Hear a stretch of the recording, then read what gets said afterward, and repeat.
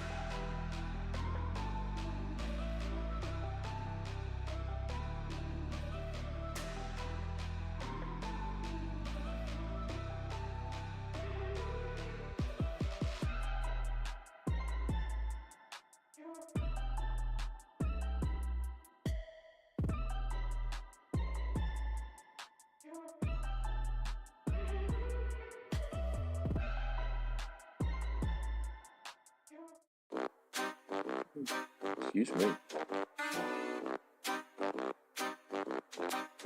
In the clown show of the market where the trading candles glow, we gather our strength, ready for the show.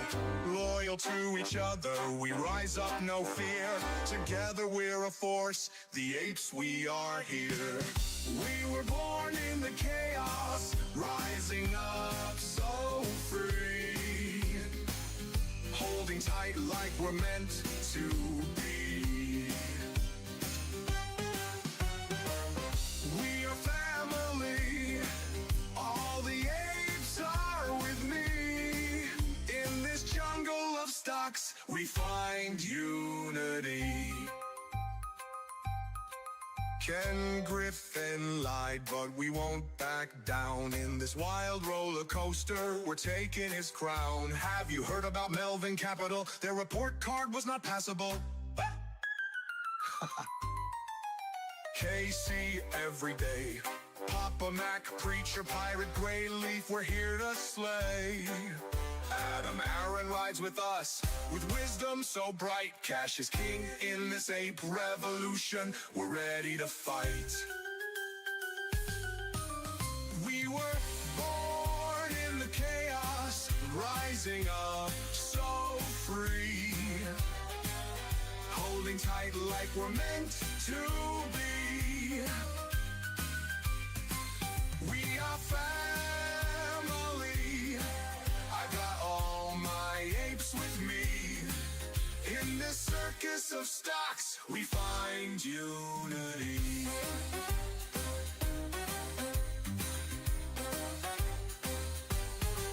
Crayons in our pockets, we're sharing the ride. Bananas in our hands, with respect as our guide. Caring for each other through thick and thin. In this epic adventure, we know we will win.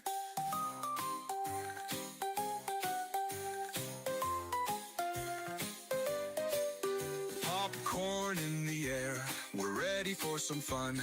With every single trade, together we will run. The apes together strong, we'll soar high above. Through the highs and the lows, it's AMC we love. We were born rising up so free, holding tight like we're meant to be. We are family, all my apes with me. In this circus of stocks, we find unity. Like birds of a feather, our flock is forever. Diamond Hand Apes can handle that weather. Apes together strong, we'll all take a stand. Together we're invincible, hand in hand. Hold on tight, hold on tight.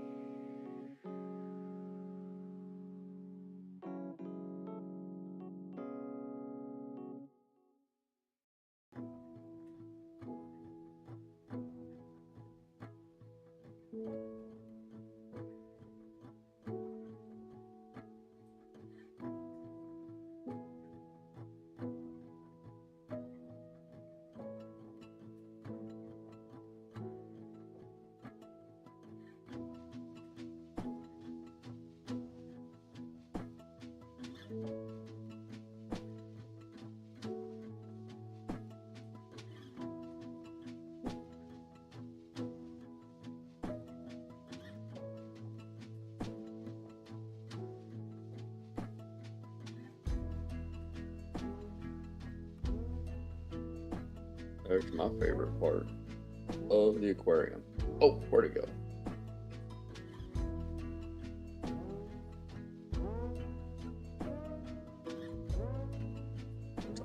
Love the fishes.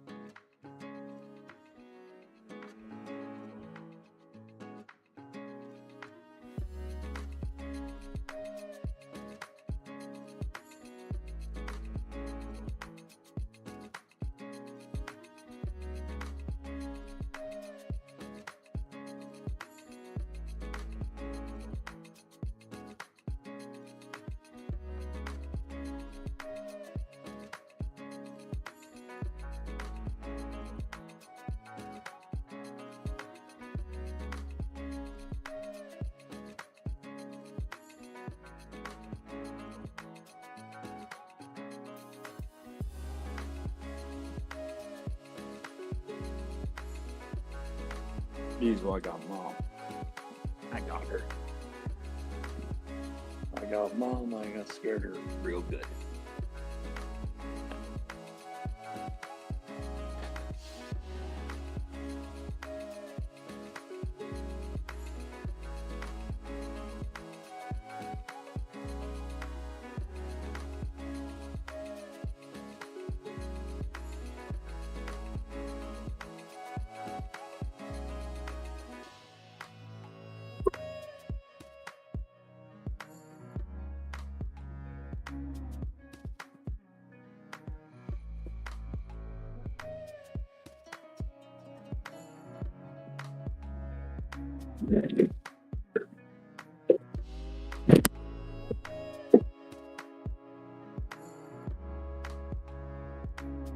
Looking forward to a relaxing day today.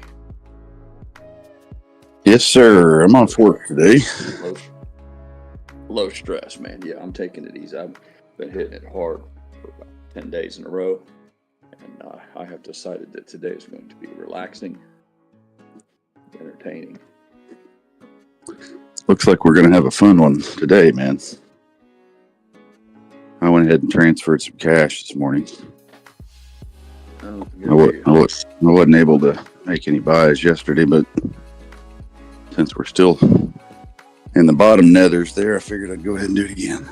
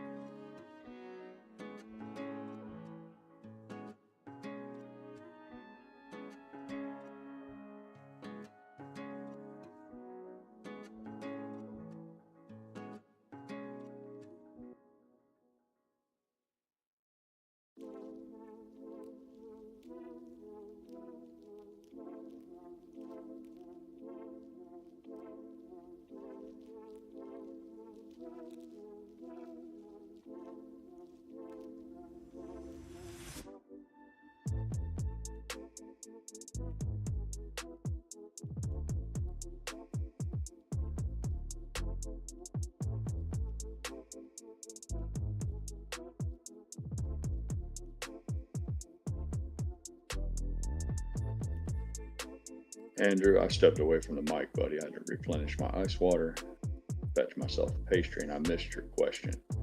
And yes, I have seen the movie Big Fish, and I thought it was wonderful. I think it was a great piece of cinema, different, unique. Absolutely loved it. You know, I love to tell stories, and that's what that movie's centered around. The way a man's life can be an adventure if he chooses to make it so. Yes, I enjoyed that movie a great deal.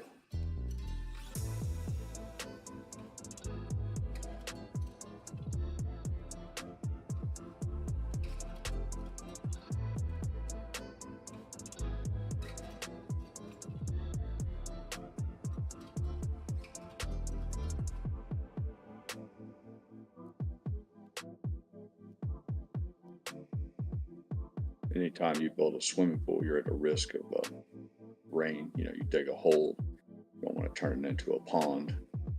So I've been on a little anxiety ridden about whether or not the weather window was going to hold up for us. We had forecasted rain of 50% chance for tomorrow, which tomorrow is the day they do the concrete work, the gunite.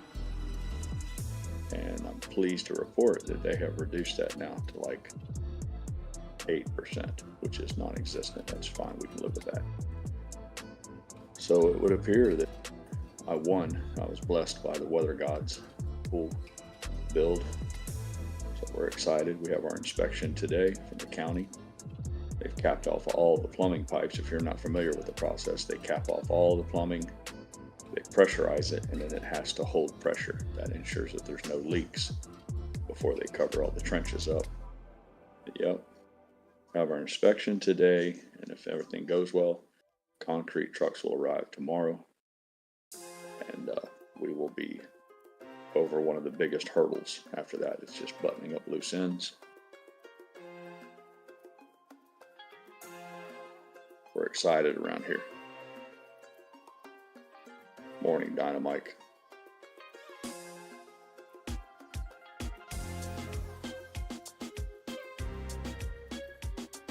Yeah, one of the reasons I love this movie, Big Fish, was the very ending. The fact that all of it was true. You know, through the entire movie, it's all so fantastic and it seems so dramatic. You think to yourself, this guy's just telling whoppers. And then at the very end, when you realize that every bit of it was truthful. Good stuff.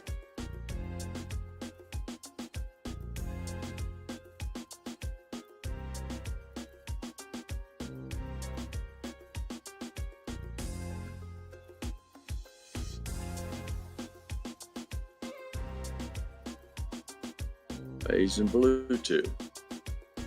The back of the caboose. Good to see you this morning, Maze.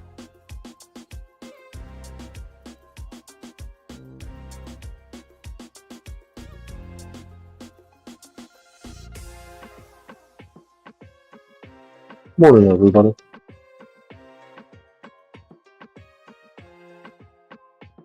I gotta give a shout out to my IT team here in Camelot, Mrs. Pirate, and my oldest son. Spent the better part of an hour yesterday going through my antique computer. Apparently I had picked up no less than 2 or 3 viruses, some bad malware. Apparently when I tried to download Weeble, I wanted to experiment with some Weeble chart. Did it via Bing, which was, I don't know how that happened because I don't normally use Bing, but for whatever reason it loaded up my computer with some nasty stuff. So I was crippled yesterday with my comms. So once again, good to have family and have some skills. I think I'm good to go.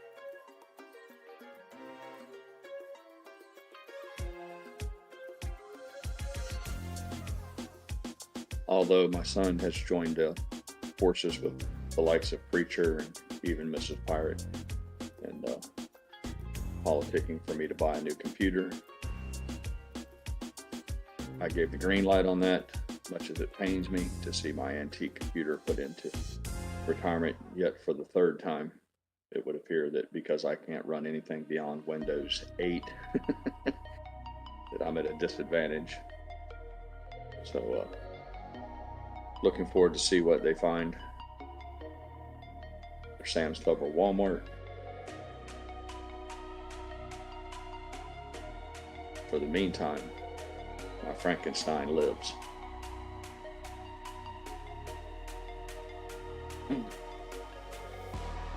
Market's open. Ding, ding, ding.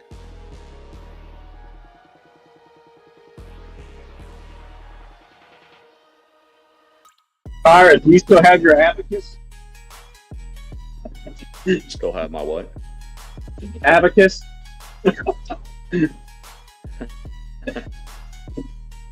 There's $2.97. They lost the $3 handle.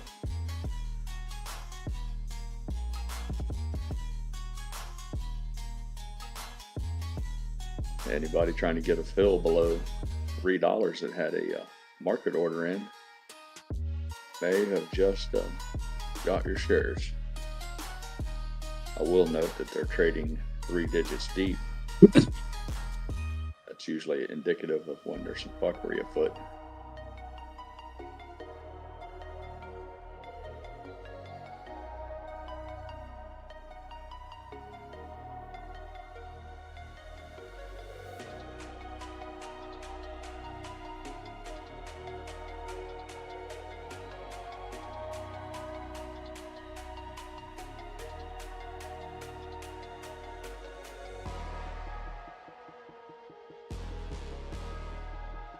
You might mention something about the joke. And it was funny, I have to admit it. They did a computer rendition of a picture of a computer that was pull started like you would a lawnmower, and making fun of my antique computer, which I have to admit it was rather funny. but it triggered a memory for me. What the family that taught me what I know about heavy equipment, at least in the beginning, they had an old Caterpillar bulldozer. Caterpillar built some stuff early on. They were, synonymous with heavy equipment. They had a D6 Caterpillar, which isn't their biggest machine, but it's rather large. It was a bulldozer, and they used it to push off a landfill. Where when we would tear down buildings, we would haul the debris back to bricks and busted 2x4s, dump them in an old gravel pit that no longer had any gravel left available in it. And they would, as it would accumulate, you would push the dump off, just kind of keep a flat spot where the trucks could back in. But it was an older machine, and the way it worked was it had what's called a pony motor on it, which is a little tiny engine, I guess like the size of something you'd have on maybe a little bit bigger than a pressure washer or a push lawnmower. And it had long since degraded to where it was no longer able. It had a little battery compartment on it, and it was supposed to be electric start where you start it up. It was a little tiny gas engine. And the way it would work was when you would start that little engine up, and then it had a decompression switch on the big diesel engine, so that it would make the engine easy to turn over. And then you engaged a clutch, and the little tiny engine would, there's the opening bell. The little tiny engine would spin the big engine over, and once you got it spinning real fast, you could close that compression lever, and then it would light off and start. And it, because it no longer had the battery and the starter on it, we would use jumper cables off of a truck. So it was kind of an elaborate little protocol to get that big dozer started. But once you got it started, it would run for days. And I don't know why, but thinking about starting a computer with a pull rope triggered that memory for me as a young man trying to get that giant bulldozer to start. And the first step in the process was starting a little engine called a pony motor.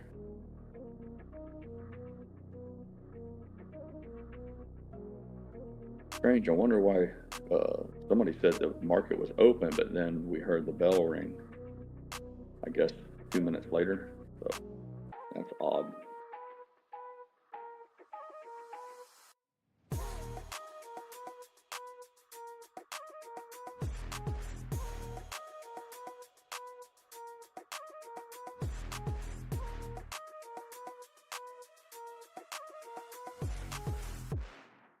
It says after you dump the trailer, was it customary to tip it over like you did Lonnie's? His name was Donnie, by the way, not Lonnie, but I'm surprised if you can remember that story. No. I've only turned over one 18-wheeler in my life, and that was way back in the day. I don't know if I told the story, but the first truck that I ever drove was a little single axle dump truck that he taught me how to drive. His family taught me how to drive. And I was hauling some stuff, gravel or dirt, one time with it. And I backed in and I was getting ready to dump all the material out of the back. And I forgot to open the gate. Big mistake. So when I raised it up, the dirt couldn't escape. And when all that dirt slid back and hit it, it made the truck pull a wheelie, and the whole front of the truck come about 6 to 8 feet off the ground. And the only reason it didn't flip over backwards, and I was on like the edge of a cliff called Cliff Road. The only reason it didn't flip completely back over was there was a little tiny tree back there next to me, and a little branch was sticking out, and it just kind of held it there. Took my breath away. My ass was so tight you couldn't drive a nail in it with a sledgehammer.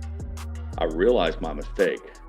The problem is, you can't lower the bed back down to set the truck back on the ground. So I opened the truck, climbed out, and climbed up on the back of the truck and used my feet to open the lever. With all that pressure against the tailgate, you couldn't just open it. And I had to jump up and down.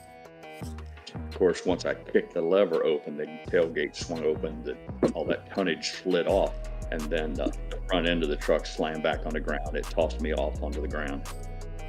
I kept that a secret. I never told the family. I never told anybody about it because I came close to destroying the truck and killing myself. I was incredibly embarrassed by what I'd done.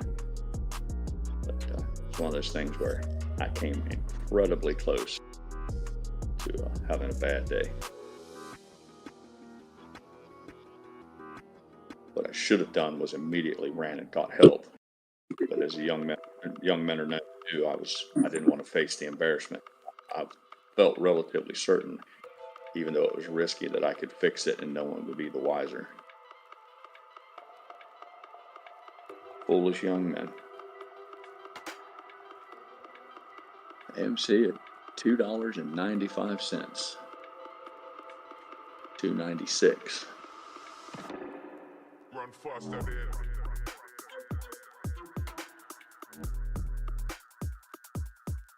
GameStop finds itself at $23.76, but it's also trading 4 digits deep.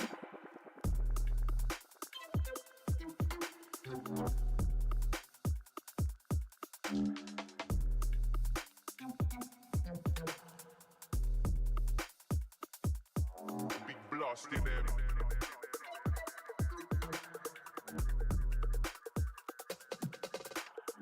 Yeah, Andrew said for those in chat, Cliff Road is aptly named. It's a road. It's a bluff, actually, very high hill. It's a cliff, and the elevation is very high, and it's where the Ohio River had made a bend, and over thousands of years, it carved into the escarpment there or into the hillside. So what you have is the Ohio River, a little flat spot, and then you have a high cliff there. And at the top of that, there's some really nice homes and a road. The road that travels along that is called Cliff Road. And because of the erosion that's there, it used to be a place where they'd let you dump dirt, rock. Couldn't dump trash, but anything like that, you could dump it over that cliff because it helped replace some of the stuff that was washing away. But it wasn't the kind of thing. I guess what I'd say is if you parked your car and walked out and looked over the edge of it, you'd look down 600 feet, 700 feet. Straight down. Yeah. Not the kind of place you want to run off the road.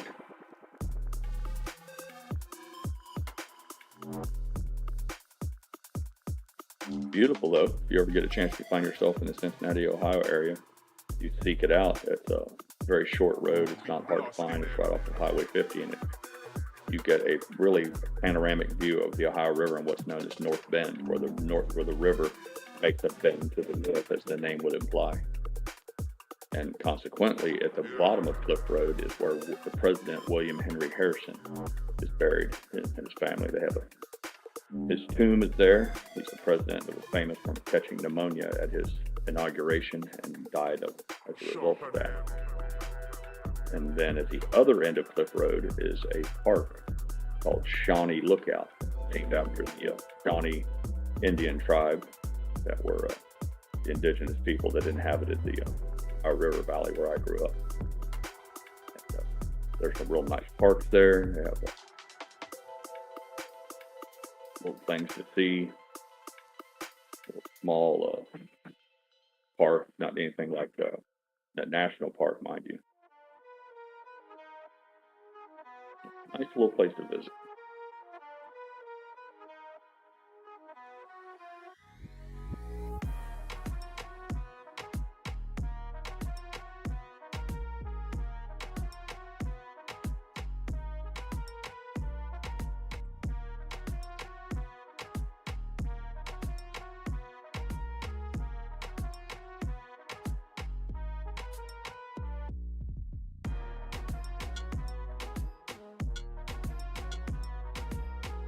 Shawnee Indians were part of what was known as the mound builders. It was their tradition to bury their dead. They didn't have cemeteries like we have today. They would bury their people in what was, once again, as the name would imply, a mound. So when you go to the park there, you'll see they're all very well manicured and kept, and the archaeologists have identified them. And of course, they have county rangers that make sure there's no grave robbers and things like that. But you'll see what would otherwise be like a flat piece of earth ground. It could be like in a field, anything. And then it would just be a giant mound of earth. And when I say giant, I mean it could be 50, 60 feet tall. It's like you took an excavator and piled dirt up. But it was all done where I guess they would bury the Indians, and then they'd carry the dirt with earthen baskets. A lot of them, years ago, were victims of grave robbers because they were full of antique pottery, arrowheads, and things of that nature. But yeah, that part of Ohio is got some interesting history as far as that particular Indian tribe goes.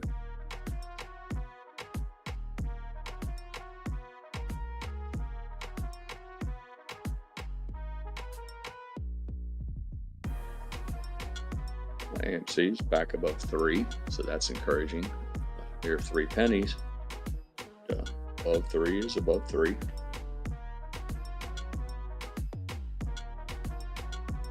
Anyone who, like I said, anyone who had market orders in for sub 3, if you got your fill, congratulations.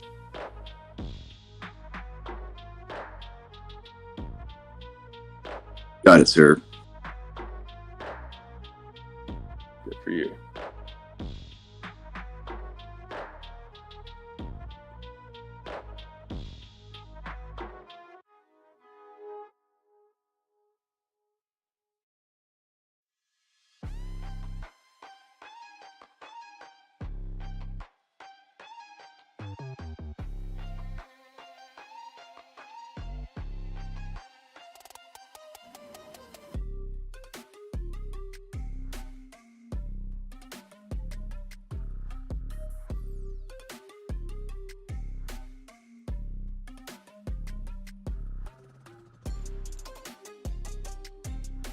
Morning, Highway Frog. Friend, the asphalt amphibian. One of our truck drivers says, how and if so do you think the tariffs will affect the market? That's a complicated one there, driver. Short term, I think it hurts the markets. Generally speaking, it's always been the axiom that the markets do not like uncertainty. Investors don't care for uncertainty. It gives them anxiety, and as a result, they tend to just sit on their hands, which is normal. You say, well, I'm going to wait and see how this plays out before I make my move. So anytime you have anything, whether it's geopolitical or even just concentrated in the United States, anything that looks like it might be dramatic, if you will, that's going to hurt the markets, just for the reasons I stated. Now, will it ultimately cause things to get better? I think so. The simple fact with the tariffs is that America was just getting raped, and we're not. I see all sorts of hostility and anger and all kinds of nasty posts on Twitter and X about how they're trying to paint America and Trump as the bad guy, like somehow or another we're shitting on our friends because we won't bend over and let them go balls deep in our ass. I'm like, that's nice. I mean, you say, we're not a good ally because we won't continue to let you screw us. I'm like, with friends like that, who needs enemies? But yeah, it would appear that this concept of, like I said, everybody just financially having their way with the United States for whatever benefits them, and we don't even get the reach around. So I'd like to think that ultimately it'll be beneficial.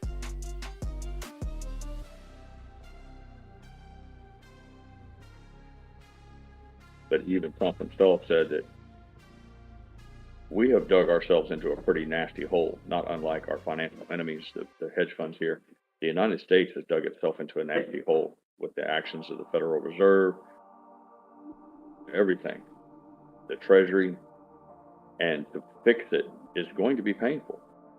I said that it was kind of went hand in hand with how I said that they were going to let everything crash on Trump because they know the system needs to crash, but they need somebody to blame it on.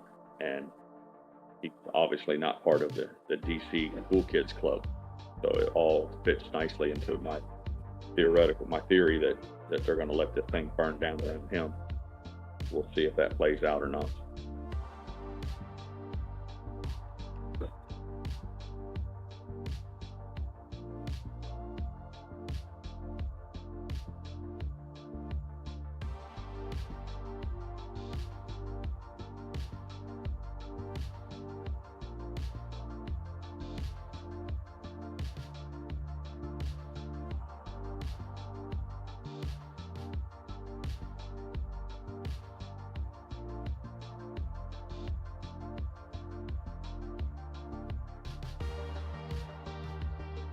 I've personally becoming more and more of an isolationist. I've never really espoused those views for most of my adult life. You know, all value in being part of the world economy and all of that trade. But the problem is it got too lopsided. So if I'm forced to choose between isolationism and just being screwed over, I'll take the isolationism. Now, hopefully, if Trump can get this battleship turned around and everything, we're on a more level playing field, then maybe we can re-engage, around the world. I have no problems with just saying, everybody just take care of yourself. It's interesting, again, on Twitter, all the people who are screaming and hollering, particularly Europe right now, is regarding NATO and all that. How we're the bad guy in all of this. I'm like, oh, I get it. As long as we're paying you, we're your friends. I even typed in what I thought was kind of a cheeky little analogy about how it's like a strip club, like a bunch of old men, pot-bellied old middle-aged men going into a titty bar, and all the hotties on the stage are smiling and they're your best friend as long as you're throwing those dollars at them. As long as the money passes from us to Europe, we're the greatest thing since sliced bread. Oh, I see. We're out. We don't have any money left to give you. Now we're not buddies anymore. Yeah, sure. I'm like, how about, here's a novel idea. How about everybody just take care of themselves? The United States will take care of itself. Let Germany take care of itself. Let Italy, everybody just take care of your own, mind your own business.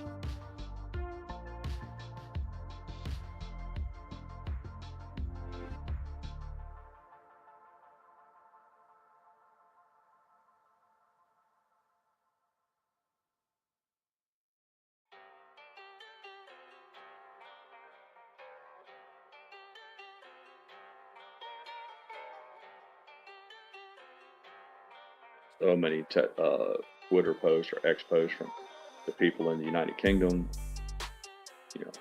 losing their mind over the fact that we refuse to spend more money to Zelensky in Ukraine. They can't even handle their own business. They got, if you've been keeping up with it, I mean, they have got a shitstorm going on in England right now with unchecked immigration, all sorts of horrific crimes because of the culture clash there between these immigrants coming in and how they view sex with young people.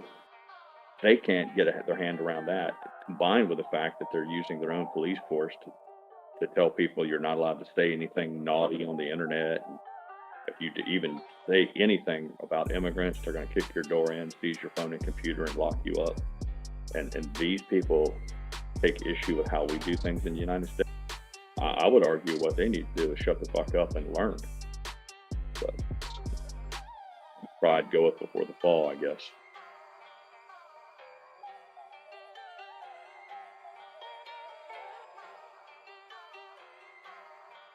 I think the only two European nations that aren't at risk right now, Poland, because they have a well-financed, well-trained military, and Hungary is not one to be fucked with. They kept their borders intact. They didn't put up with any foolishness of wild fucking animals moving in and running around like wild predatory animals. And they also have their government is run in a proper fashion, that they have relative peace, safety.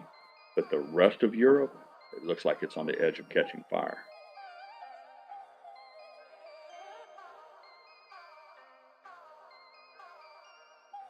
I'm encouraged by it. See all the big talking. Everybody wants their minute, Starmer and all the rest of the prime ministers and the ministers of parliament.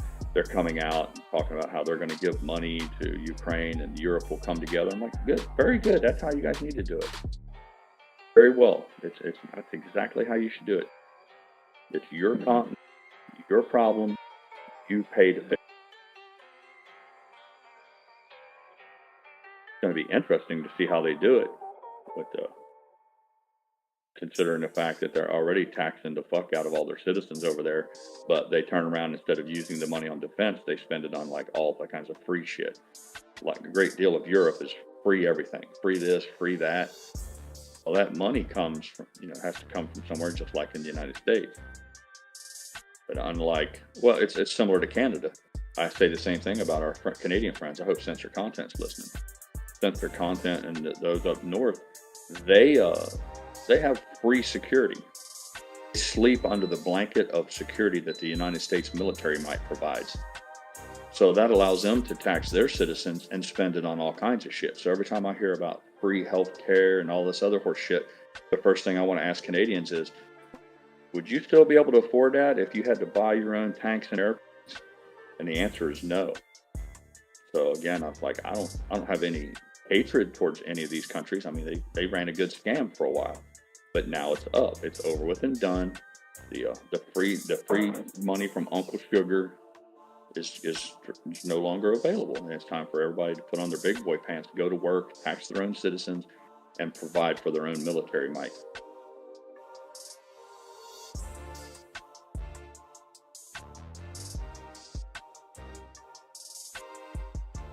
Yeah, Dynamite says it's awesome to see this unfold in real time, night and day. Yeah, exactly. Dynamite, like nobody realizes. See, if it was me, I'd shut them all down. I'd shut down these bases and pull all our people home. There's probably a few, just a very minimum amount that I would keep for some sort of future strategic possibilities. But the simple fact of the matter is, all these little local economies benefit from the military presence. And it's not just the enlisted guys who stumble around downtown and maybe buy a few beers or have a few dinners out. Their entire economies are built around a military presence there. So it's not just the money that we give countries.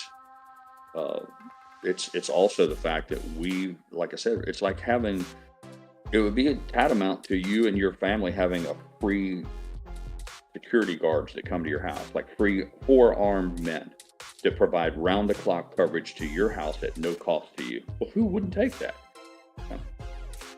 The question is, would you still have that kind of security if you had to pay for it? And the answer is no. So yeah, it's gonna get crazy in the next 2 or 3 years. Can't wait to see it play out. Good morning, Brian.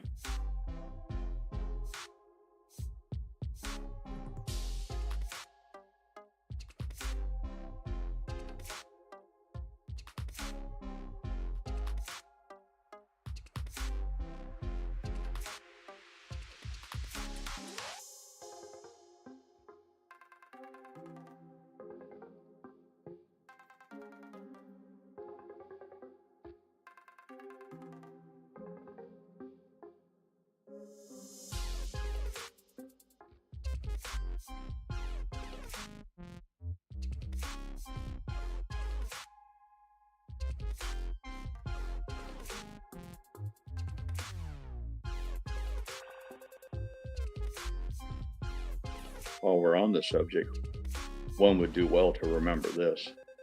All of the people in Washington, all of the people in the United Kingdom, the EU, all of these politicians who are so eager to see men go out and engage in mortal combat, try to kill each other. That's the end goal, is to kill the other guy. They never participate themselves. And I know it's been said, but I think it's worth repeating. Stack up. If you never heard the term before, stack up means you get when a bunch of guys are actually doing an assault or you're in a battle and they get in a line. I wasn't a infantryman, but I know what stack up means. Lace up some boots, go and enlist, or encourage your sons and daughters. If you're too old, I get it. You're like, well, I'm too old. Well, that's fine. Encourage your sons and daughters to enlist. You can go right now. You can go today, catch a flight to Ukraine and fight for them. But you'll see real quick, that's where all the bullshit stops. All these people who run around waving the goddamn flags and talking about Ukraine this and Ukraine that, ask them to send their son. And then you'll find out real quick, they're just all hot air. And the politicians are the worst, because they can sit in their ivory towers in Washington, D.C. They can ride around in their black tinted window Escalades with armed guards. and they can vote to send somebody else's kid to die. And the thing is, it never. We have found endless wars. I'm 59 years old. I never missed a chance to remind Vin of that. He loves it when I tell everybody my age 4 times a day. But for my entire life, we've been at war with somebody. I remember the end of the Vietnam War. I won't waste your time by listing them. I participated in one. Donald Trump was the only modern day president, his own wars. And I don't know why people hate that. I mean, it's like, does your hatred of this man color your opinions so heavily that you would choose death, that the horrors and the bloodshed of war? And what will happen frequently is you'll get all of the people who come out who think this war is the one that's justified. That's always been the case. There's always been a war, and then there's always been some good justification for it. And it's nauseating, because it's very rarely the people who end up being a Gold Star family are the ones who push for this shit. So finally, we have a president who's willing to go about the business of making peace. I mean, in the end, that's what it's about. And for those who want to go on and on and on about Ukraine being invaded by Russia, you need to read up. You need to do some more research and find out what it's all about. Because just because Putin invaded the Ukraine doesn't make them the bad guy in all this. You need to read more about the whole thing, why it happened, how it happened, before you pass judgment.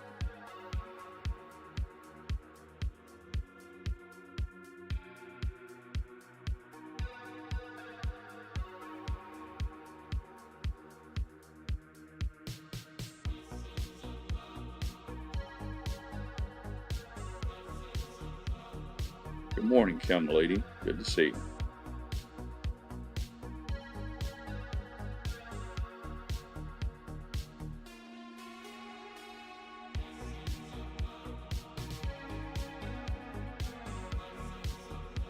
But even if my opinions on Ukraine are wrong, then let Europe handle it. Let the entire continent of Europe join together, the EU, the European Union. Let them stand in Russia. And maybe we can be more like Switzerland. Just stay on the side and fill our banks full of gold and cash. Just say we're everybody's friend. We don't have to be hostile to Russia. We don't have to be hostile to Ukraine. This concept that if we don't pay, we're the enemy. I'm like, two things can be true at the same time. We can refuse to give you our tax dollars because maybe we can't. Maybe we're broke, which I would argue that's the case. We're broke. We can't give you what we don't have. But it doesn't make us your enemy. Maybe we're just a non-participant. I mean, in this concept that we always have to be involved in everything around the globe. It needs to stop. I think it is.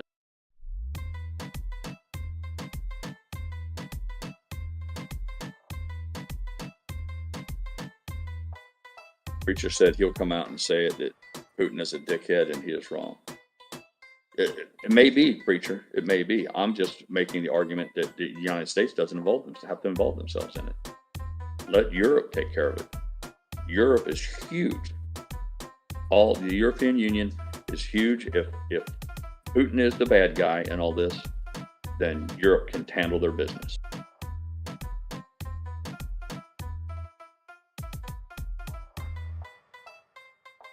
I know one thing, this push to have Ukraine join NATO is just so that the military-industrial complex can sell a bunch of shit. I've said this before.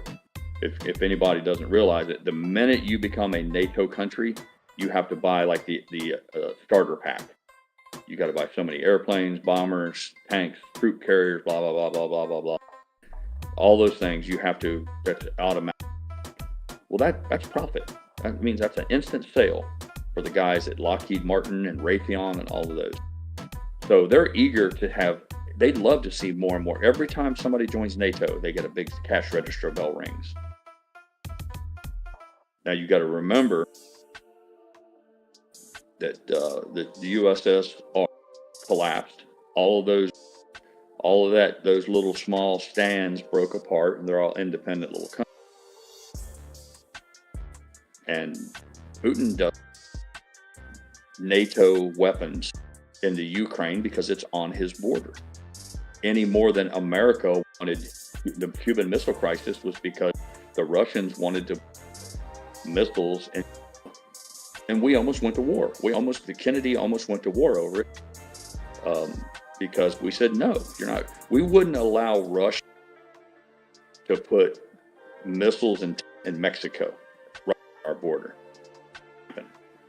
So I don't know why everybody thinks that Putin should not be pissed. But that's where this started. Now I'm not making the case here that Putin's a good guy. That's not the case. And don't conflate my argument. I'm just saying, as it pertains to Ukraine, it was trying to push them into NATO, where Putin said, well, I've got to act first. So he had to act first. And then don't get me started about how the United States went in and set up the government there. I mean, we mucked around in their elections to begin with. And again, we shouldn't have had anything to do with it. You got the Bidens over there with Burisma and energy, all the money laundering. This was all about money. It wasn't about Russian aggression. It wasn't about Putin being a bad guy or Zelensky being a good guy. This was about giant dollars changing hands.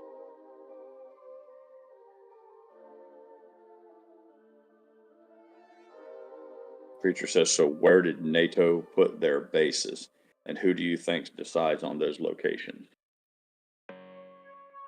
I don't know where NATO puts bases. The first thing is that you have to become a NATO country. You petitioned, the way I understand it, Preacher, is you asked to join NATO. NATO is like a club. It's a team. If anybody attacks you, Preacher, I got your back and you got my back.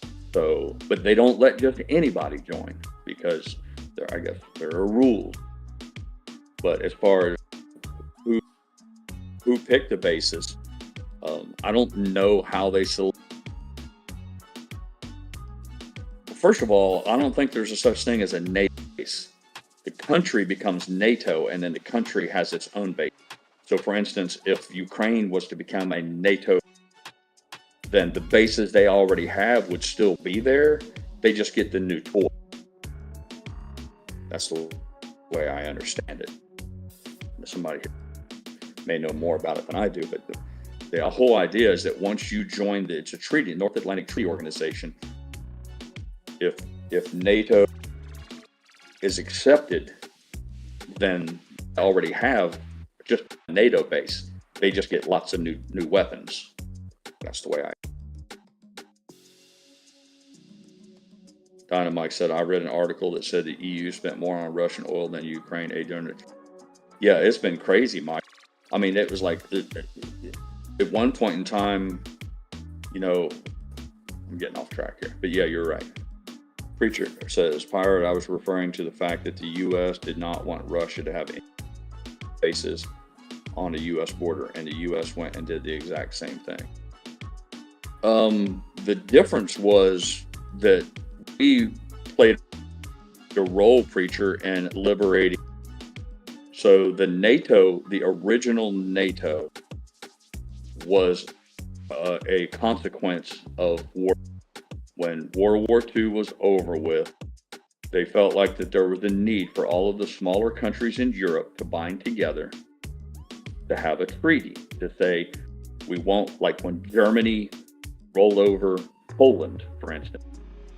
If Poland had been a NATO country, it wouldn't have happened.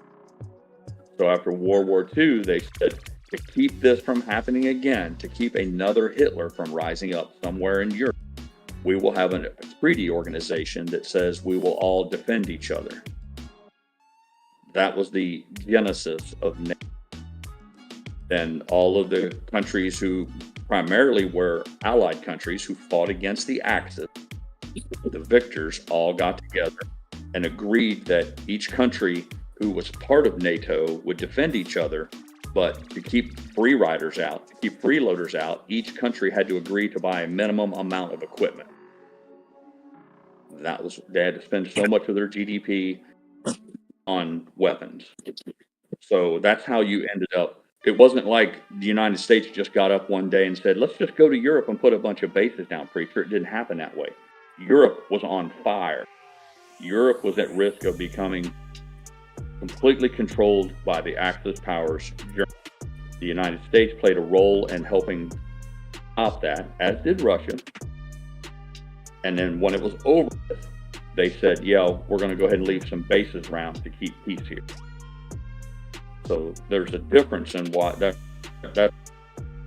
you say, why did they have bases in Europe? Well, because of the war.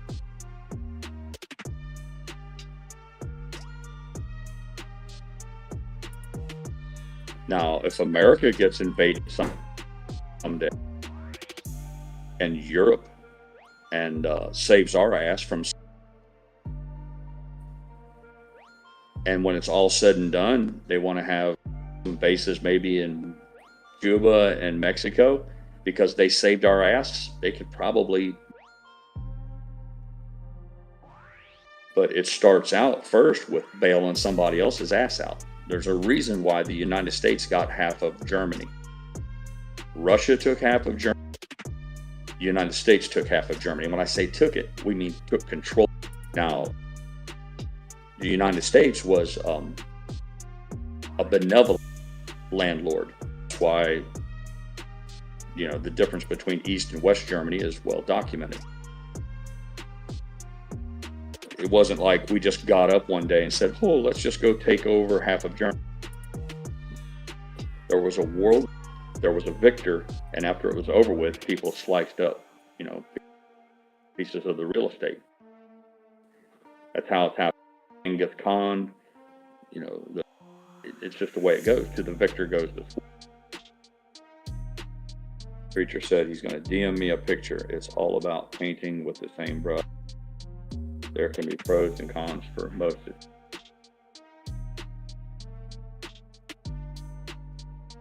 Y'all look at that when I get a chance. I'm eating right now, preacher. I guess my biggest argument on the whole thing, preacher, is, again, I say I'm an isolationist. I'm like, go with God, man. Do your thing. Let Poland, let Romania. You Romanians do whatever you want. America just stay the fuck out. I'm good with shutting down all the bases. And that includes the ones that we kept in Germany. Ramstein Air Force Base, shut it down. All of them. Close them down. Bring our toys home. We can make the United States is well isolated with two huge oceans. Unless somebody has a massive navy, they're never going to invade us. If you're going to come by air, you better come correct, because we dominate the skies. Let the rest of the world do their thing, man. Like I said, it's none of our business, man. Americans are the dumbasses. We don't have any answers. We don't know what we're doing, and we're evil. So we need to stay out. We need to just mind our own fucking business. Let Poland do what Polish do, and let Germans do what Germany do. All that, man. Just handle your business. And then if somebody fucking steps on us over here, then they get whacked with the big stick. So all we got to worry about is Canadians to the north, Mexicans to the south. The rest of the world can fuck off. Do your thing, man. Like I said, everybody, the Italians, they have all the answers. Let the Italian people rise up, and they can work hard and build their tanks and build their guns, build their armies, build their economies, and they can be great. Make Italy great again. Just do it without American dollars. That's all I'm asking.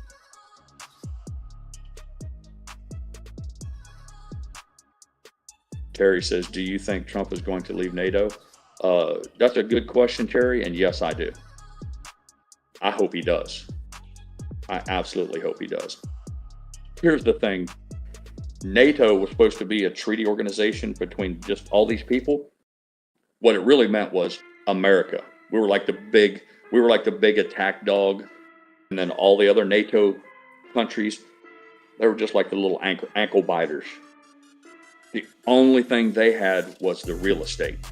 They're like, yeah, we'll give you a runway So you can land 100 fighter aircraft on it at $30 million a piece.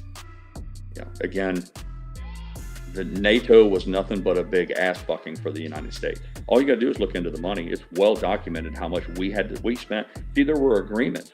When NATO was first developed, there was an agreement. Smart people sat down and said, we're all going to do this, but we got to keep it fair. Nobody gets a free lunch. Each country has to tax its citizens and spend some on its own defense. Well, surprise, surprise, most of them didn't pay their fair deal.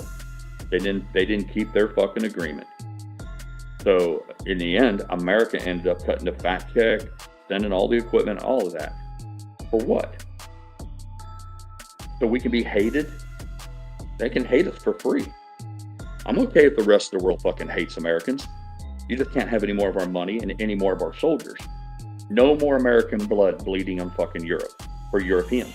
Let the Europeans fight for themselves.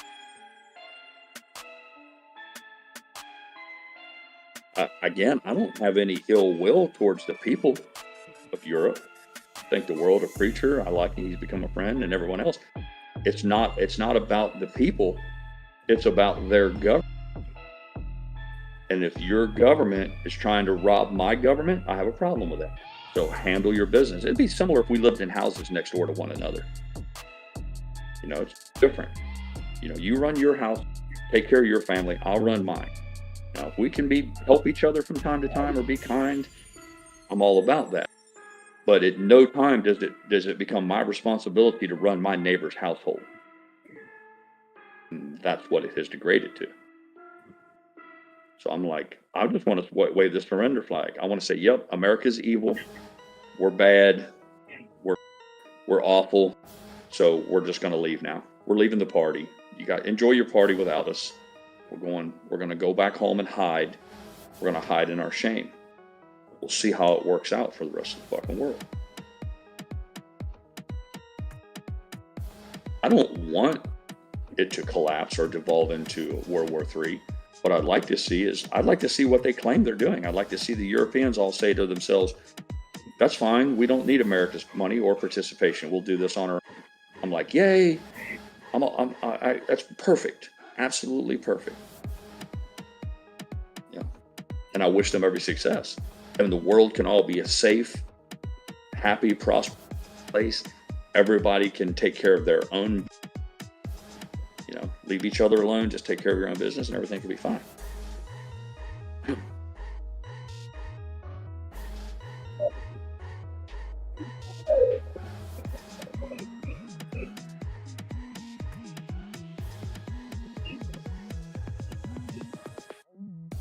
Willow says, always follow the money. Absolutely, Tech. It's always about money. Very, very few politicians in Washington are going around saying what is best for Europe, what's best for American soldiers or American families.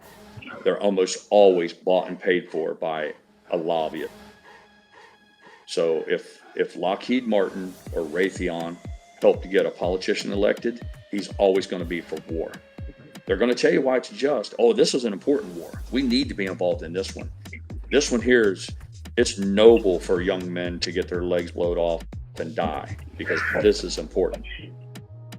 Like I said before, they'll never be the ones to send their children. And if they do send their kids in the military, they'll find them a job in the rear with the gear, guaranteed.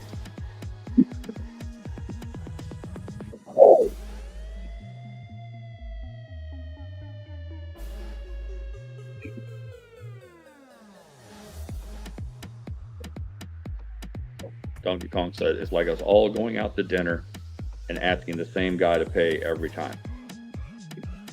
Exactly, Kong. At some point, you just say, this just isn't fair. Good morning, Captain Hayden. Morning. And better yet, to dovetail on the Kong, not only ask to pay, but if all of a sudden, like, you're short or you forget your wallet, they give you the bad look, like, oh.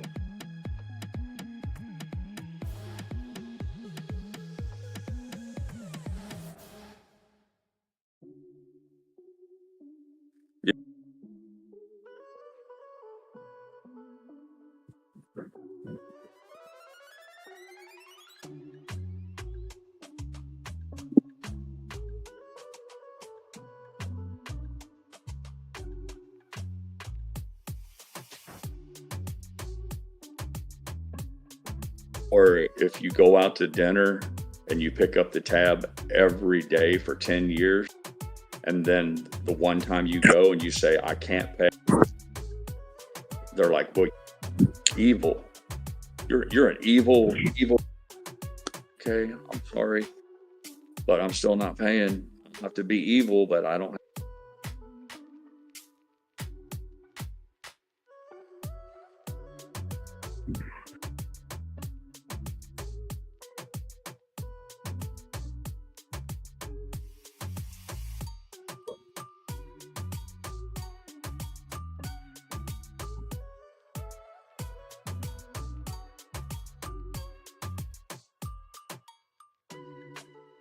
Saw something that was put on X yesterday, and it made perfect sense.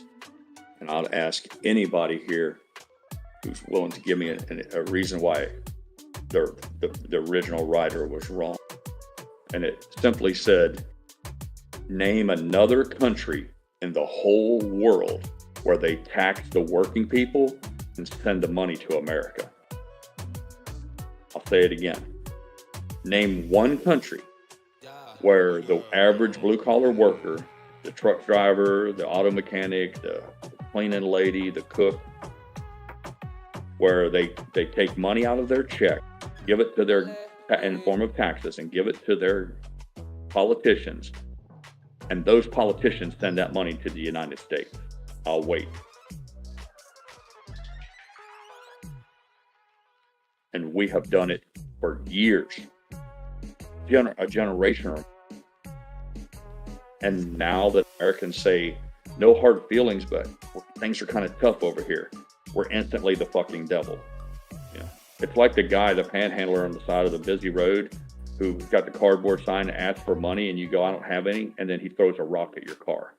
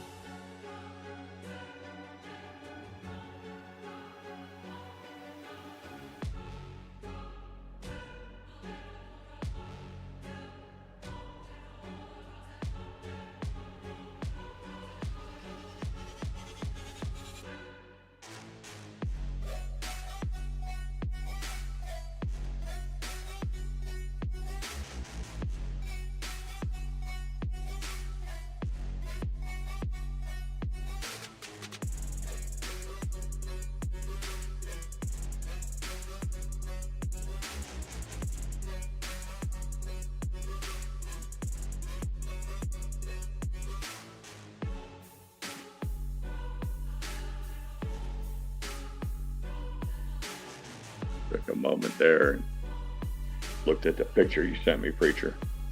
I didn't dig into it too much, but I'm just assuming that those are all, you know, obviously bases around Russia. And it's, I understand the logic behind it. It's because Russia has been an aggressor towards other countries. So there's a need to try to surround them with bases. The whole idea is that those are defensive in nature, that if Russians try to invade, that there'll be, you know, military might in place to prevent happening. I would argue that the United States, no equivalency, because the United States isn't bordered. We don't share a border with other hostile countries. There's no need for Canada, for instance, to have a bunch of military equipment piled up at our northern border because they expect us to invade. The same thing with Mexico. If you set aside the issues we're having with the drug cartels, even with the immigration, even with the immigrants, we don't have an imminent threat of hostile activities between military forces. So there's literally no need. Our hemisphere is different. Our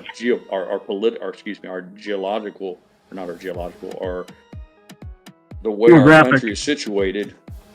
First of all, being isolated, we're just a big island. So you can't say, well, why are there so many NATO bases around Russia and there's not NATO bases around the United States? It's real. We don't have any hostile nations close to us. Where Russia is openly hostile, apparently that's the seems to be the idea that Russia is hostile to the rest of Europe there. So in order to keep Russia from taking over the entire, you need to have alliances from all the little butt-fuckistans and all the little tiny nations that would be easy. I would note also that somebody else put something out yesterday that was very noteworthy.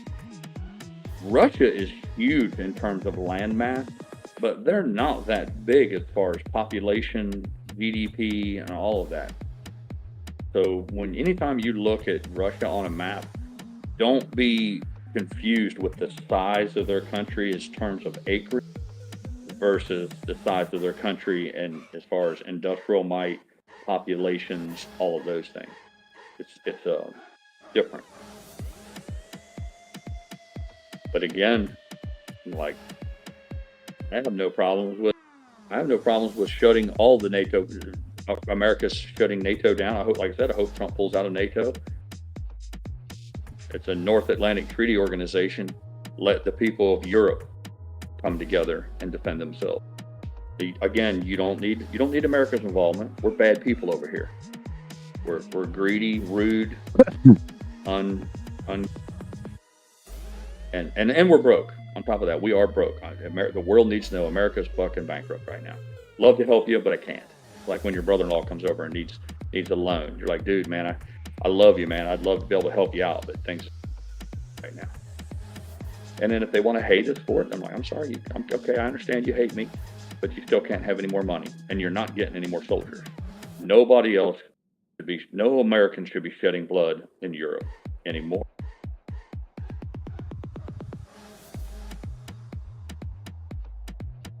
Papa Mac says that they have the most nukes by far. Yep. They have a lot of nukes. I would question how many of those warheads are actually viable.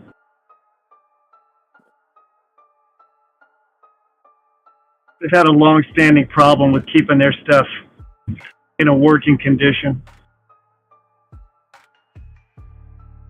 Yeah, most of it's not just their atomic shit either. Everything. Their airplanes are shit. You couldn't get. I would walk before I would fly on a fucking Russian airplane. I've seen them. We had one at they're fucking garbage, man. Their trucks, their tanks. No, they got a lot, but that's like saying you got a lot of junk, you know? Yeah. And the nuke thing, maybe it's actually even a worse deal that they are in disrepair because, God forbid, if one of those damn things just, I don't know, melted down. I won't say go off because it takes a lot to make one to go off, but just to have it melt down would be pretty horrible.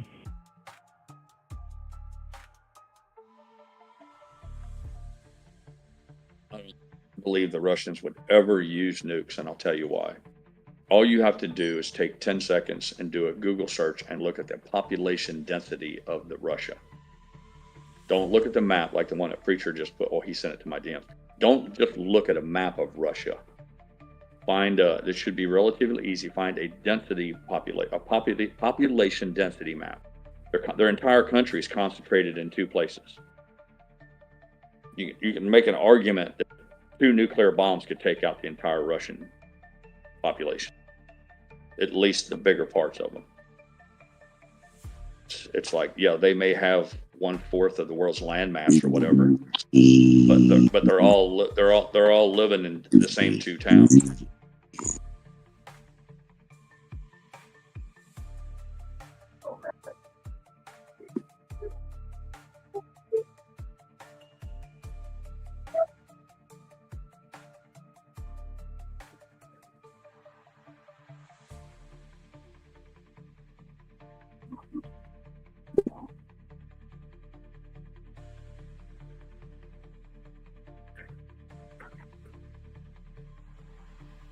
The topic of nukes, I would argue, don't concern yourself with how many nukes the Russians have. Don't worry about the Chinese. I would even argue, don't even worry about North Korea. You need to worry about a state. Now, if fucking Afghanistan gets a hold of a nuke, problems. The people who love their suicide bombers, the people who love the terrorism tactics of, attacking civilians versus military targets, that's what you should keep.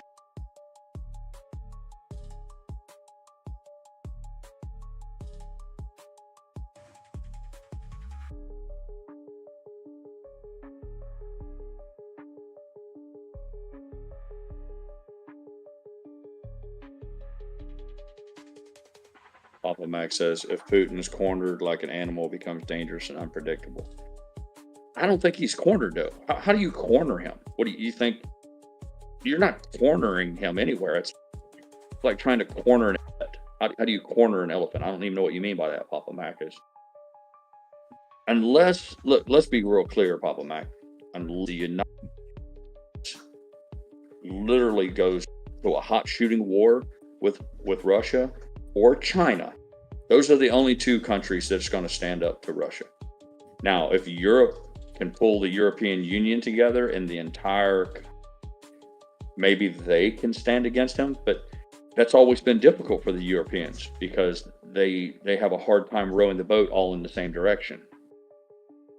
But I would argue there's nobody going to back Putin into a corner besides China and the United States. And China's not going to do it, and the United States isn't going to do it.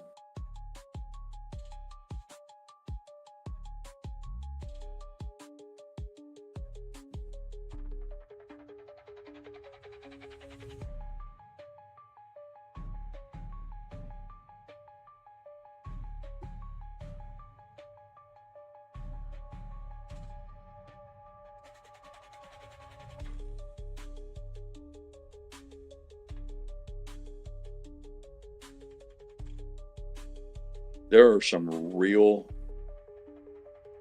worldwide threats that endanger the quality of life and the future anybody in mankind, all of mankind. And I'll go ahead and throw the hand grenade in the room. It is not the Russians, and I would even argue to some extent it's not the Chinese, at least in the near term.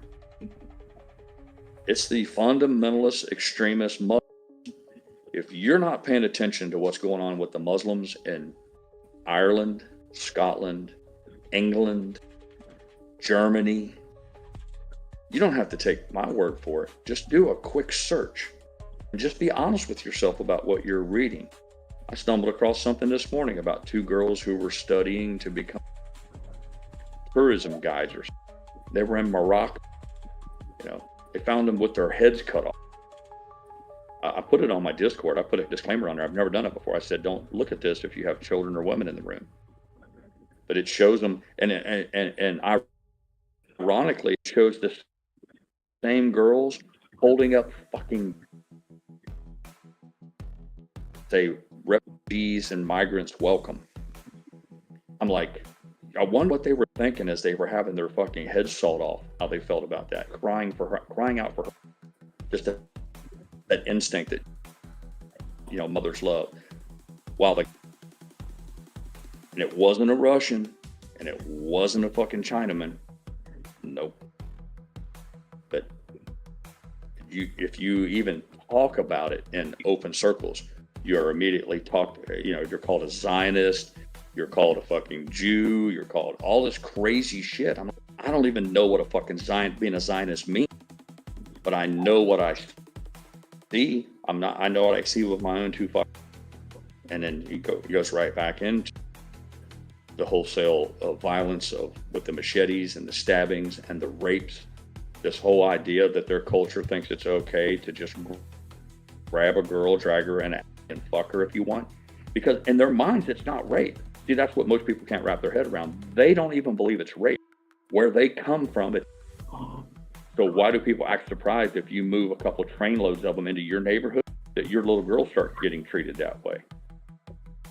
And in this fucking environment that we live in, where everybody pretends to care for the children, oh, we got to stop trafficking. Oh, the pedos, the pedophiles. Everybody runs around with all this virtue signaling horse shit. And then this stuff is going on right in front of everybody's eyes. And nobody gives fuck all about it. So, until people learn to be honest with themselves about who's doing the nasty, who's really doing the evil shit, it's kind of hard. It's kind of hard to kill the fucking wolf that's feeding on your sheep if you refuse to acknowledge who the wolf. Dynamite says Sharia law. Exactly. You don't have to take my word for it. They'll tell you. Their religion says that a caliphate, CALIFPHATE, a caliphate. They want the entire planet to become, and their religion clearly says to kill the non-believers. If you're an infidel, if you're a non-believer, they're literally tasked with killing you. It doesn't say live and let live, or it's okay if you want to be a Catholic or a Buddhist or a Hindu. No, it's join us or fucking die. So you mix it out with a good helping of all, by the way, little boys are for pleasure, women are for breeding, and girls are able to be bred at the age 9. And that's a whole large portions of the whole group believes that. And every time you move 10,000 of them in, that culture comes with them. Nobody sees the threat in that. Not a single person out there. All the fucking do-gooders, the liberals, the fucking open border people. Until your daughter gets her head sawed off. And then you'll change that. Because some people have to learn the hard way.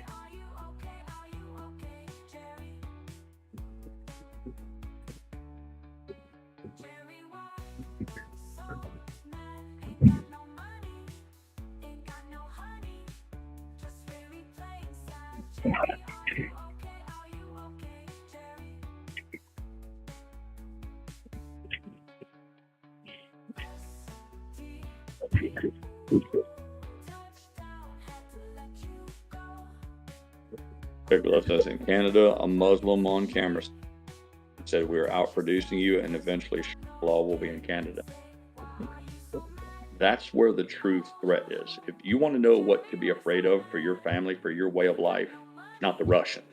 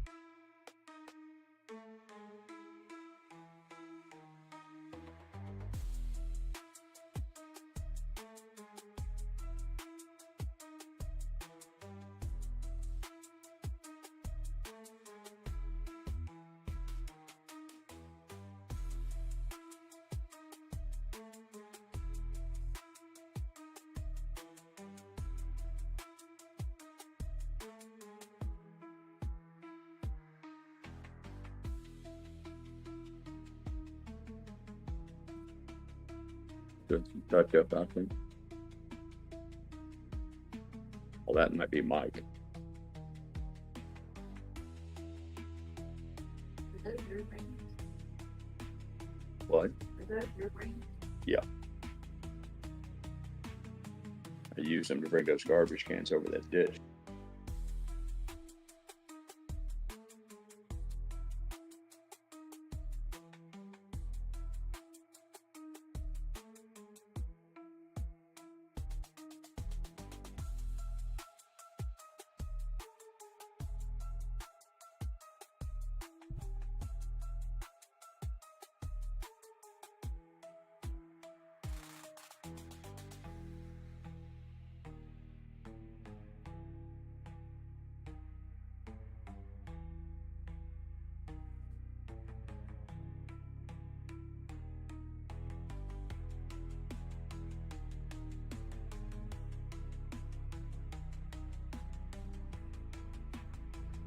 Back to the subject of Zelensky and Ukraine. Another valid question is, why is it always a need to send cash? Why do, even the EU, I'll pick up for my cousins across the pond in Europe, our allies. Why do y'all need to send them cash?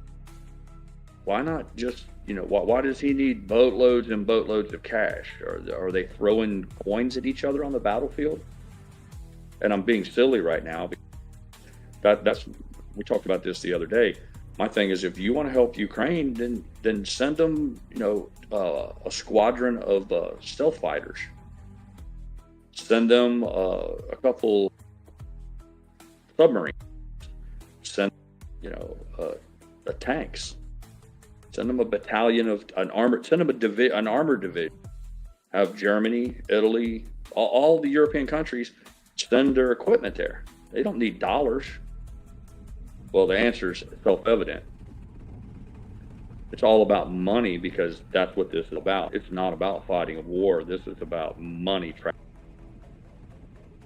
You got it, Tech. We love. It's money laundering. I see them coming on doing their Twitter thing, as somebody announced. I think it was the UK. We're going to send $1.2 billion to help Ukraine. I'm like, that's good. That'll get them through 30 days of fighting. Big fucking deal.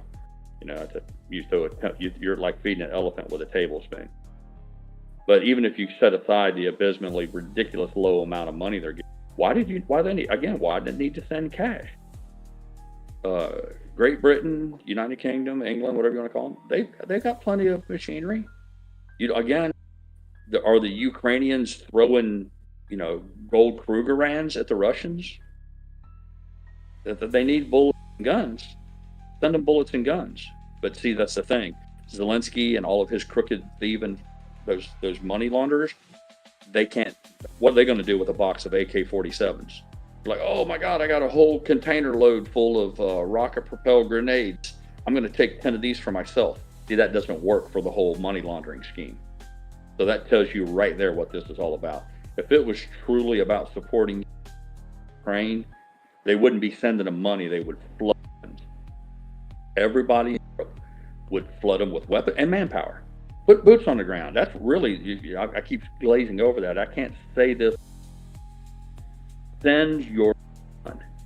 If you're, I don't know, pick any country in the European Union. If you feel that strongly that somebody needs to fight Putin because Putin's the bad guy in this, send up, put a uniform on him, trained up, then maybe I'll value your opinion. That won't happen. It's much easier to cut a check or to ramble on and on about vagaries or who has the moral high ground in the war. But when it gets to the rat killing of, will you send your loved one? Will you send your husband? Would you send your 17-year-old son or daughter? Oh no. Oh, okay. I got it. So your level of commitment is limited to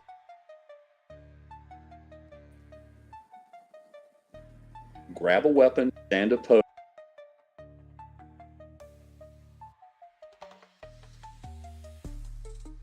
Papa Mac said, at least yesterday, the Democrats voted to make sure men worked. I couldn't believe that, Papa Mac. I saw that this morning when I got up by my coffee. They said that they had legislation that went before the Congress that would make it illegal for a biological man to compete against women, period.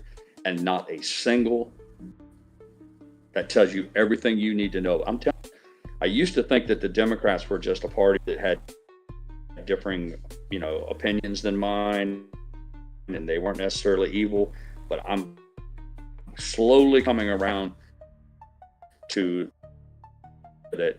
I don't think there's any redeeming feature at all that the Democrats have. I don't think there's a single policy that they embrace that I can even make the room or fundamentally sound. And again, where's all the lovers, all the I love my girl, Me Too movement? Where others has two girls. So I want all those Democrat. Of you fucking pricks have a daughter. Not one of you motherfuckers has a girl on the track team. What the fuck with you? You vote against your own little girl? Evil shit. Never get an answer. You could corner one of those pricks with a camera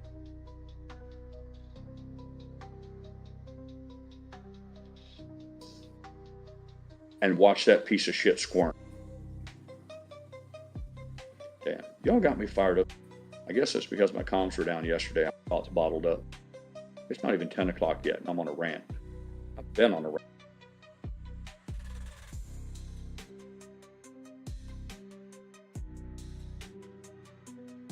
Yeah, Highway Frog, you picked up on it. I caught myself on it too when I was getting on and on about don't send them money, send them equipment. Highway Frog said if you send them equipment, to run it. Yeah, I corrected my own mistake. I said, forget about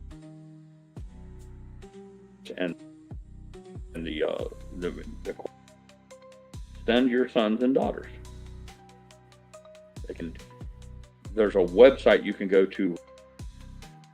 Deacon.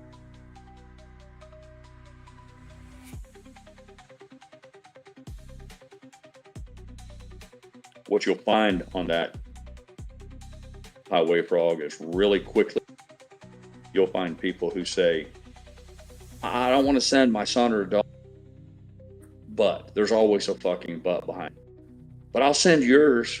I'm like, oh, okay. You want me to go? Oh, well, what about your husband or your son, your daughter? Well, I'm going to go with me? No, but encourage you to go.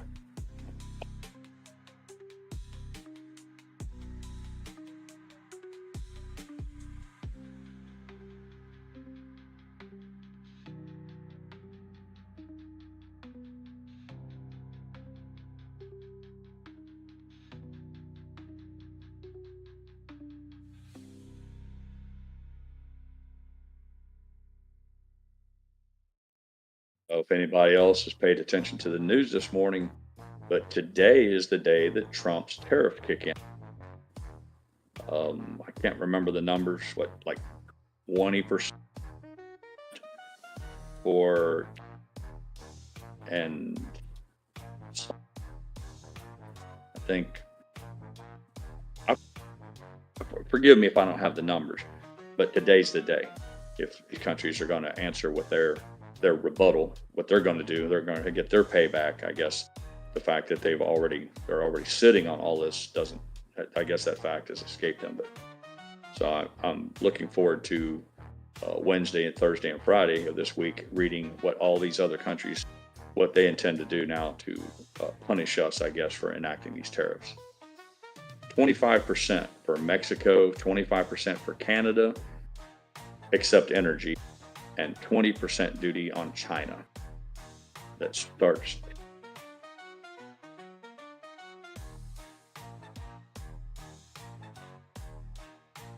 Frog said, I heard a fellow say with a chuckle to go to Ukraine to find a woman because all the men there are dead. The truth, Highway Frog, they have wiped out. It's almost like some sort of a weird genocide. An entire generation.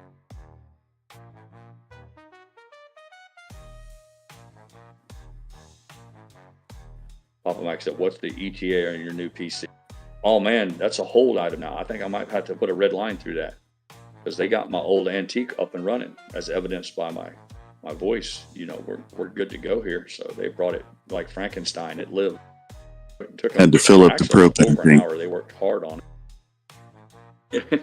Tell you what's wrong with it. They ain't got no.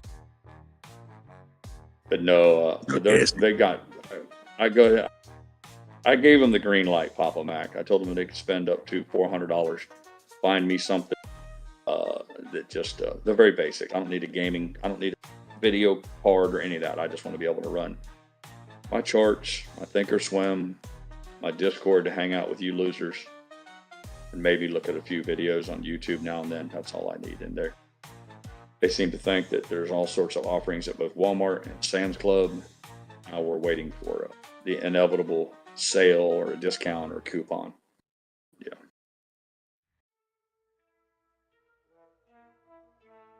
Papa Mike says Canada has already announced reciprocal tariffs. Yep, that's fine because it shows you the flops, how bad that is. They're taxing us on maple syrup and pine lumber. But then we don't tax them on anything. So that's all changing. Oh, he said it's dropped. My comms are not great, dropping about 20% of my words. Yeah. That sucks. I appreciate you sharing that with me, Papa Mac, because I'll probably stop talking then. There's no point in me doing that. It'll just aggravate everybody. Pirate, that was true up until literally a couple of minutes ago, and you're just clear as a bell again.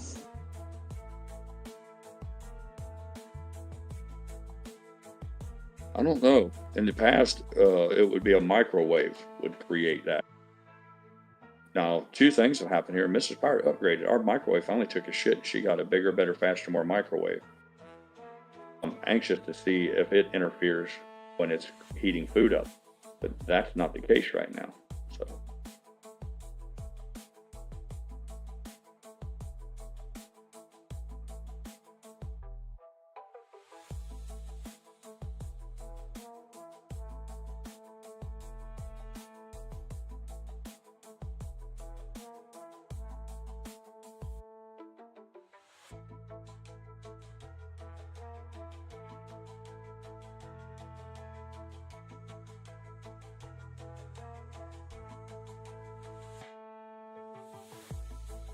That's disappointing, Papa Mac. I thought I had it. I thought I had it fixed to where I could continue to limp along with this thing until something did arrive. Because it's not. I'm not going to get a new computer anytime soon. It'll happen when, like I said, a bargain opportunity presents itself. Okay, thank you.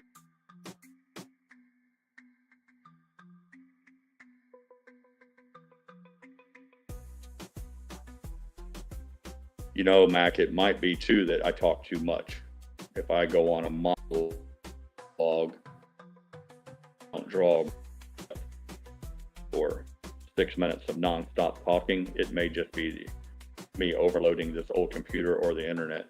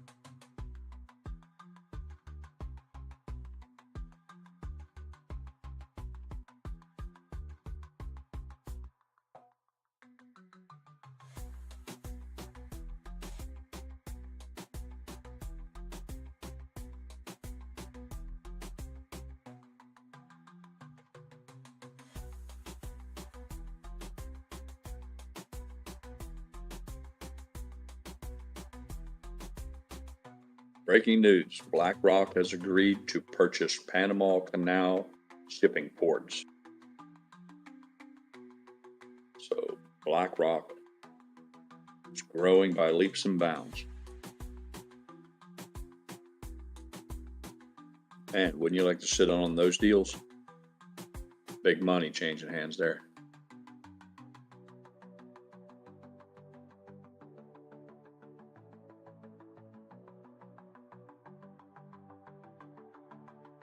Look on the bright side, GrayLeaf. At least it's China. It could be China buying them. Would you rather China own them or BlackRock? Somebody's going to buy them.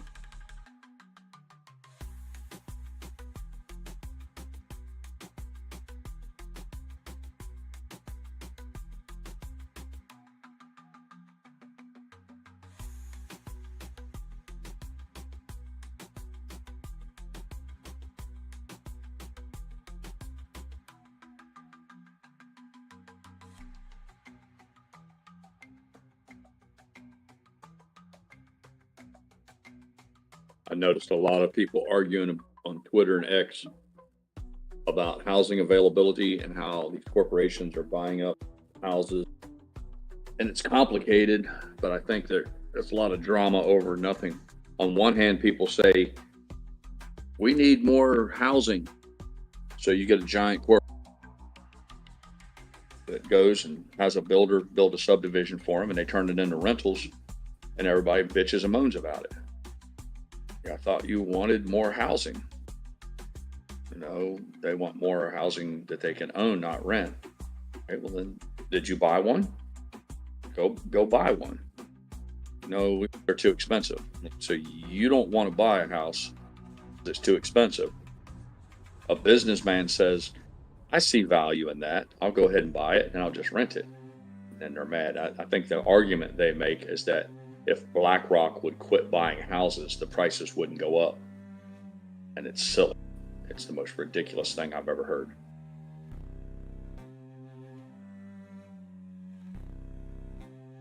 There's this concept that Joe Blow is outbidding on a house to buy one, and BlackRock is outbidding him.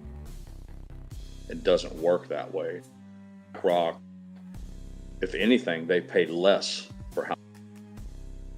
But it's like, I don't understand. I made a point to someone that said, listen, my grandfather never owned a house.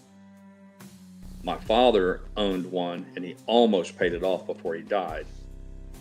If I have, let's just pick a random number. Let's just say I own 10 houses because I've been a successful businessman. And then I give those to my two sons and they build upon what I have. And eventually they have, let's say 20 houses apiece. You see where I'm going with this is at what point do I become the evil devil? I call it building generational wealth. Family pulls together and you continue to the boat in the same direction, and after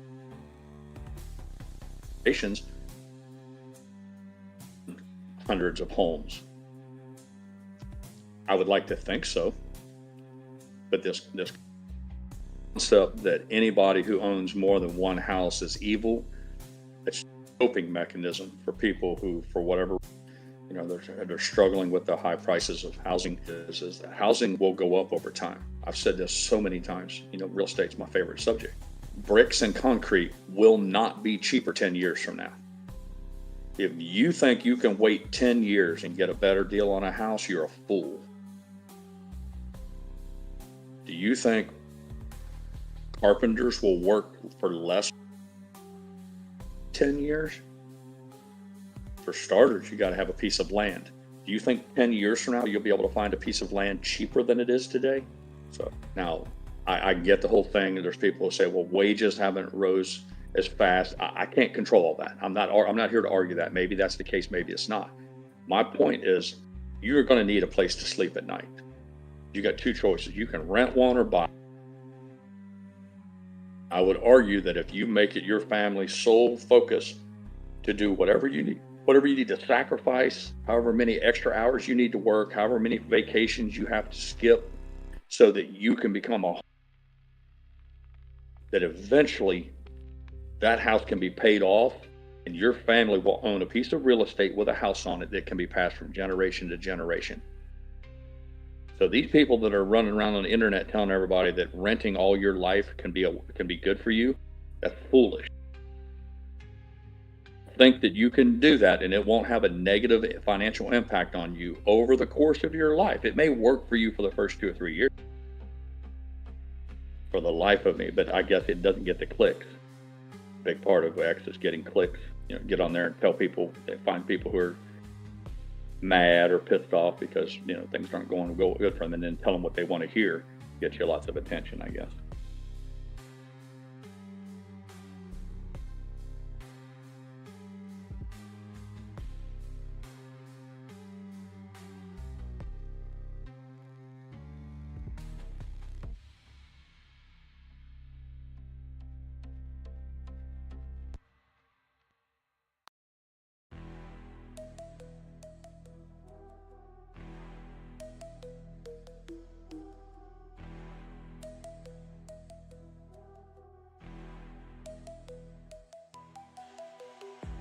Papa Mag, we're having some weather here. High winds. Don't have any rain, thank God.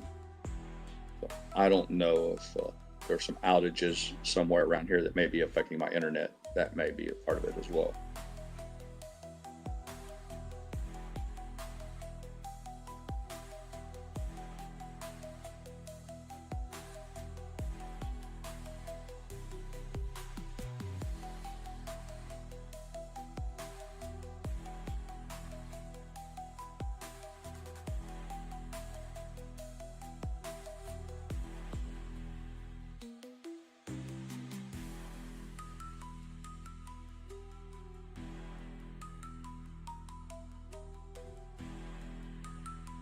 Gold's going up while silver's trending down.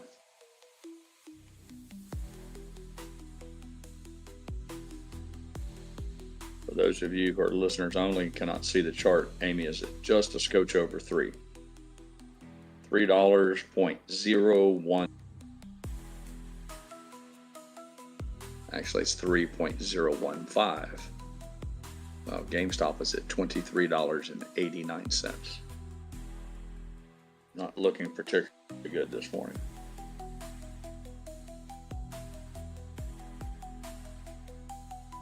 Yeah, it could be my internet, Papa Mac. It may not be my computer.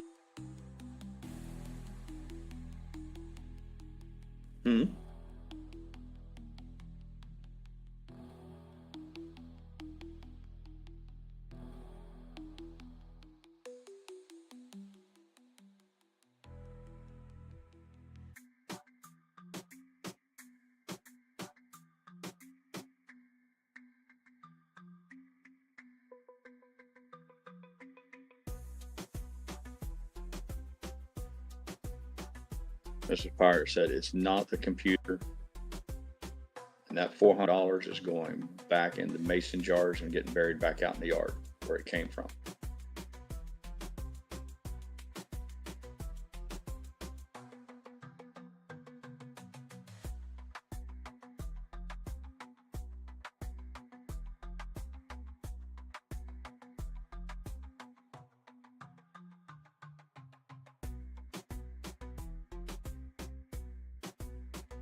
Canadian Prime Minister Justin Trudeau to hold press conference today. I believe I read that Trump has a major announcement to make today as well, something financial. A lot of people are holding their breath to see what that's going to be about.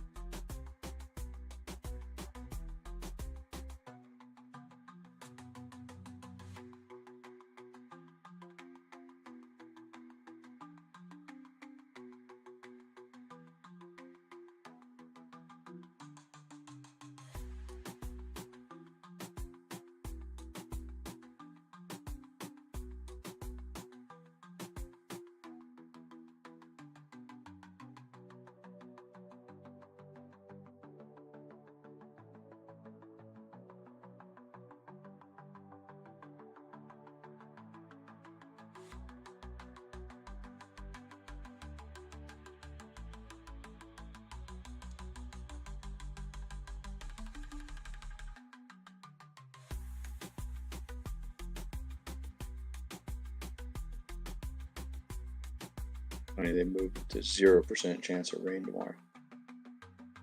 25% today, though. They moved up. I don't think we're going to get 0 Thursday, 1% Friday, and then Saturday is 91%. So hopefully they'll have most of the dirt working back before the rain comes. I'd like to get rid of some of that dirt.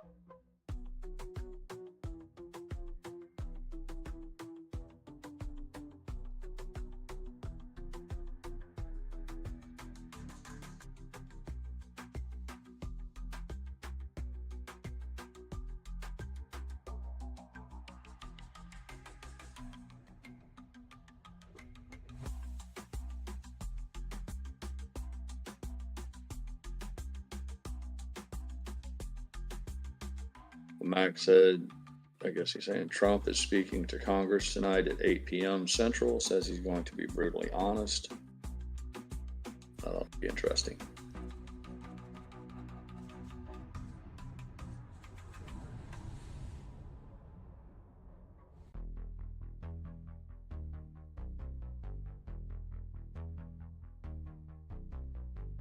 For a society that claims to believe, to be based on Christian values and 10 Commandments, don't lie, all that sort of thing, don't steal.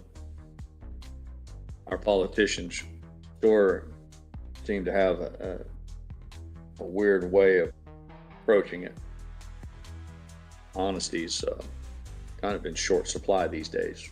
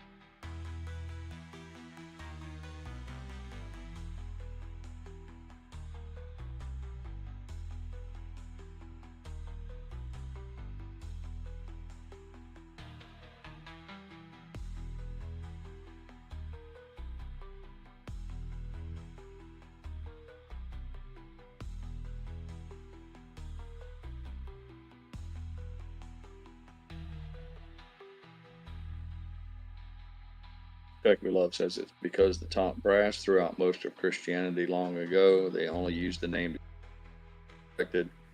That's his hot take. Who's more likely to get elected? Yes, to Christian. I'm kind of funny on that, Tech. I believe in the separation of church and state. I don't think our government should be involved in religion. I think it should be. Well, Justin Trudeau is on. Let's hear what this fuck. Canada will be implementing 25% tariffs against $155 billion worth of American 25% tariff. Tariffs on $30 billion worth of goods immediately, and tariffs on the remaining $125 billion of American goods in 21 days' time. Alcohol. I guess we find ourselves forced to introduce 25% tariffs on $155 billion of U.S. purchases. $30 billion will come into effect immediately and is on 21 days. $125 billion of U.S. merchandise We will be challenging these illegal actions by filing dispute resolution claims at the World Trade Organization and through the USMC. But in the meantime, our tariffs will remain in place until the U.S. tariffs are withdrawn and not a moment sooner. And should these tariffs not cease, We accept your we are terms. in active and ongoing discussions with provinces and territories to pursue several non-tariff measures. Measures which will demonstrate that there are no winners in a trade. I love how they call it a trade war. We refuse to get fucked in the ass, and now To the American want that. Work with you as a friend and ally. And we don't want to see you hurt either. But your government has chosen to do this to you. Oh, As of this morning, markets are down, and inflation is set to rise dramatically all across. Your government has chosen to put American jobs at risk. The thousands of workplaces that succeed because of materials from Canada or because of consumers in Canada, or both. They've chosen to raise costs for American consumers on everyday essential items like groceries and gas, on major purchases like cars and homes, and everything in between. They've chosen to harm American national security. little Fidel, impeding he's big access to mad. abundant critical minerals, energy, building materials, and fertilizers that we have and that the United States needs to grow and prosper. And we don't need them. Wanting something and needing them is two different A things. trade This guy's war an that idiot. will first and foremost harm American families. They've chosen to sabotage their own agenda that was supposed to usher in a new golden age for the United States. And they've chosen to undermine the incredible work we've done together to tackle the scourge that is fentanyl, a drug that must be wiped from the face. So on that point, let me be crystal clear. There is absolutely no justification or need whatsoever for these tariffs today. You don't get to decide that. Now, the legal pretext your government is using to bring in these tariffs is that Canada is apparently unwilling to help in the fight against illegal fentanyl. Well, that is totally false. Let's look at the facts. He's trying to make this all about. Already safe. Far less than 1% of fentanyl flows and less than 1% of illegal crossings into the United States comes from Canada. But we acted because we know we can always do better. We responded to concerns, including from the president, by implementing an ambitious $1.3 billion border plan. A border plan that includes generational investments in new AI and imaging tools to stop the flow of fentanyl in its tracks, stronger coordination and information sharing with American agents. This guy needs to stick with fucking with poor truckers. Going up against Trump's a big mistake for him. Big fucking mistake. A month ago, as part of an agreement with the United States that paused the tariffs, we made further commitments. We appointed Kevin Brasseau as our fentanyl czar. a man who dedicated his multi-decade career in law enforcement to combating organized crime networks. We designated 7 drug cartels, sick, evil groups who cynically profit off the pain and suffering of people on both sides of the border, as the terrorist organizations that they are. This is that distraction, trying to make this all about fentanyl instead of making it about economics. The con man's argument. $100 million investment between Canada's security and law enforcement agencies. A partnership that will enhance the coordination of information and intelligence in order to thwart criminal gangs involved in the illegal fentanyl trade.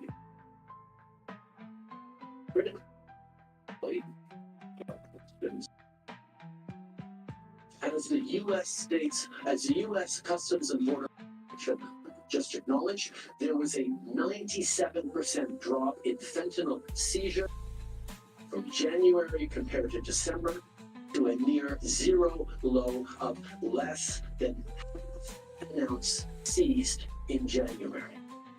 Even with Well, that just means they got through. And those seizures just meant that the drugs made it through. Fucking clown. In sum, we stepped up.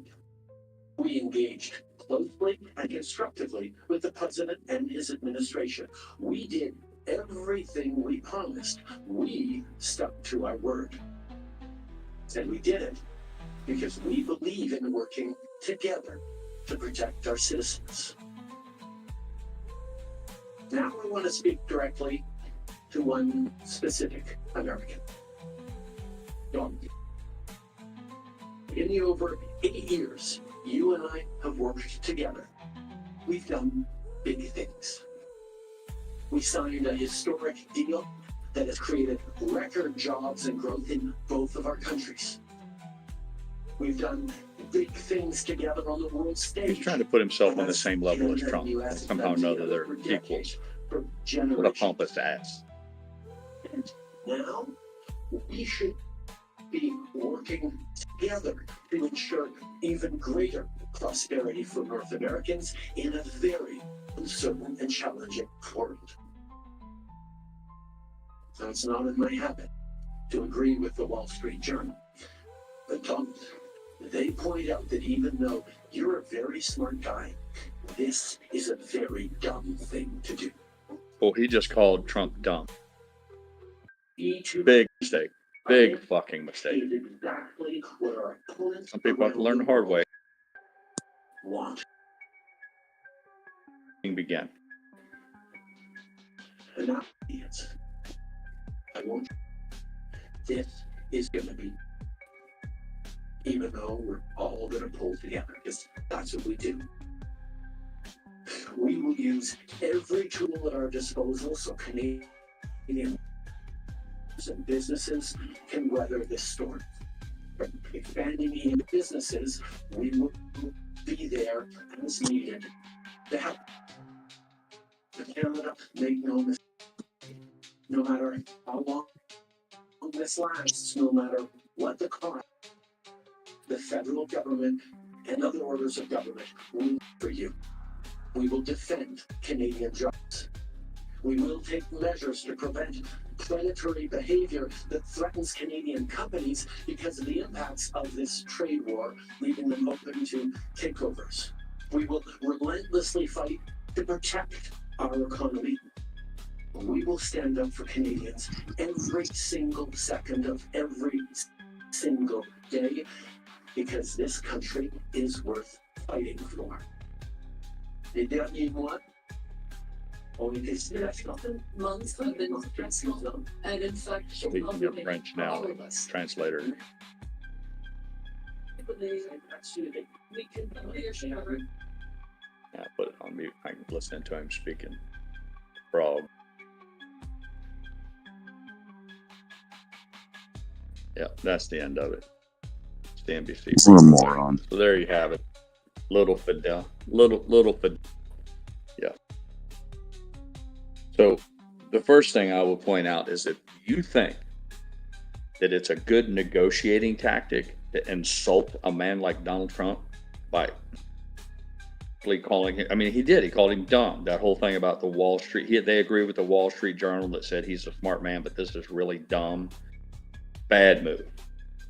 Bad fucking move.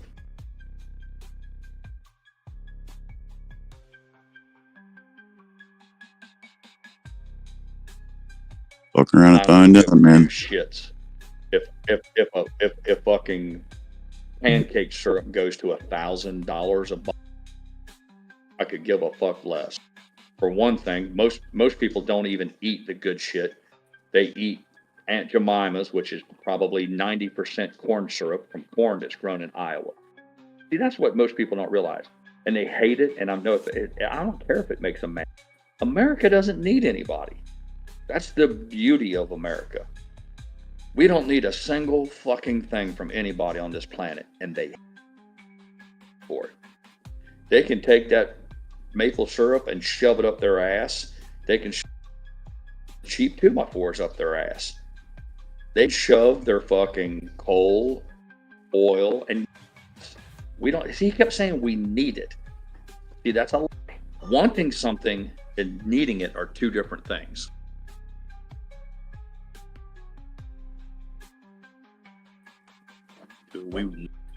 The cheap energy, absolutely. But how do you go from wanting it somehow or another, or our economy's gonna collapse without Canadian?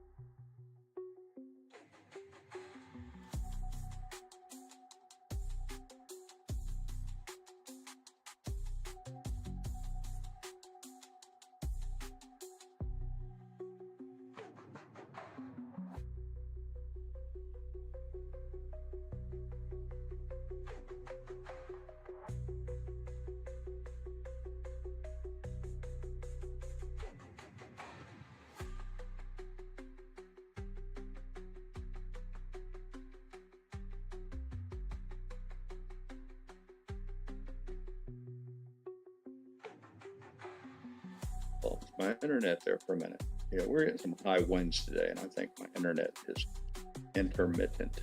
I apologize for that, folks. It is what it is. It's not.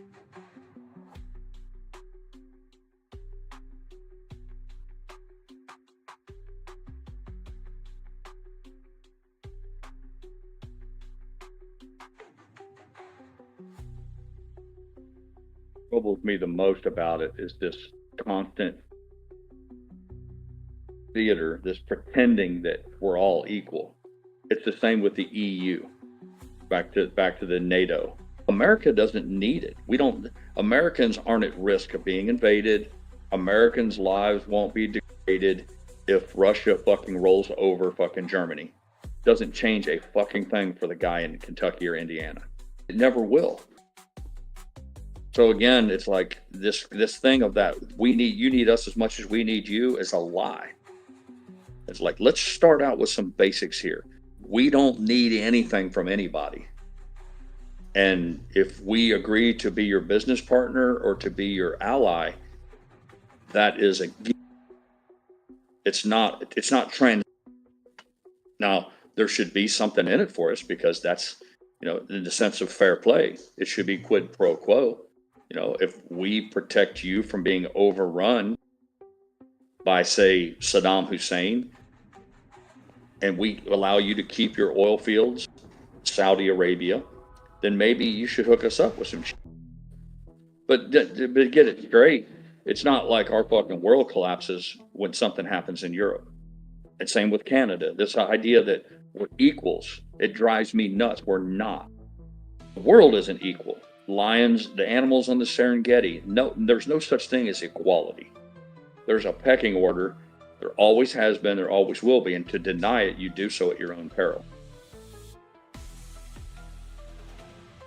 So when I hear Justin Trudeau talking like somehow or another, we are too equal, I'm like, no, we're not.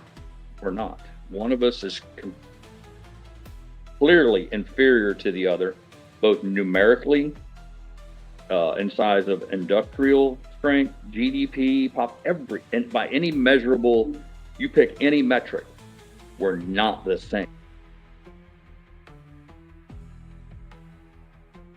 So you would think if anybody who's going to be the beneficiary of a lopsided agreement, you think it would be the more powerful party. And that's what that's the genius of Trump, is that he's realized that we are the big swinging dick, but we're always the one getting fucked. We never get to pick. We're always kept, and that's why Americans love him for it. Or like he said, look, we are the big man on campus. And if nothing else, we're not going to be screwed anymore. If you really wanted to take it to the next step, he should be like, we should be the one fucking the eyes out of everybody else. That's really how it should work if you want to get down to the might makes right. But this whole concept is that we're the most powerful nation on earth, or one of them, and therefore we should just be raped by everybody else.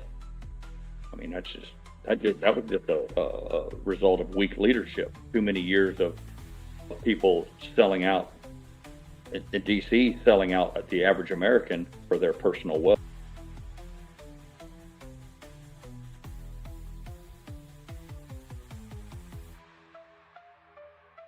Like I said, I'm quickly becoming an isolationist. America needs to stay home, keep our soldiers home, keep our Navy home, keep our airplanes home. Now, you want to come to America and fuck around and find out? Good luck with that. Try some shit here. Come to Boston, come to San Antonio, Texas, come to California, and start acting a fool there, militarily wise. I mean, come across the Mexican border, roll tanks across the Rio Grande. See how that fucking works out for you. Other than that, let the rest of the fucking world do their thing.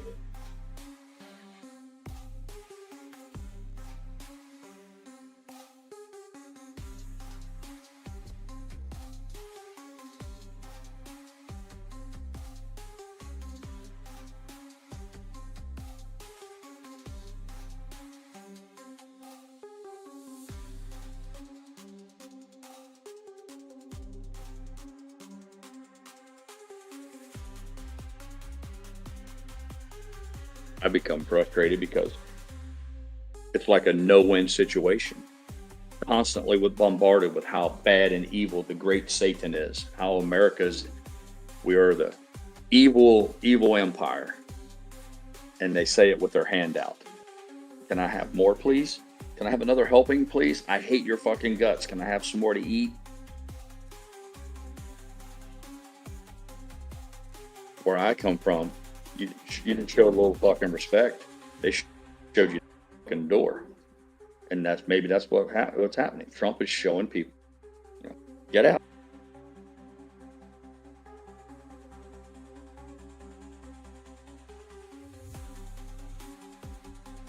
Perry says it's easy to advocate for wars that you're not going to fight. Exactly, Perry.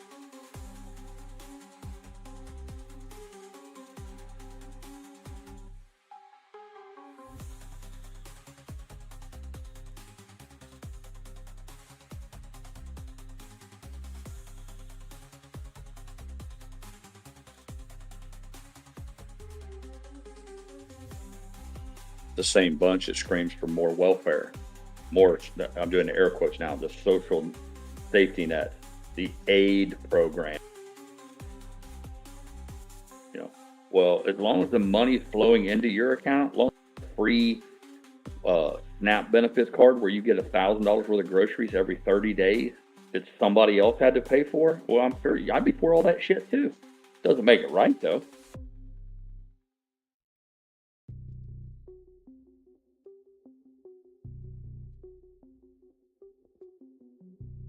Just think we've reached critical mass. The average American, the average good old-fashioned truck driver, the working guy, you know, the guy with 1.5 kids and, you know, a used car that he's trying to keep on the road.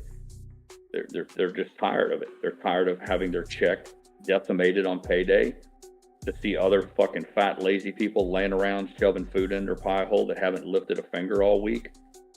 And then to see, and then whatever money doesn't go to those freeloading fuckers gets sent to overseas to eventually land back in like Mitch McConnell's family checkbook. See, everybody's hip to all of it now. And people are had enough of it. And they finally got somebody in Donald Trump who's literally turning the apple cart over.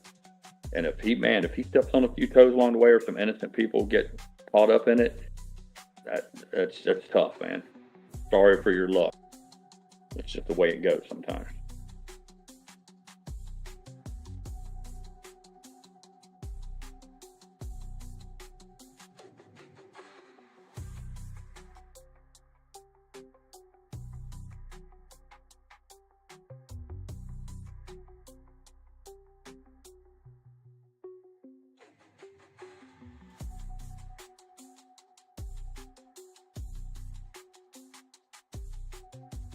They're going to pin AMC to $3 today, aren't they? Well, it could be there for quite some time, I guess. Doesn't appear there's going to be any change. There's zero volume. I mean, the volume is non-existent.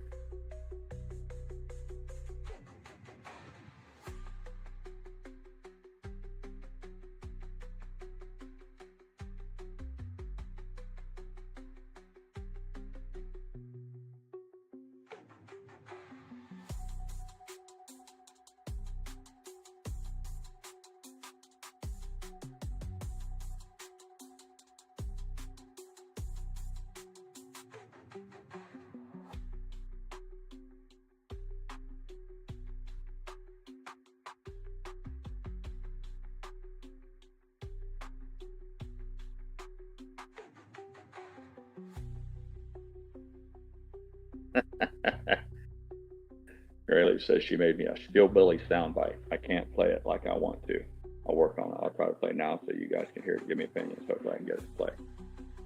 All right, GrayLeaf, I'm going to put myself on mute so I can turn my iPad up and listen. I'm excited. Let's see.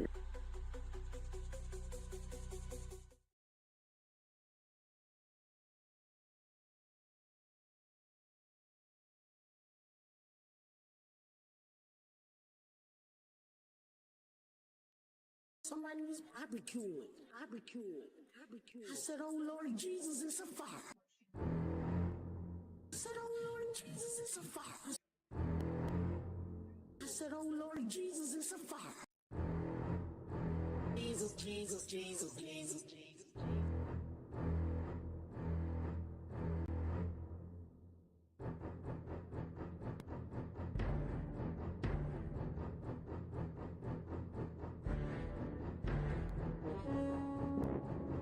Ain't nobody got time for that. Ain't nobody got time for that. Ain't nobody got time. Ain't nobody got time. Ain't nobody got time for that.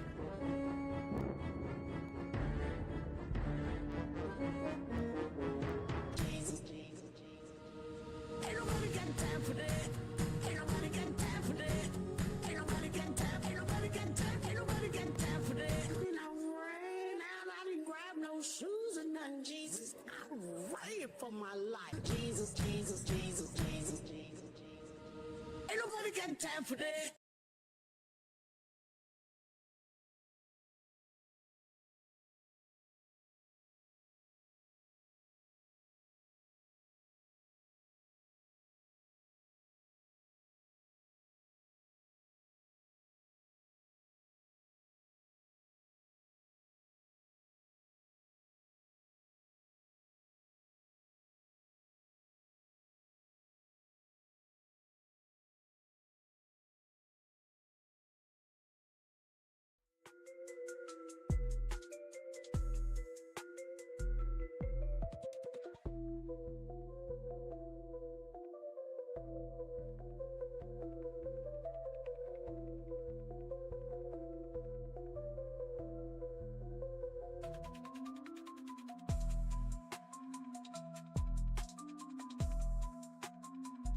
And I'm back. Had to put myself on mute so I could enjoy that. That was very well made, GrayLeaf.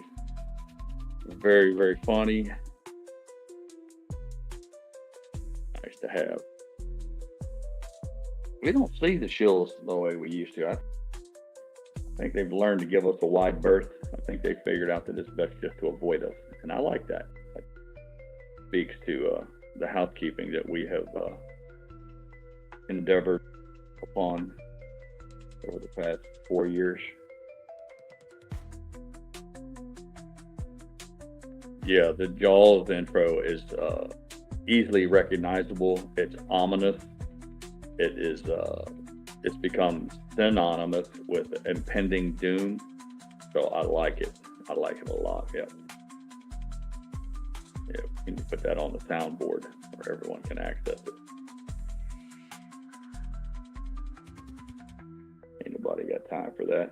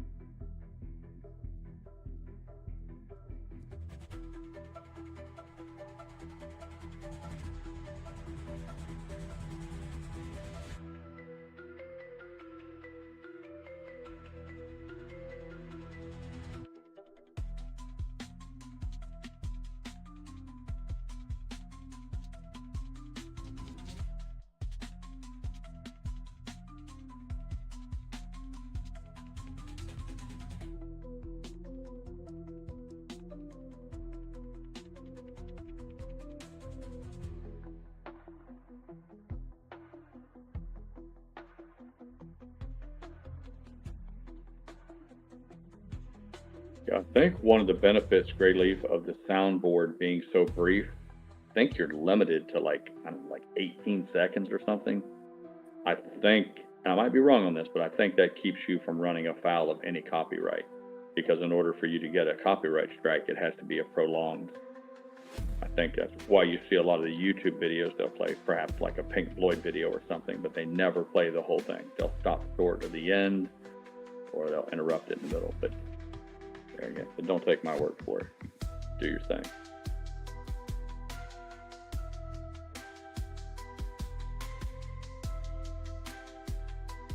Yeah, Papa Mac says it's less than 5 seconds. Fortunately, bless you, honey. The opening notes to the Jaws theme are easily recognizable, and I would argue you could probably fit that into 5 seconds and have it be completely effective. It only takes the first few bars of that for people to recognize it.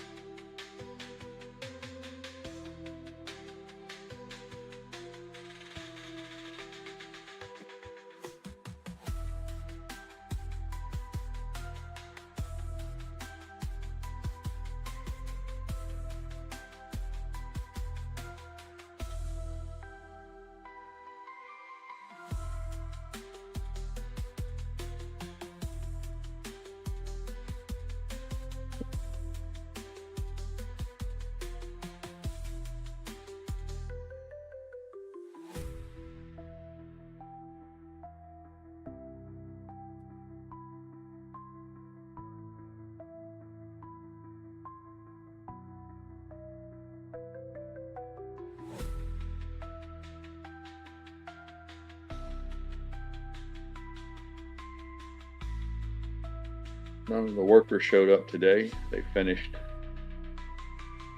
preparing the swimming pool for the inspection before the county will allow them to pour the concrete. They give them one last opportunity for the inspector to look at all the pipe connections, make sure that everything was done to code, done buried deep enough in the ground, avoid freezing, all the things that are required to make it safe and proper construction. So we're eager to see him show up sometime today. But for whatever reason, I guess they felt there's no point in being here until he'll either pass them or he'll tell them what needs to be changed or repaired. Hopefully it'll be a thumbs up, good to go, and then they will arrive tomorrow morning.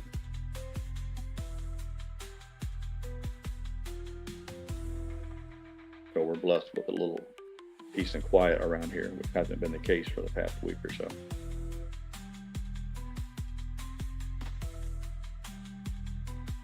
I've been busy as a one-arm paper hanger. I had flat tires to address. I didn't share it with you guys, but I had no braking mechanism on the dump trailer, so it's a big no-no. The trailer itself has electric brakes on it, but the brake controller in my old truck took a shit some time ago, and I dropped the ball on changing it out, and I hauled 9 loads with no brakes. And I'll go ahead and tell on myself, I had a near miss. She got to fishtailing on me a little bit, and it looked like I was drifting. If you didn't know any better, you'd think I was doing it on purpose. But the entire truck and trailer with about 6 tons of dirt on it slid sideways. I come to a rest. Thank you, love. Oh, I've got some fried spam. I came to a rest after losing control, if you will. I kind of recovered it somewhat, but literally facing the other direction that I was traveling. Of course, I almost shit myself. No wonder I didn't turn the truck and the trailer over. So it scared me enough to where I stopped what I was doing, had Mrs. Pirate go get a new brake controller. So I had to do the wiring to install that under the dashboard. Got that finished. Now she'll stop good. She'll literally throw you through the windshield. And I hauled another 15 or 20 tons of dirt off. Installed Mrs. Pirate's new microwave for her. And had a 4-wheel drive issue. She stuck in 4-wheel drive and wouldn't come out. The electric servo motor on the transmission. Been battling that for years. It finally kind of took a shit. I changed that $190 part out, only to find out that it wasn't even the part. It was a relay under the hood. Mrs. Pirate found me 2 $15 relays, which are kind of like a fancy fuse. Fixed that. So the good news is my old truck is running like a brand new one again, and it's safe. And we did manage to get rid of the dirt that was necessary. But as a result of that, between that and the lingering pain from moving all that concrete, eager to have a day off of rest. So I'm pleased to be with you folks today. It was ugly, Highway Frog. For starters, the Mexican that loaded me, I wasn't there. I went in the house to get a refill and a little snack. And when I come back outside, I realized that he put too much weight on the ass of the trailer. For those of you who don't know that, you're supposed to load the trailer over the axles, or at least have a little bit of tongue weight so it pushes down on the truck. But because he loaded all the dirt in the back of the trailer, it was kind of lifting up on the back of the truck. And somebody pulled in front of me and stood on the brakes when the lights turned yellow, and I had to get up on the brakes real hard. And because there was no trailer brakes, he started to fishtail. And then it started to jackknife, and then it was literally shoving my dually. So I had no choice but to let off the brakes and get on the gas to try to straighten it out. The only thing that saved me was there was no traffic around me. I would have killed everybody. But she went left, and then all the way around. Or right, left, right, and then all the way around again. And it was ugly. I shook like a dog. Please. I shook like a dog that was shitting a peach pit all the way home. It shook me up pretty bad. I come in, Mr. Pirate said, "What happened?" I said, "You don't even want to know." I said, "But we need to order a brake controller." Some guy pulled up next to me at the stoplight. I guess he was a mile or two behind me, but he saw it. He said, "I can't believe that you saved that." I said, "Well, to be honest with you, it was just luck." I said about halfway through it, I was out of control. So anyhow, I went from one project to another. Of course, the 4-wheel drive shit, I had to crawl underneath the truck. And at my age and 250 pounds, it's never fun. I do have a creeper, though. For those of you who don't know what a creeper is, it's a little thing with wheels you lay on it so you can roll around underneath the vehicle. So I got my fat ass onto the creeper and got underneath there. Took the belly pan off and swapped that little servo motor out, which, to be fair, that motor's 23 years old. It probably was due to go any day now. At least that's what I'm telling myself. But I should have checked the relays first.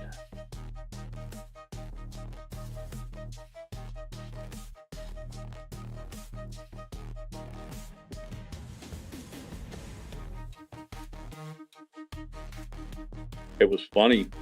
You could turn the switch on the dashboard from 2-wheel drive to like 4 high, and it would switch into 4 high. And you could switch it again to the 3rd position, and it would go into 4-wheel drive low if you're really into mud or deep sand. And I backed into a sandy lot, and the wheels started to spin a little bit, so I put them in 4-wheel drive high. And then, of course, she pulled right out for me. But I got back on the asphalt and I tried to put it back on 2-wheel drive, and it wouldn't come out. So I had to drive the truck home in 4-wheel drive, which is not good to drive a vehicle on asphalt, 4-wheel drive locked in. But I couldn't figure out why it would go in but not come out.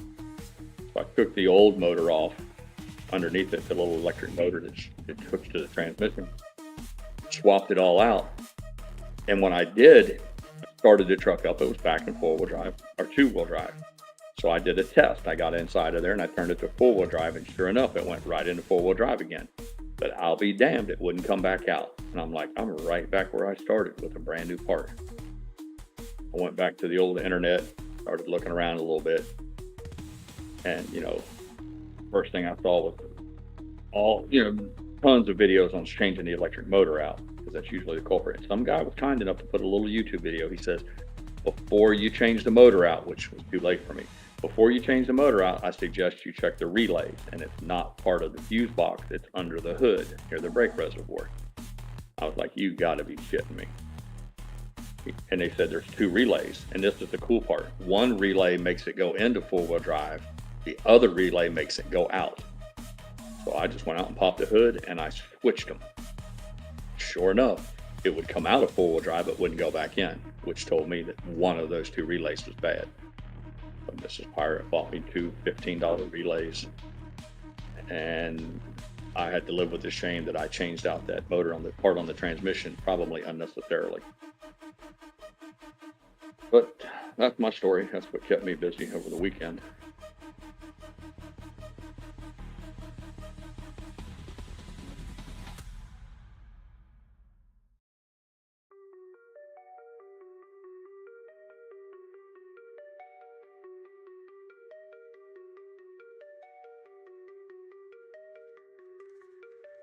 On the bright side, they wanted $900 a load to haul off excess dirt. And they get 0, none. Mr. Pirate and I hauled it all the way ourselves. So we saved the family quite a bit of money there.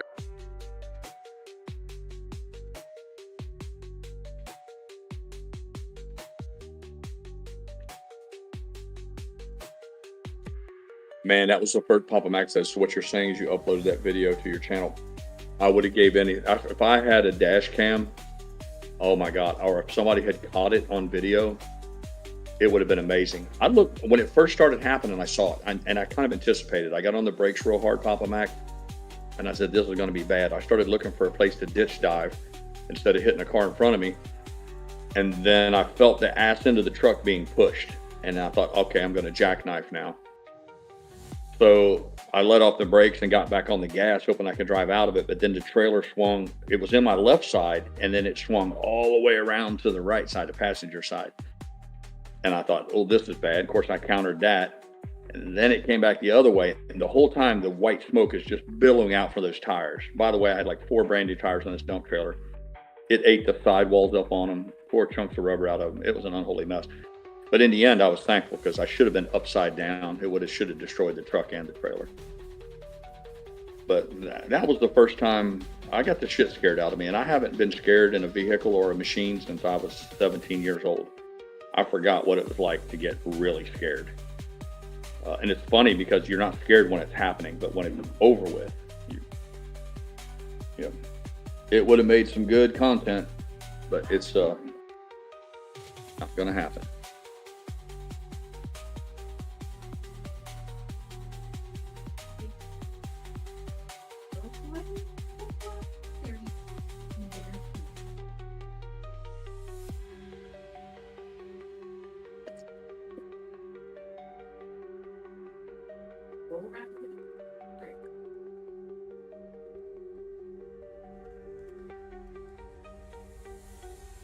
Yeah, I think my dually weighs 12,000 pounds, 10 with the toolbox in it, 6 tons.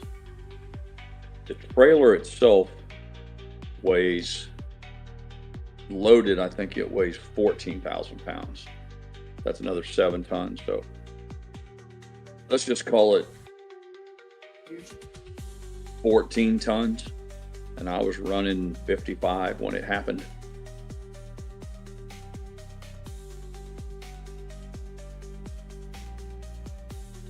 All I remember thinking was that for a guy who considers himself an agnostic, I kept saying, thank you, Lord. Thank you, Lord. Oh, thank God. I don't know why. I guess just old habits all the way home.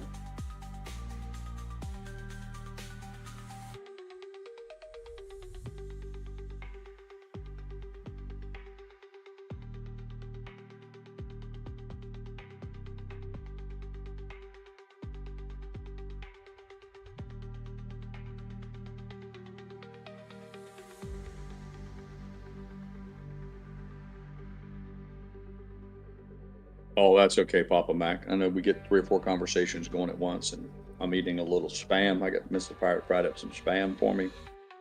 I got Diesel here begging like a Democrat. So it's hard for me to keep all my lines separated here. I got too many fishing poles going at the same time.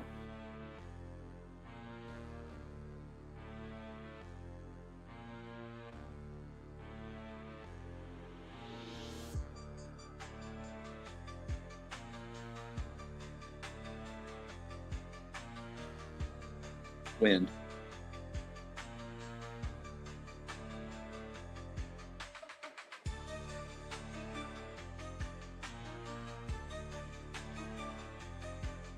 Right, Jerry keeps falling back down.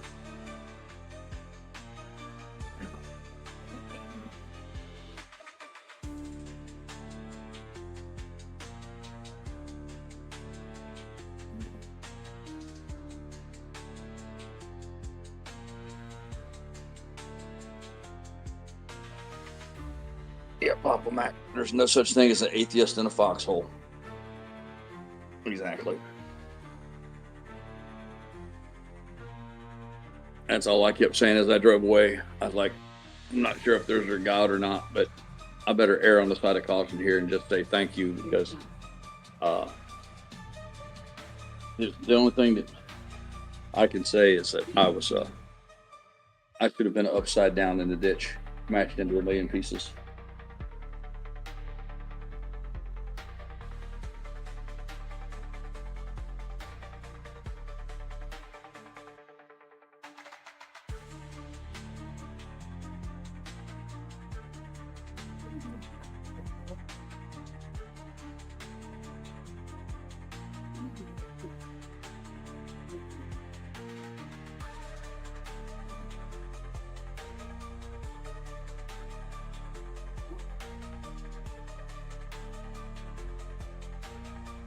The son of a bitches at Firestone wouldn't patch it.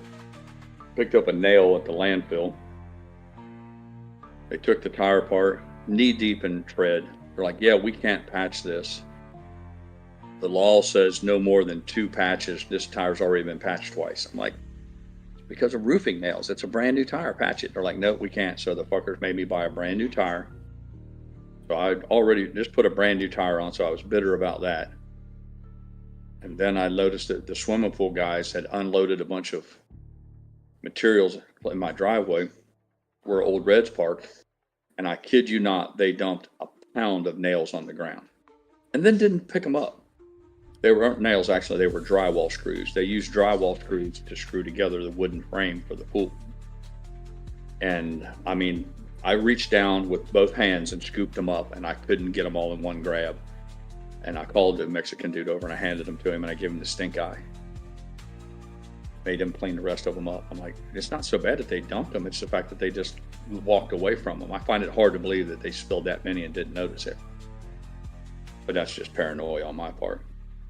So then I had to, and I'd already kind of moved the truck once, so I had to inspect all those tires to see if I picked up any of those screws. I'm hopeful that I didn't. Such is the life of a pickup truck on a construction site. I guess that's the way it goes.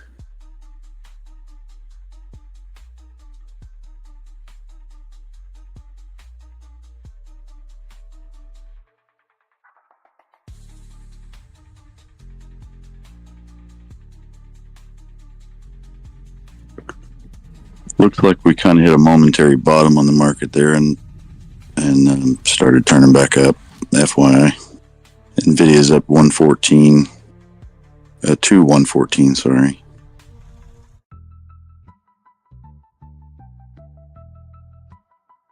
AMC 303, GME 2413. The SPY's 575.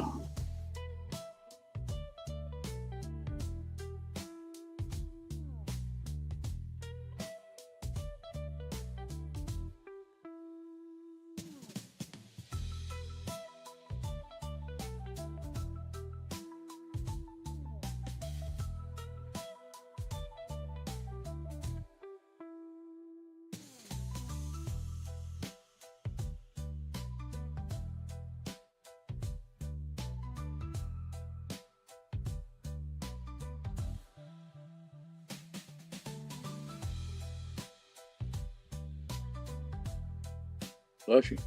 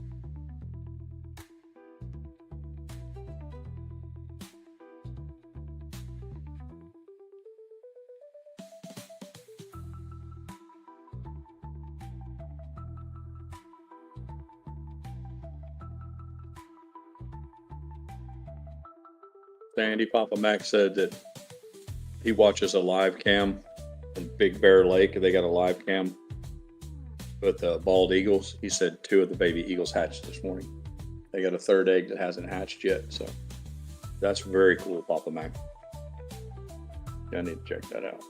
That's good stuff.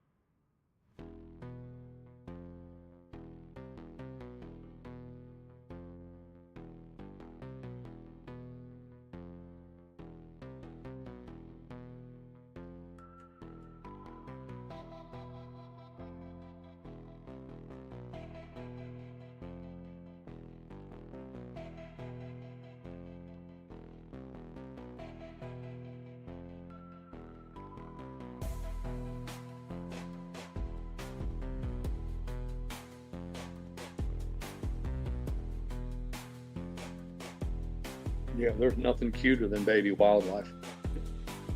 Since y'all talking about the baby eagles. The gentleman who did the taxidermy for me years ago, when I was in my hunting phase, he'd mount all my buck deer heads and the animals that I would drag in. I went to his house. His taxidermy shop was in the backyard of his home. A beautiful home, storing cathedral ceilings, and of course, being a taxidermist, and he was a hunter himself, he had stuff from all over the world to show his craft. Corner of his house, he had a full-size buck deer mounted, jumping a fence. He had old fence posts and barbed wire. It looked like something out of the Natural History Museum in the guy's home. Beautiful, full-size alligator. He had a lion mounted, a wildebeest, full-size wildebeest, and the lion was on its back, like it had leaped on top of it, was attacking it. So he had it going on as far as taxidermy goes. But probably he had a doe and a buck. He called it fatal attraction, where she's in heat and the buck is following her, sniffing her. He harvested that. But probably the most beautiful thing he had was he had a doe, and then he had two fawns, spotted fawns. One was curled up on the ground, the other one was standing next to its mother. And you're like, damn, that's some cold shit, man. You kill the little babies to have them stuffed, but that wasn't the case. He quickly shared a story with me that was hit on the highway in a vehicle accident. It killed her. And when they went, they discovered, him and a good buddy went to get it, when they discovered that she was pregnant with the twins. And they were close enough to before they were going to give birth, that they had already finished growing. I mean, they had the little spots on them and everything. But it was one of the most beautiful pieces of taxidermy art I'd ever seen.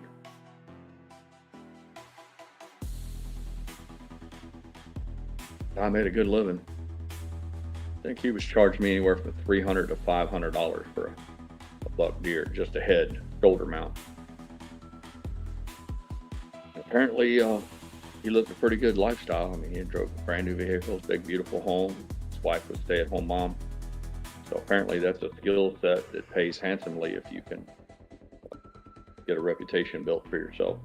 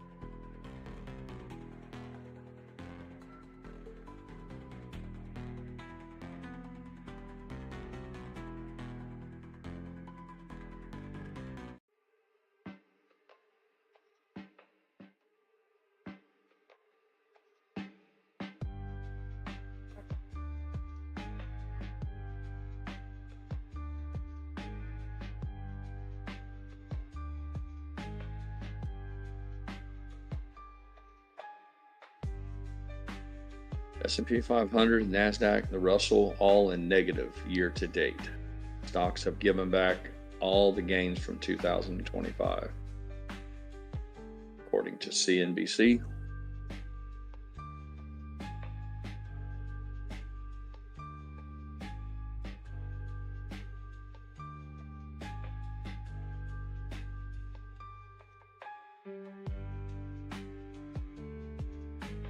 Yeah, he's had more than his fair share, honey. I gave him some of the Spam and the toast.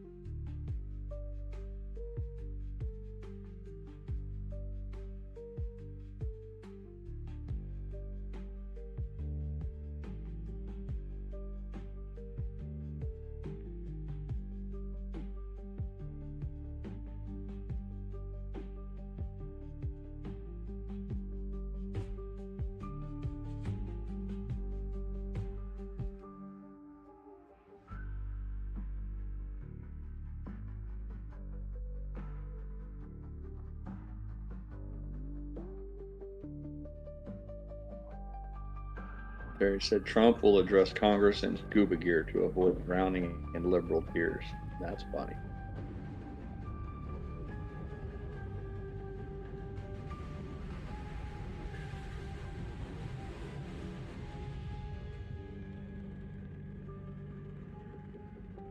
Love it when I hear the likes of Bernie Sanders. He looks into a camera or goes on YouTube and proclaims how he has the answers, that he can guide us to the promised land. He can fix all the woes. I'm like, dude. Oh, one of those rockets just went off. Scared the shit out of me. I'm like, dude, you've been in politics your entire adult life and nothing changed. That's anecdotal evidence that you're part of the problem. If you've been in Washington for 30, 40 years, you have no moral standing to complain about anything or to declare that you have the solutions or the answers. Because if it were so, you would have fixed it already. They launched one of those, I don't know if it's an anti-aircraft rocket over there, honey, or if it's a surface to air missile, but it's one of those rockets that just took off.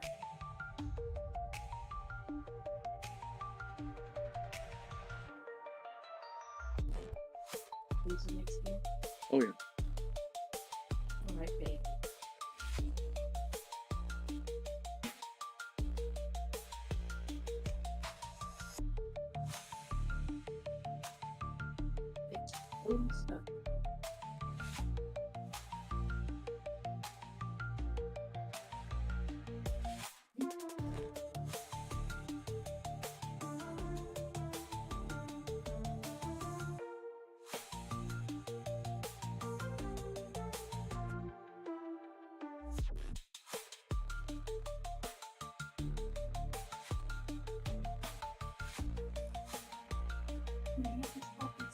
What is it? I'm moving.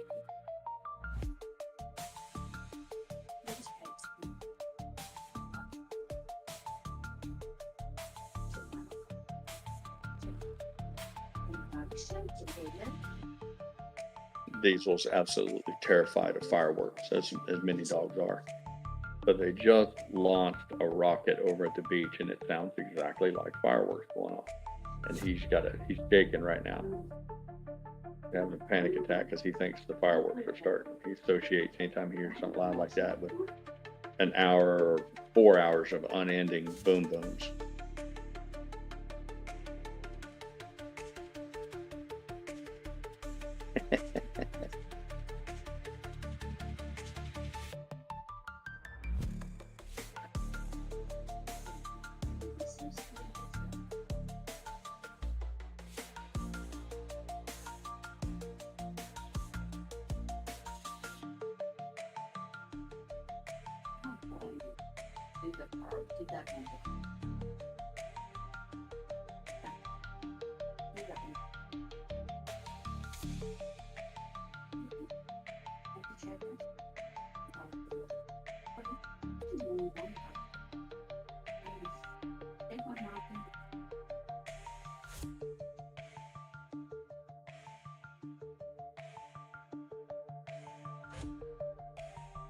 Yeah, the birds can be the exception to the rule, can't they, Papa Mac? Like, there's nothing more beautiful than a macaw, parrot, multicolored, or any of them. But man, or even the cockatoos, but when they first hatch, there's some ugly little mofos, man.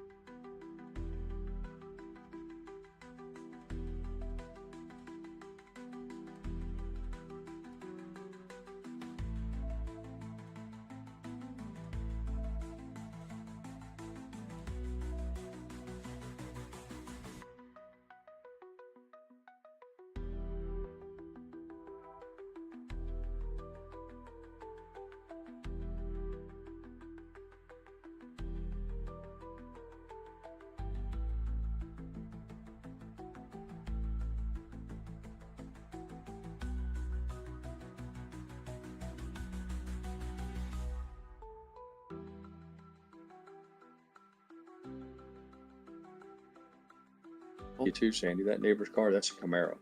I thought it was a Mustang, but it's a Camaro. For whatever reason, I couldn't, from the angle it was parked at, I thought it was a Mustang, but it's not.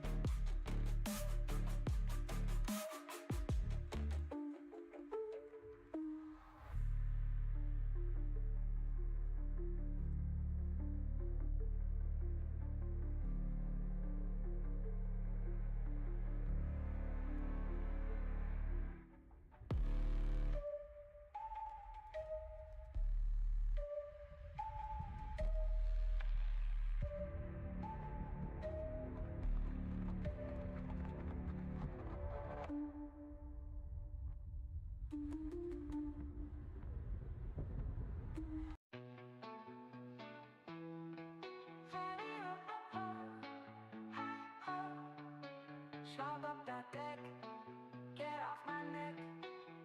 Content strike, ain't got me a check. Wrote the dope song,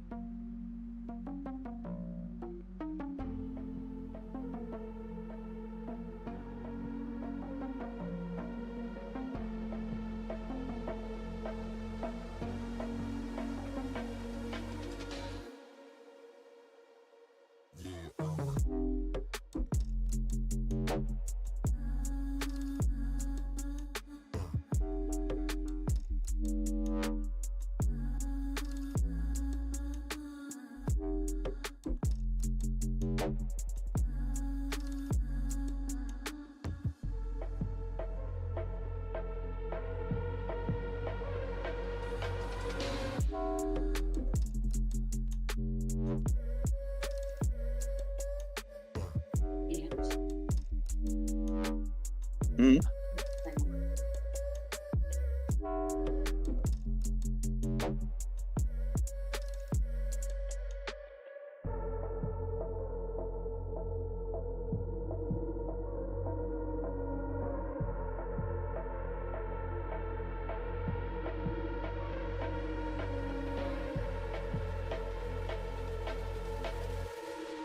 I'ma put you in the dirt.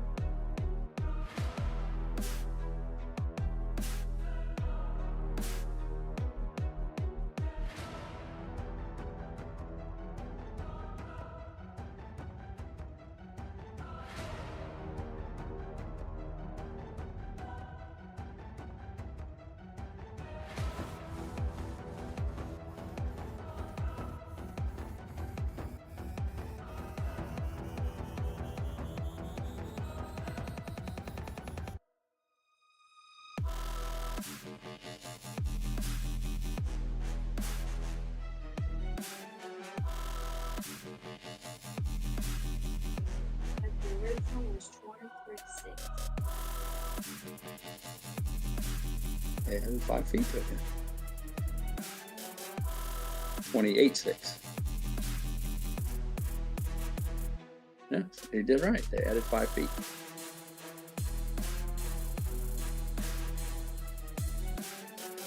So they still get the $900 for the upstart.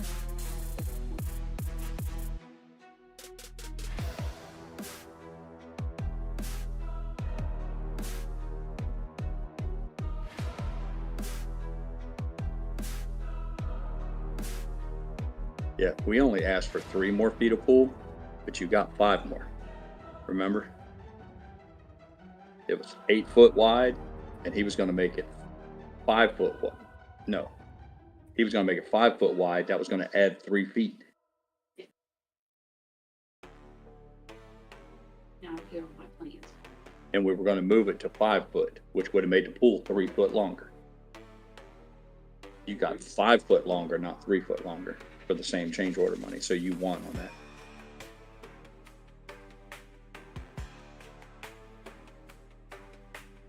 Yeah, that's a big win, Sandy.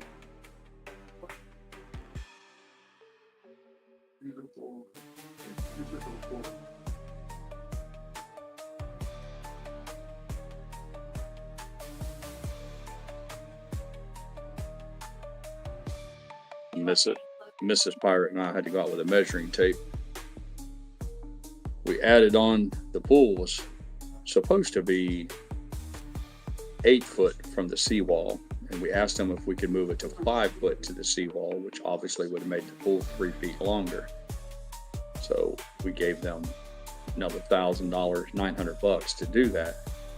But once they started to dig, they realized they couldn't even get as close as the original 8 foot. So we moved the other direction. It's actually 10 feet from the seawall, but they shifted the entire swimming pool and then added another 5 feet to it. So instead of it being 23 feet long, it's 28.6 long. So that worked out to our favor.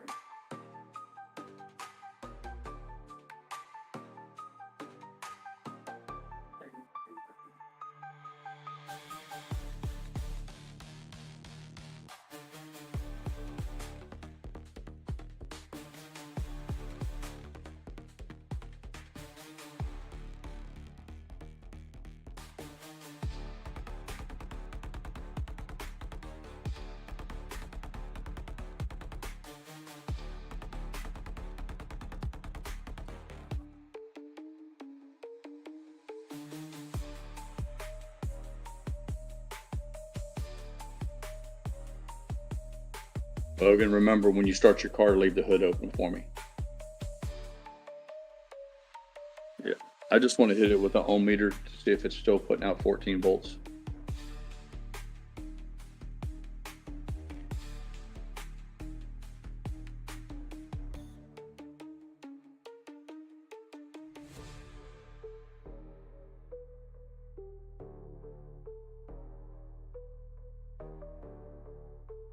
Yeah, GrayLeaf, it is good news. They get progress payments. You had to put like $5,000 down when you signed the contract.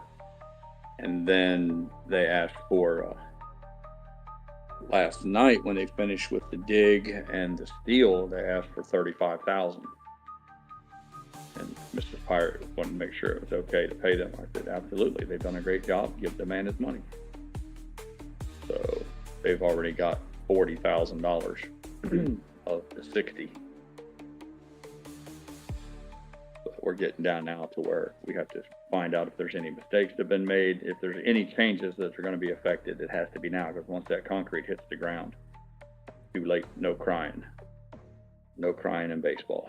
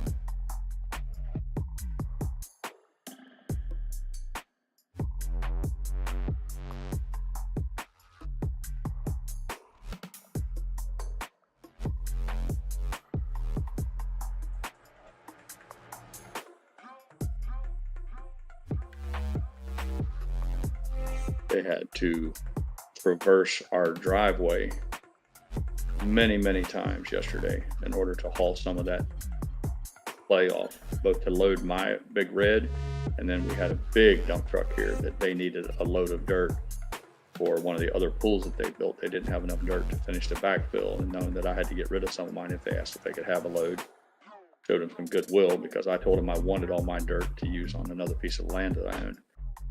But I gave him a load of dirt, so he had to make many trips with a skid steer back and forth. It had rubber tracks on it, but our driveway is cobblestone.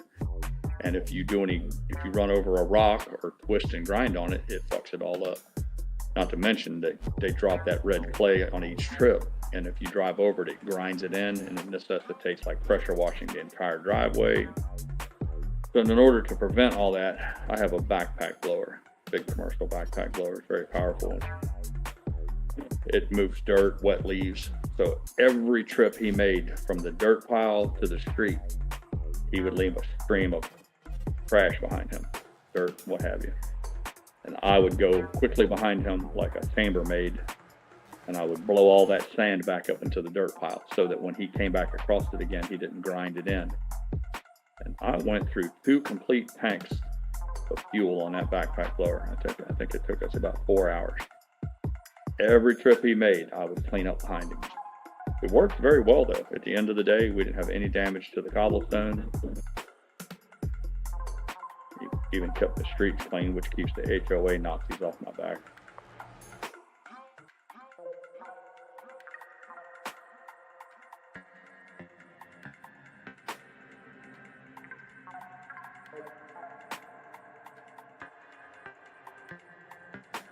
We probably had 50 tons of red clay piled up in the yard. I'm sure it killed the grass underneath it. We're going to end up having to resod that part of the yard. But the good news is I don't think that there's about maybe 25 tons left. So and they're going to use a great deal of that. They backfill and begin the pavers. So hopefully I won't be left with too much to haul off. But I did come out of the deal with a nice clay driveway on a piece of property that I owned. I cleared it a couple years ago, and it was just in white sand, which sugar sand in Florida doesn't really lend itself very well for traveling two-wheel drive vehicle. There's no faster way to get stuck in Florida than that's about in the sand. I was able to dump all of that clay, each excessive load. I even managed to tailgate some of it out. So still have to do some grading, but we not only do we not have to pay to get rid of the dirt, but we managed to get a free driveway out of it. Always working the angles.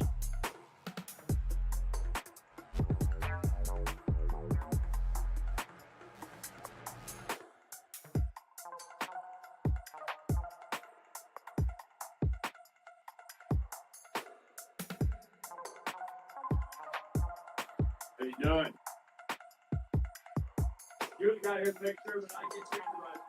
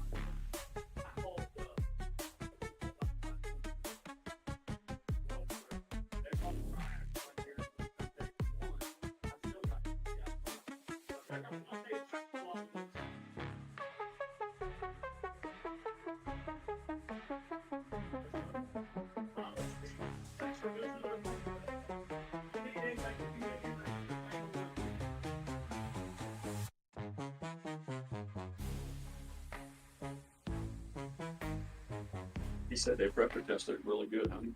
He said, quite frankly, they have more to lose than the county does. They have more to lose. They don't want to get sued if, you know, there's a big underground leak and they got to come dig the whole thing up, find it and all that.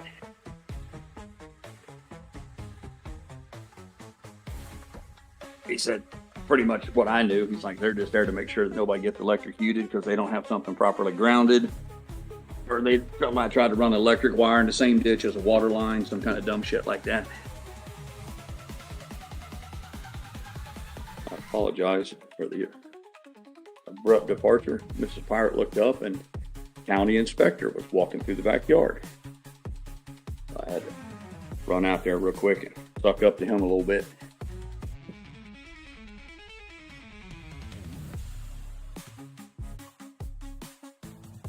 What's up, everybody? How's it going, Pirate? How you doing? Good to see you, Quack Quack.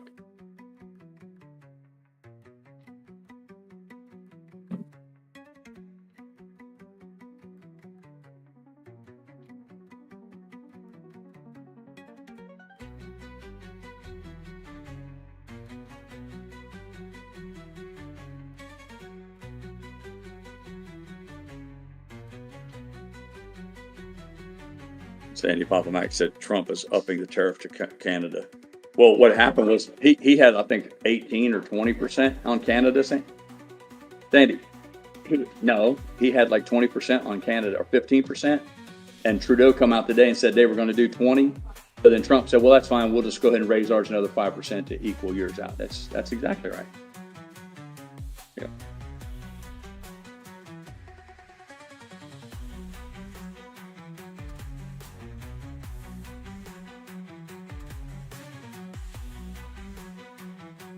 Some people have to learn the hard way.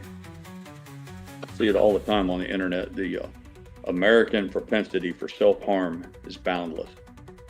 There's so many of our friends and neighbors who they'll act in a manner that is so clearly against their self-interest. It's amazing to me, both in their support of crooked politicians or policies that you don't have to be an economist to realize it's going to screw you and your family, but they go for it, man.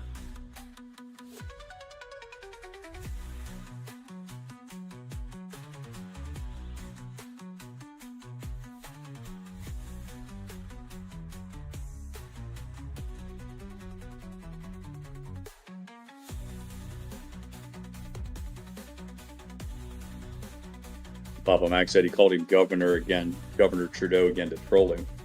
You know, my instinct, Papa Mac, was to say, yeah, he should back up on the name calling, but I ain't gonna lie, I'm a name caller myself. Surprise, surprise. I love some nicknames and some name calling. I think it adds a little flavor and color to any kind of debate or conversation. So, yeah.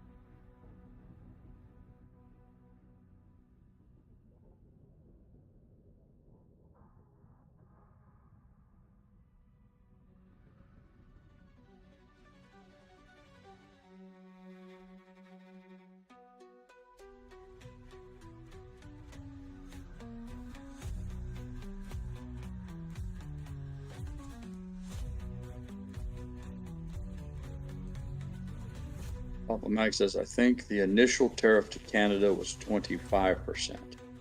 Then Trudeau said 15% retaliatory. So Trump come back with 25 plus 15, 40. Yeah, I haven't kept up with it, Papa Mac. I know it's a game that the Canadians can't win. And to think otherwise shows just how childlike they are. And when I say they, I mean their leaders, obviously, the Trudeau and whoever his advisors are.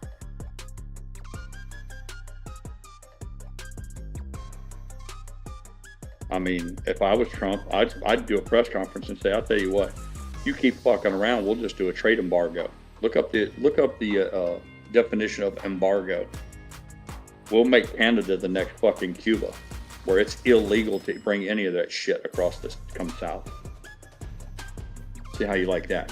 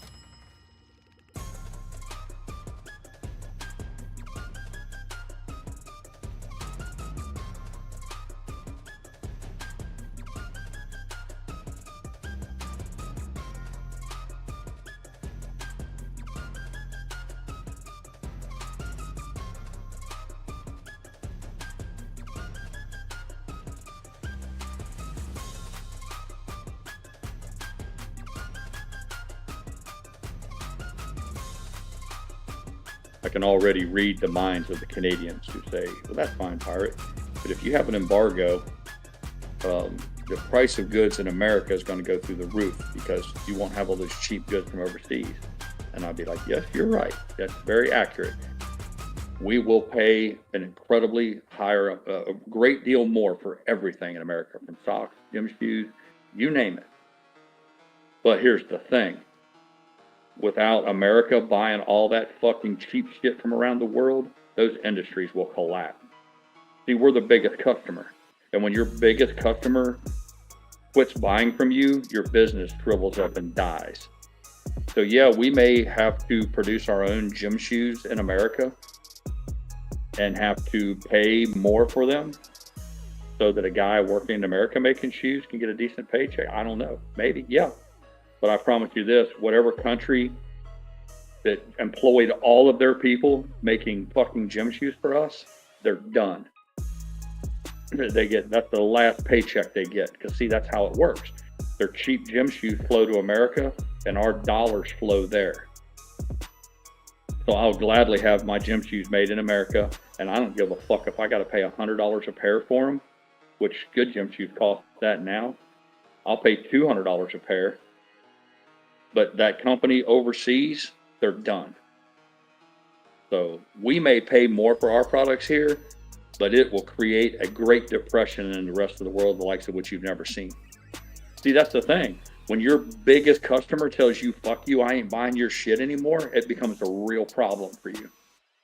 You know, there's an old axiom, the customer's always right.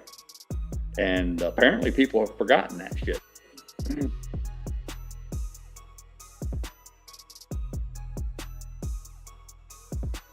There's another old saying, the guy with the gold makes the rules. Keep our money right here in America. Spend it in America. I'd love to get into that buy American.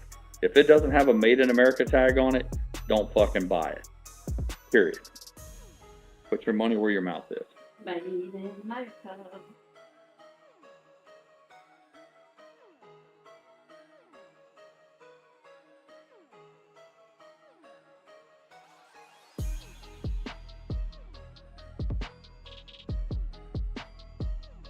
The funniest part to me, class, is to understand that Trump spent the majority of his adult life as a real estate developer in New York City, arguably the most hostile, crooked, corrupt environment between the mob, the mafia, the fucking unions, and the local government. And he swam in that water with those sharks, in keeping with Greystone's little aquarium theme. Trump, he didn't just swim with those sharks, he thrived in that environment. Literally excelled in that hostile environment. And these fucks from around the world, these fucking wannabe little tin-pot dictators like Trudeau, they think they're gonna step to him? Fuck. It just shows you the hubris, man, the foolish pride. These people, they don't even know when they're in peril.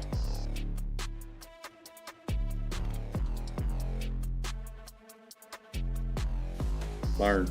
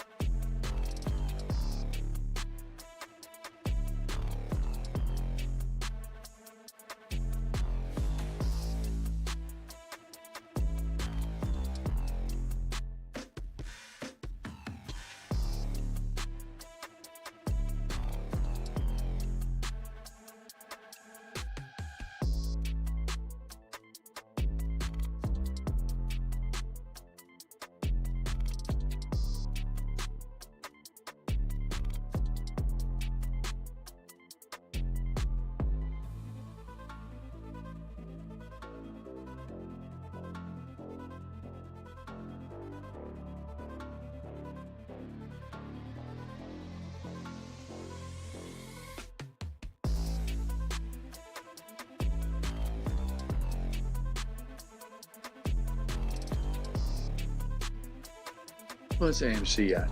$3.04. Oh, 303. GameStop is at $24.29. Change. Like watching the grass grow.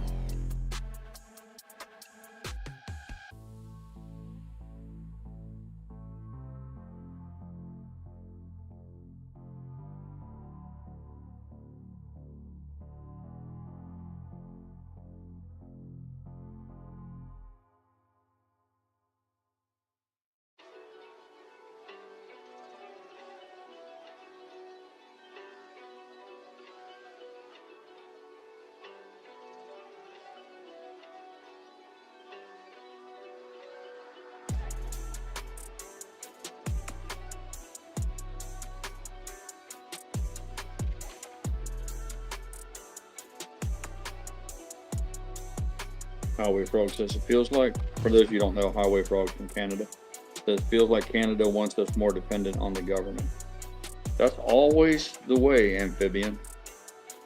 Your bureaucrats and your politicians, it's never enough control for them. If they have their way, they would run the whole shebang. It fulfills that need to try to control others. There's not a single bureaucrat or politician going that doesn't love control. There he is, censor content. By the time you showed up.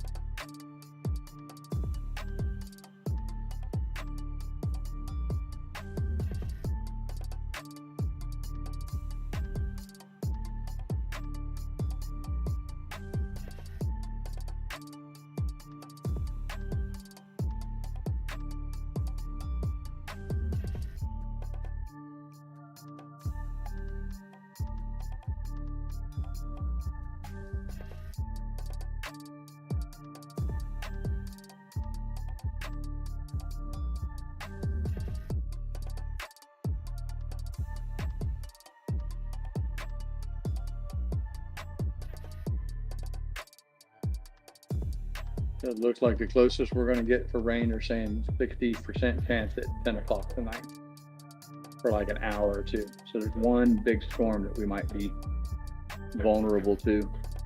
0% chance tomorrow, 0 to 8% through most of the day, but between 7 o'clock and 10 o'clock tonight.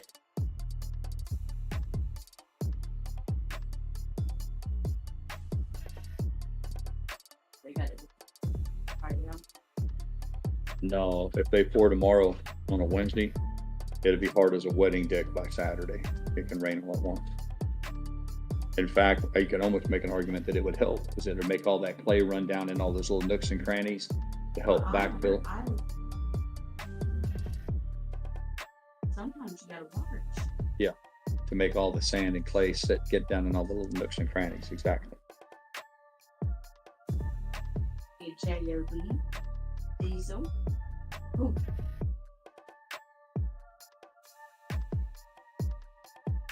Don't you say they make this thing? They carve them by hand like an artist. They're going to pour all that in gunite, and then they'll take a trowel and literally make them one at a time, like a sculptor would. Yeah, it's saying 90% chance of thunderstorms on Saturday, honey, but it won't matter. Yep, except for the red clay in the driveway. It's what God made pressure washers for.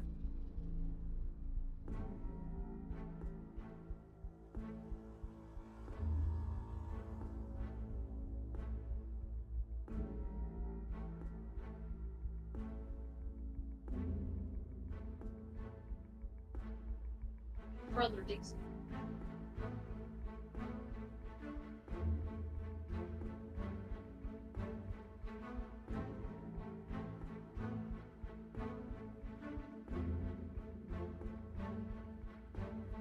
I'll be as nervous as a cat on a hot tin roof. 7 o'clock till 10 tonight with the rain. I see some heavy gummies in my future this evening.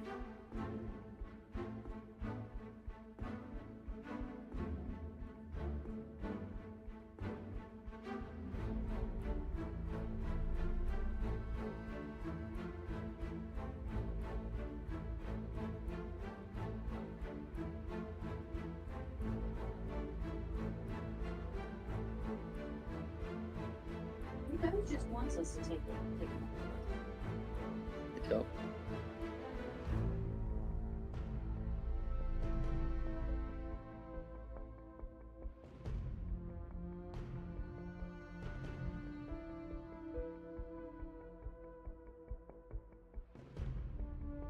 Trudeau reminds me of Newsom. Both of those guys are a product of our culture. How that men who are woefully ill-equipped to lead rise to power. It's amazing to me.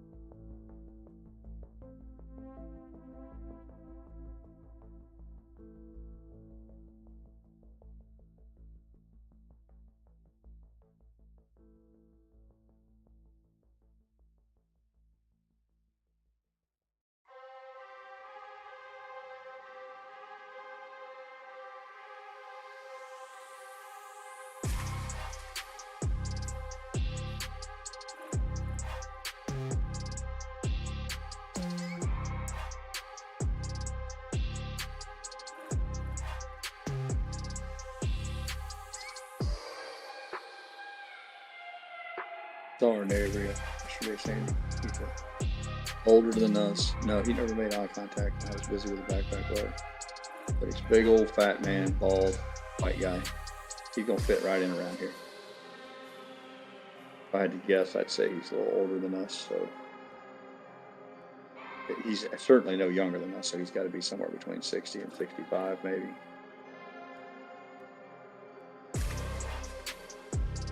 He hasn't missed too many meals.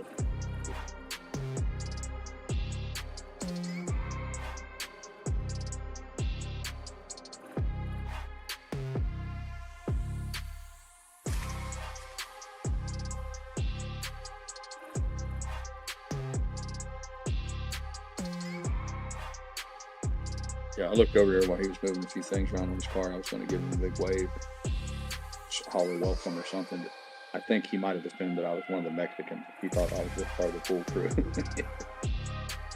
Yeah.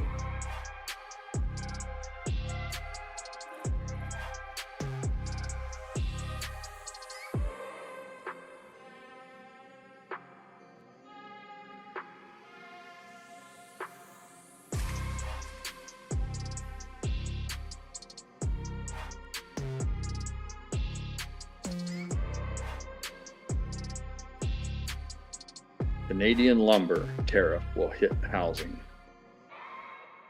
25% tariff on top of a 14.5% duty.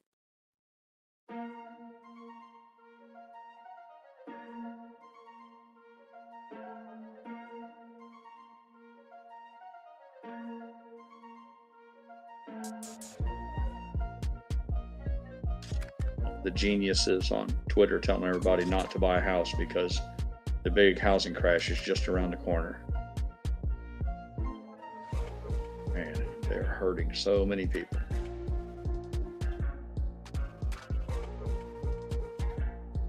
And I get it. Nobody wants to buy a house and see a housing bubble burst and see prices pull back. What they miss, though, is that it never stays back for very long. Even if you top pick it and your entry is bad, all you got to do is sit on it. I watched guys in the military buy these little spec houses down here in this part of Florida. They were paying 85 grand a piece for them. They were building them as fast as they could build them for senior airmen and buck sergeant. 85 grand. That included the land. Pick your colors, pick your interior stuff. Little simple 3-bedroom, 2-bath house with 2-car garage, vinyl siding. Those houses shot up to 200 grand. At one point, some of them were selling for 220. And my buddy's like, man, I should have cashed out. I should have got out of it. I was like, and do what? You have to move to Indiana or someplace where you got cheap housing again. Otherwise, you still got to go buy something. Live by the sword and die by the sword. But he's like pissed off about it. And then sure enough, the housing crisis came 2008, and those prices were no longer elevated at the 200 to 225. But I can tell you what it didn't do. It didn't fall back to $85,000. Maybe they fell to 190, 170, 160-ish. But they were still 100 large to the good from where they bought at. But all these people running around telling everybody, oh my God, don't buy a house now. Wait until it collapses. Bunch of fucking dumbasses. Like, what do you think it's going to fall? You think it's going to fall by half? It's ridiculous. It's not going to happen. Excuse me. Goes back to what I said 3 hours ago. Ask yourself if you think 2x4s or concrete is going to be cheaper in 10 years or more expensive. And therein lies your answer.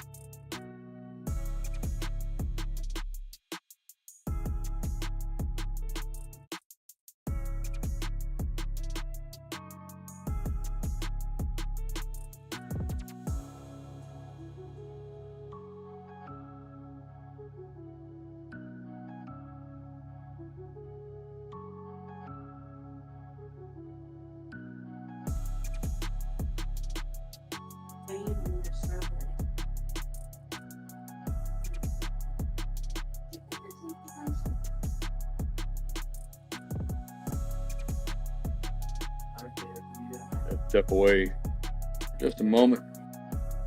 2 or 3 minutes, folks.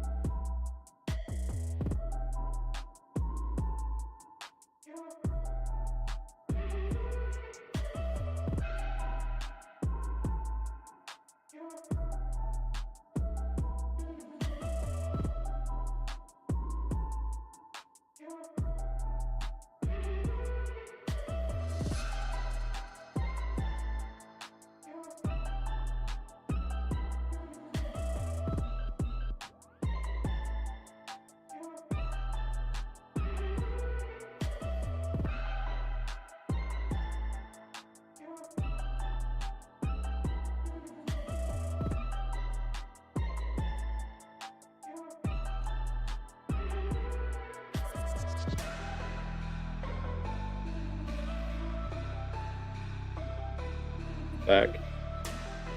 Hope I didn't miss too much fun.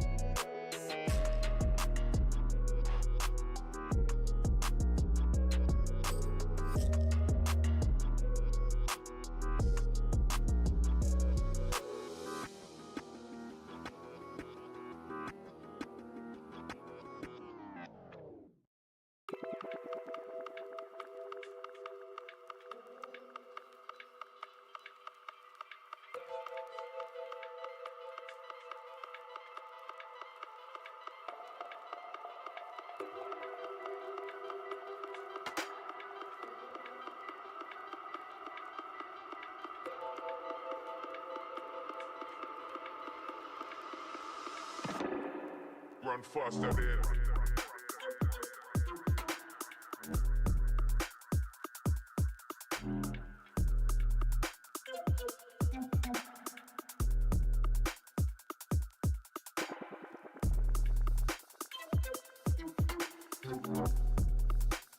Almost 1 o'clock, Florida Panhandle at pirate time. AMC is at $3.06. It's managed to climb 3 pennies in what, 6 couple hours here now. And GameStop at $24.48. For those of you denied a chart, there's your update.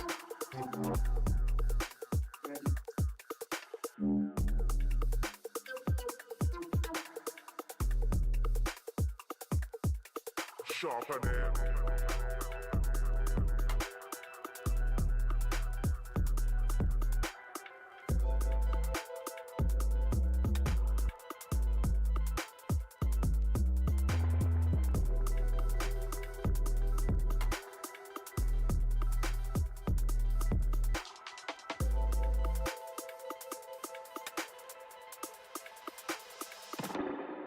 Run faster than.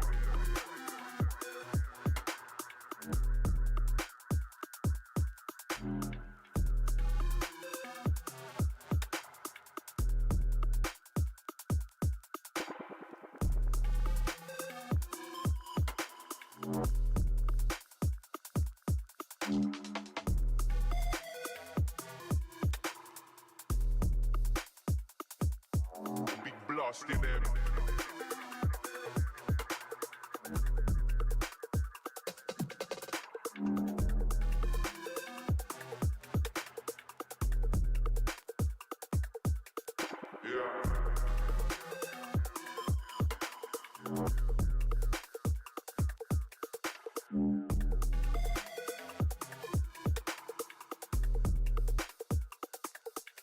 Sharper than.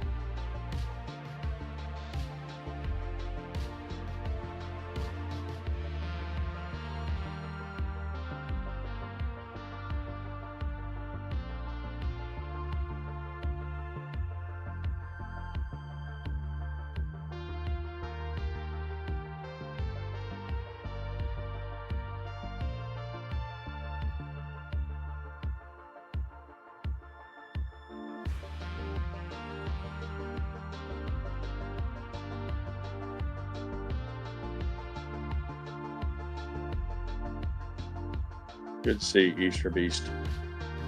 Good to see you too, Funky Pizza Productions. Hope you're having a good day as well.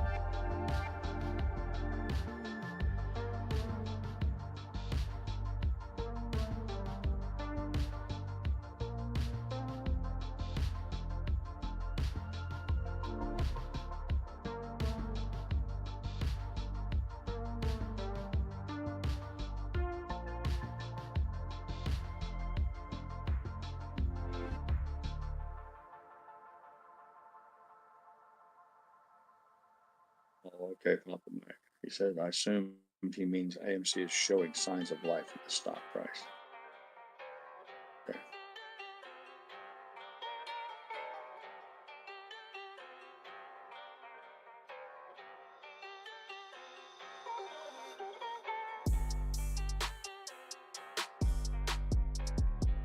Usually keep up. For them a little slow on the uptake.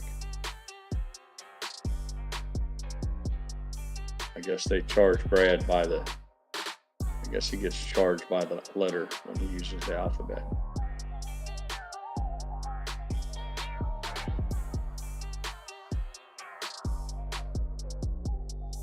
Sometimes I need just a little something to go on.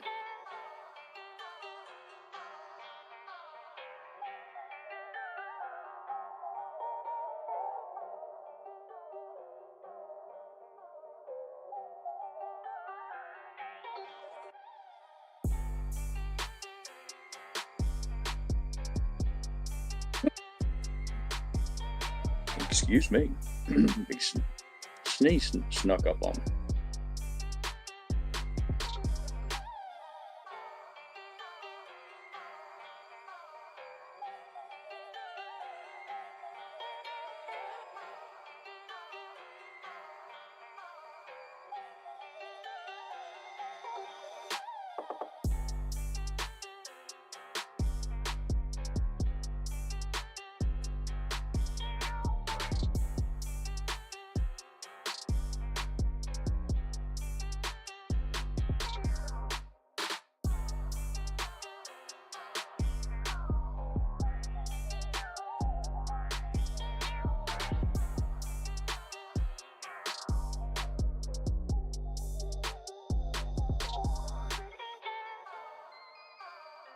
I hate to break it to you, Brad, but a run to 320 isn't exactly going to give us a reason to pop champagne corks around here. You may not be aware of this, but most of us have been here for about 4 years.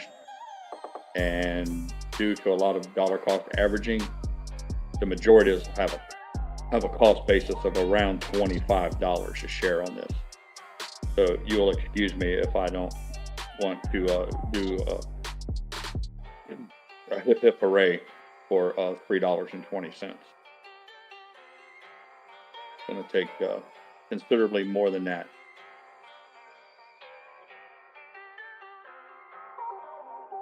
But I get it, you know, if you showed up relatively new and you got in at the recent lows of $3, I can see why you would be excited by seeing $3.20 print. You'll just have to excuse the rest of us if we don't join in the revelry.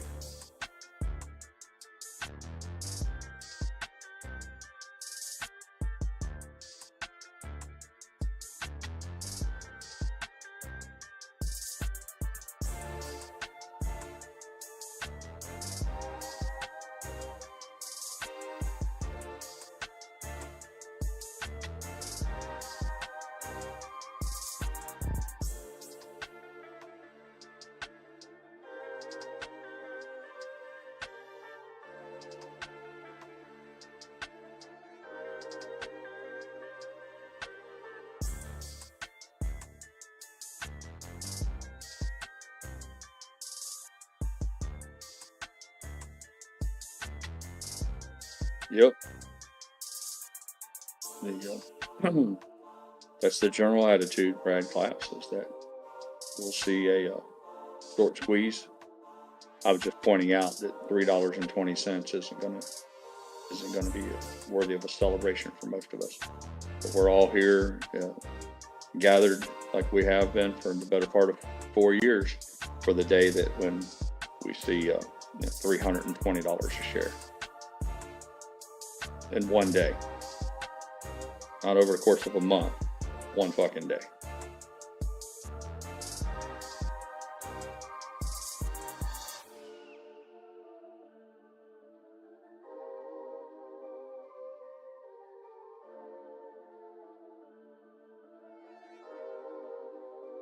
See Mrs. Pirate sit with her egg timer, her stopwatch, so we can count how many times in a row we see $1 every 60 seconds. The fun stuff.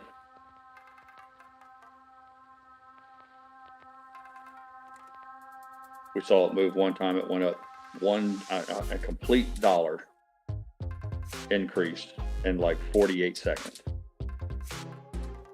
That's what I'm here for.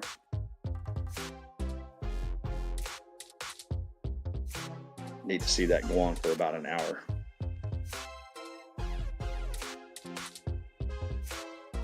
Maybe as much as 2 or 3 hours. That's what'll get me excited. Until then, I just have to patiently wait. Busy myself with other tasks, mundane as they may be.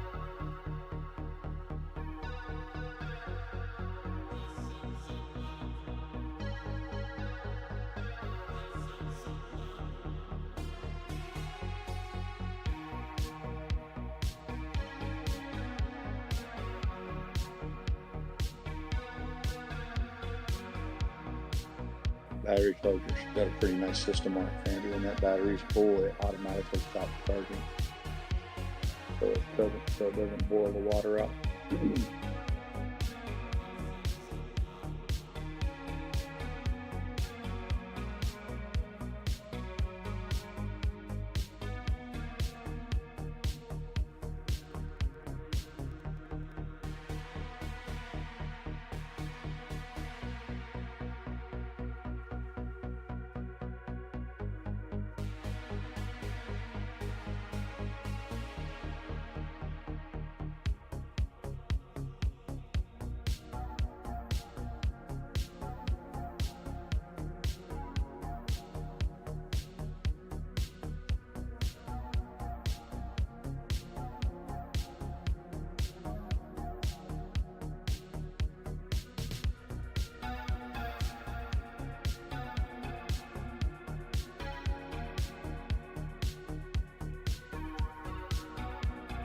VIX is at 2289. Excuse me. Man, that's elevated. 23 on the VIX is, I think anybody would argue that that's kind of dramatic.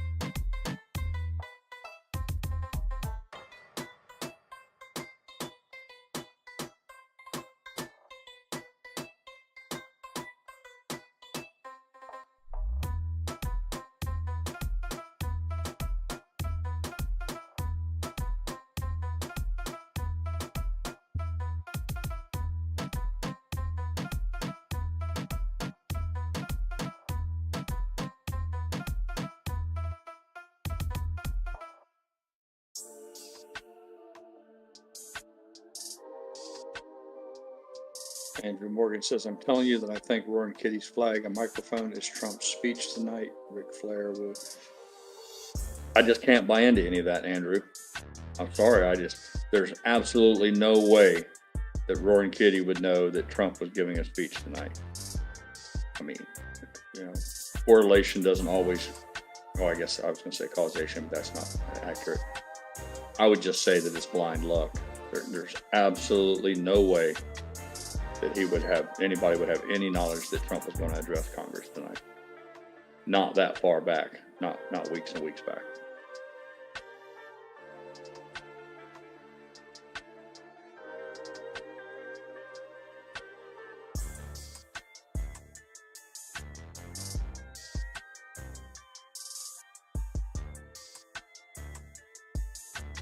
Doesn't give two grizzly fucks about AMC. He's got a world on the edge of fucking world war.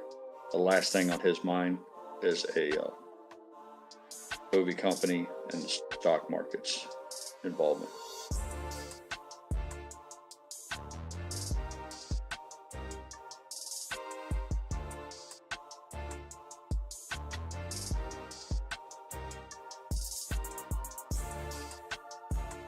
who said he's from the future. Roaring Kitty, sure he is.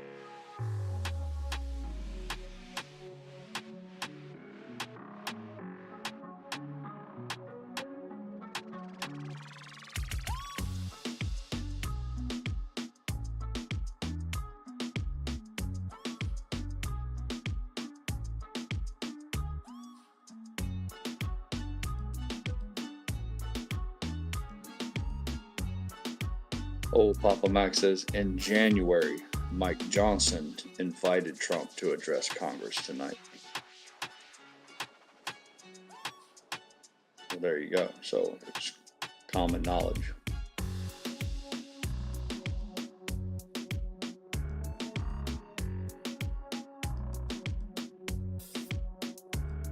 Look, you'll have to excuse me if I don't join in on all the cheerleading for Roaring Kitty. Again, I don't have the patience for it. All the whole emojis and the super secret codes and all that kind of shit. It's a little childlike for me. You have something to fucking say it, just say it. You know.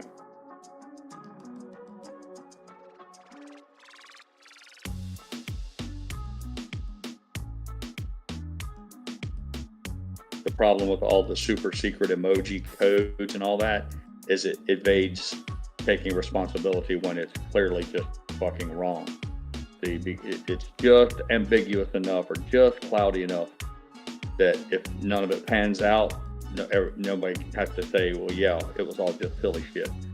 But if something does happen to line up, and it's like, oh my God, see, there it is right here. I'm like, it's just a little too easy for them to celebrate it when it does appear to be accurate, and then to go unnoticed when it's clearly just fucking 180 degrees out. For that and many other reasons, I find the whole thing tiresome.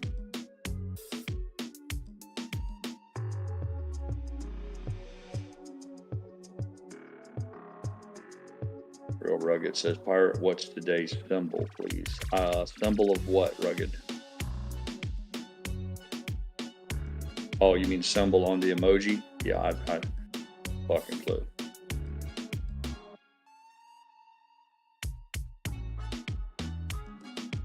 Yeah, Funky Pizza says, and every 2 hours or so, there's a different DJ every day. Oh, he's talking about the music. Papa Max says, if you look at the back of the Captain Crunch box under a black light, you'll see the truth. Exactly.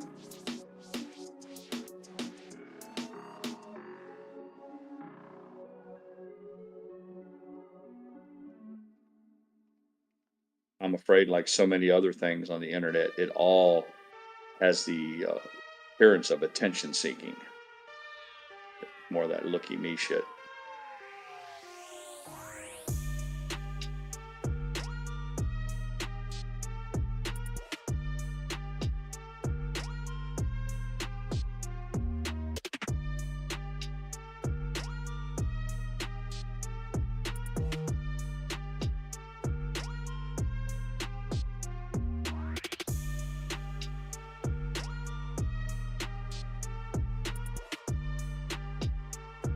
Get too negative, but I'll point out quickly that everybody practically got down on their hands and knees and sucked Trey's dick from Trey's trade. They just practically gave him fucking daily blowjobs, and in the end, he walked away with $1 million off of an options play.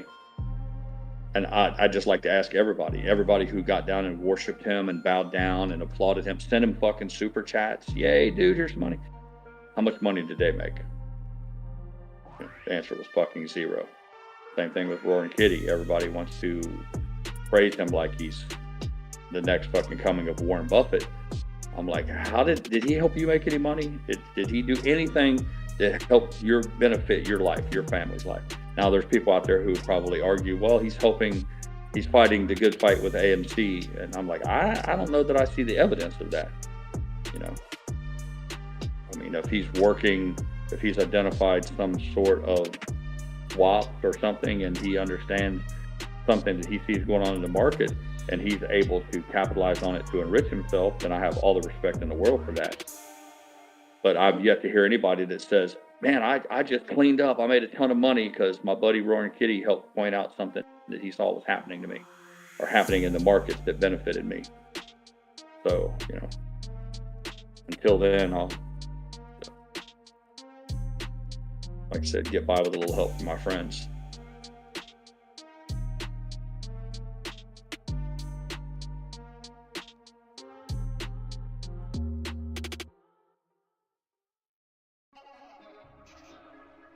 Ben says, would it be market manipulation if he said in words instead of symbols? See, here's the thing, Ben. What's market manipulation? See, we got this little thing in America called the Constitution, where you're allowed to have your opinion. You're allowed to. This isn't the United Kingdom. We don't live in fucking London where they throw you in jail for what you say. So if Roaring Kitty wants to say something, it's perfectly legal for him to say it. Now, can you run afoul of Securities and Exchange Commission if you start doing things like advising people to all buy on Wednesday at 4 o'clock? Well, I guess you could make a case that is indeed illegal, because then you are manipulating a market. But I don't, you know, how, again, if he does the super secret code, I'll play along with this stupid shit. If he does the super secret emoji code and you're able to decipher it, if you can look at it and determine what they mean, how is that any different than him just telling you, you know, go long or go short or buy puts or buy calls? How is it any different? I would argue that it's not. So if it's made clear enough that you can read it and make sense of it, then why can't an SEC person make sense of it? Now, if the argument is that it gives him plausible deniability that he can claim it doesn't mean what he says it meant, maybe. But the whole thing is just an exercise in futility. I'm like, again, I need somebody to point out to me who made money off of these trades. Has Roaring Kitty helped anybody get paid in the last, I don't know, year, 2 years? And the answer is fucking no, not that I know of. I don't have any, like I said, I don't have any ill will towards the guy. I just don't run up and bow down on the ground and worship him. I'm not worthy because I don't, again, what have you done for me lately? You know. Now, if you want me to clap for the guy because he made, you know, tens of millions of dollars, I will, absolutely. I'll be the first one to say that was a baller, badass move, and he did it. But I don't, other than hero worship, I don't understand the affinity to follow all that shit.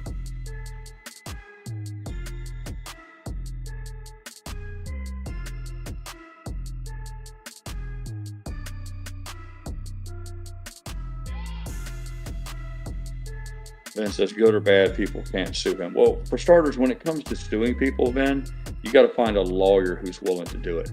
Contrary to what most people believe, for starters, most people have never sued anyone. So again, they have no practical knowledge about anything that has to do with suing someone. And more often than not, most people have never been sued. So again, it's a subject where most people know fuck all about it. But if you can, first of all, you got to find an attorney who's willing to sue someone, knowing that the only way he gets paid is if it wins. So most lawyers who are intelligent won't take a case unless they feel relatively certain they're going to get theirs. Otherwise, they know they're wasting their time. That's generally, in a nutshell, how the whole lawsuit thing works out. But again, just because someone has a lot of money doesn't necessarily mean they're an easy target for lawsuits. In fact, I can make some real strong arguments that you're better off to sue a poor person or a person of moderate wealth than you are somebody who's a heavy hitter.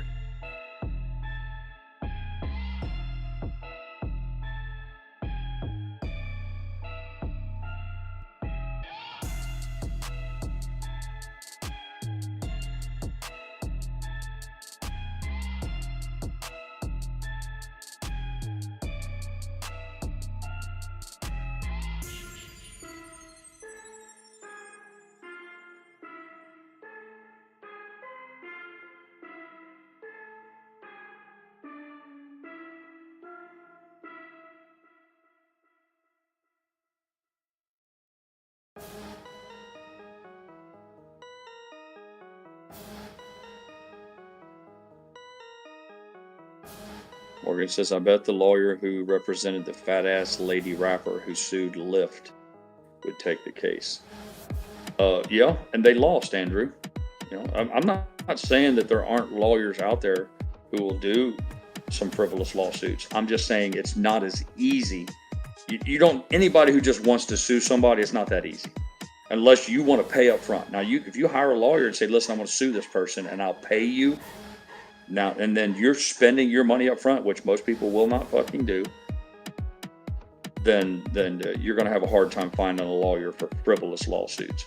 But even if you find one and you can make this case that you can, like, look, dude, this guy's rich, we can get paid from him. Again, you just kind of perfect example. That was the rare bird where somebody did find somebody dumb enough to go ambulance chasing, and they lost. They wasted their time. So the lawyer got fucked. Whatever money he spent, whatever time he put into that, it was all for nothing because they got told by the court system to fuck off.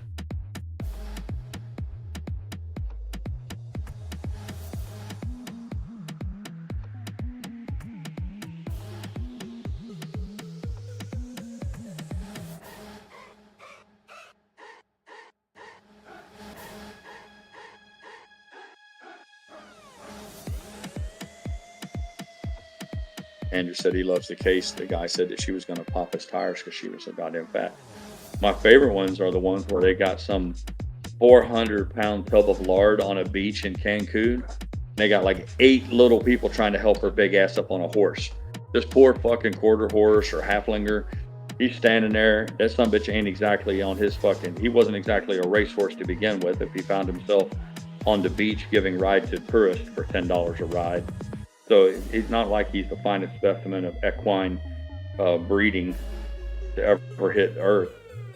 So you got this spindly leg, little sway back fucking horse standing on the beach who can barely ambulate on his own fucking with a normal sized person on his back. And they're gonna hoist this giant fucking tub of lard onto that poor animal. I'm like, what is wrong with you people? And that's a lot of it's probably that. Everybody's afraid to look her in the face and say, you're too goddamn fat.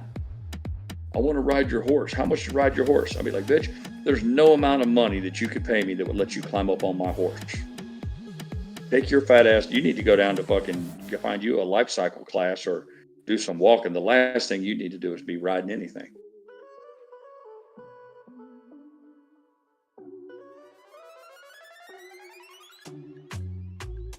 Easter Beast says they can file lawsuits to force settlements because it's cheaper to settle than fight. Not always, Easter Beast. You have this little thing called countersuing. You can sue the other person back. You can sue for court cost. It's not always that easy about the forcing of settlements. And also, I saw a man, I stood in a guy's office while one of his employees threatened to sue him. And the guy looked him straight in the face and said, I will bankrupt my family fighting you in court before I'll pay you $10. There are some men who won't be fucked with. There are some corporations who won't be fucked with. And that a lot of times they'll make an example. That whole concept of, well, they'll just sue to settle sometime. But that's some shaky ground to place a bet on. And again, there are people out there who said, I would rather spend $100,000 fighting you in court before I'll pay you $10. I'll see you at the courthouse. You bring your guy, I'll bring mine.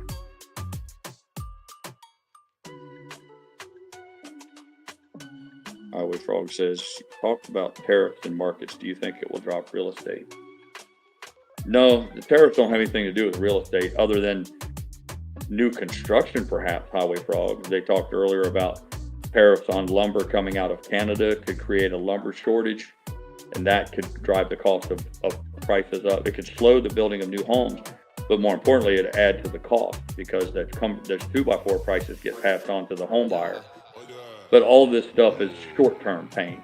Eventually, they will crank up lumber production in the United States. Nature abhors a vacuum, and so do markets. If lumber becomes expensive out of Canada, listen, here, newsflash, we have trees in the United States. I don't know, maybe you guys don't know this, but there are pine trees in the United States. The difference was, it was just the Canadians were willing to sell theirs cheaper. So we're like, fuck it, we'll leave our trees alone. We'll take yours.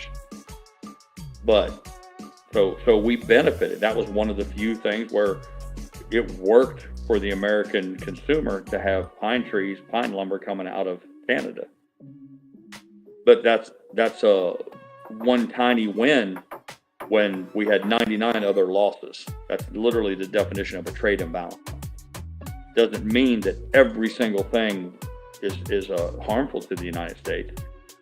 Cheap lumber out of Canada was a huge plus for the American market. Home Depot, Lowe's, your builders, all of that. But there's more to the world than 2x4s. But to answer your question, the prices of real estate are, the many things drive them up and down, but the cost of lumber is just one small price of that, and I don't see it being a huge factor in that. I can tell you this, Highway Frog, real estate's about 8th grade economics, laws of supply and demand. It's real simple. I talked about it ad nauseum on Twitter and X, all these dumbasses who talk about rent control, California housing shortages. I'm like, it's real fucking simple, people. You know, when I sell a house, I don't just pull a price out of my asshole. Mr. Pyre don't come in and just say, hey, Dad, what do you want to sell that house for you got over on so-and-so? If I could get away with it, I'd say, well, $5 million. The answer is all I can get. When you ask me how much I want to sell something for, the answer is every penny I can get out of it. So that begs the next question is, well, then who decides that? The buyers do. Stupid ass Americans don't figure it out that it's the buyers that set the price of almost everything. Until you stop buying my houses, I won't fucking quit raising the prices. Every time I fucking fix a house or bought one and built one and sold it, the next one was more expensive, not less. So it's like, you know, in the end, you got the market is buoyed by buyers. When buyers quit buying, when they say, I'm not going to sign a contract, I'm not bringing my down payment and my good credit, then the people who really need to sell, because maybe they just got a new job and they're moving out of state, they got to get rid of their house, the laws of supply and demand kick in, and they'll say, well, we can't get $500,000 for this house. We're going to have to lower it to, you know, $420 or whatever. That's for the real estate agent to decide. They call that chasing the market. When you price your house, if you don't price it accurately the first time and it doesn't sell, and then you have to keep lowering it and lowering it and lowering it, that's a bad thing. You got a bad real estate agent, because what you're doing is chasing a falling market. And unfortunately, the longer your house stays on the market, it can become stigmatized. People think it didn't sell for a reason. They don't feel like it's a good deal because it didn't get snapped up right away. And there's some numbers that support this. Mrs. Pirate's better versed at this than I am. She should be speaking right now. But if your house doesn't sell right off the bat, you're all now you got like a perishable product. And yeah, you can do price reductions and all that stuff. What we did was we didn't do price reductions. Mrs. Pirate would just pull it off the market. Pull it off the market, let it sit for a month or something, and then put it back out with the new price on it, and then it's a fresh listing. Because the real estate agents get new offerings, and that's what everybody jumps on. When something first gets put on the market, that's when everybody runs to go see it, so they can scoop up the good deals. You want to market your house so that it's priced exactly perfect, where you get that initial pop and it sells. Otherwise, you into that endless thing of lowering the price and lowering the price and lowering the price. And but yeah, the buyers set the price. And it's the same thing when it goes the other way. When nobody's buying houses, then the prices will continue to fall, and they'll continue to fall and continue to fall until they get such where people go, man, I really wasn't in the market to buy a house, but the prices are cheap right now. I got to go out and get me one. So, you know, the capitalism works if you just leave it alone.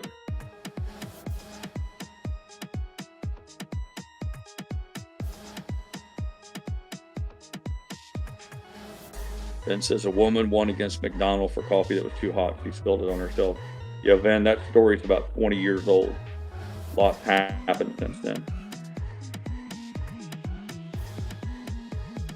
And again, the topic of lawsuits, you can cherry pick.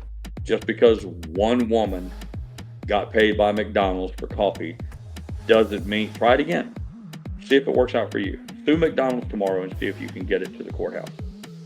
Again, it's easy to cherry pick these little stories that pop up from time to time because they're oddities. That is no way indicative of how it really works in the real world. But again, don't let me stand in front of your dreams. If you think your path to riches is to sue McDonald's, go for it and see how it works out for you.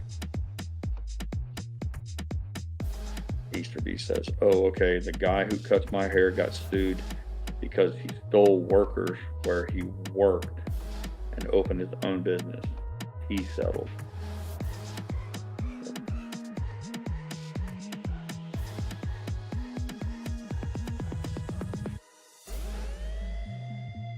Charles says, just curious if I may see some buying opportunities out of this. Thanks. I guess that would be depend on what you define as what your definition of opportunity is, Highway Frog. If you want to know, if your question is, do I think housing is going to take a big giant dip? No. I've said it many times on KC's channel. I've been asked at least a dozen times in 4 years. No. And I could be wrong. Nobody's got a fucking crystal ball. That's what makes life so challenging. Sooner or later, everybody's got to think for themselves. You can listen to a drunken pirate or KC or GrayLeaf or Real Rugged. But sooner or later, you got to take all that information and then you got to put your big boy pants on and decide for yourself. And then you pull the trigger, as they say. And then you live with your decisions. Told the story many times. My wife's best friend, been friends for 50 years, very well accomplished. She has spent over 30 years working for Procter & Gamble, never had any children, and didn't get married. Just recently, in the last, 8 or 9 years, got a live-in boyfriend. So you can imagine how much money she has in the bank and 401k, all of that. And all she wanted was a piece of property on the beach down here in Florida. So she went to her best friend. My wife isn't just a real estate agent, she's a licensed broker. And said, hook a sister up. I want to get something. And we talked about it and we decided that the market was too hot. It's like not really the optimum time.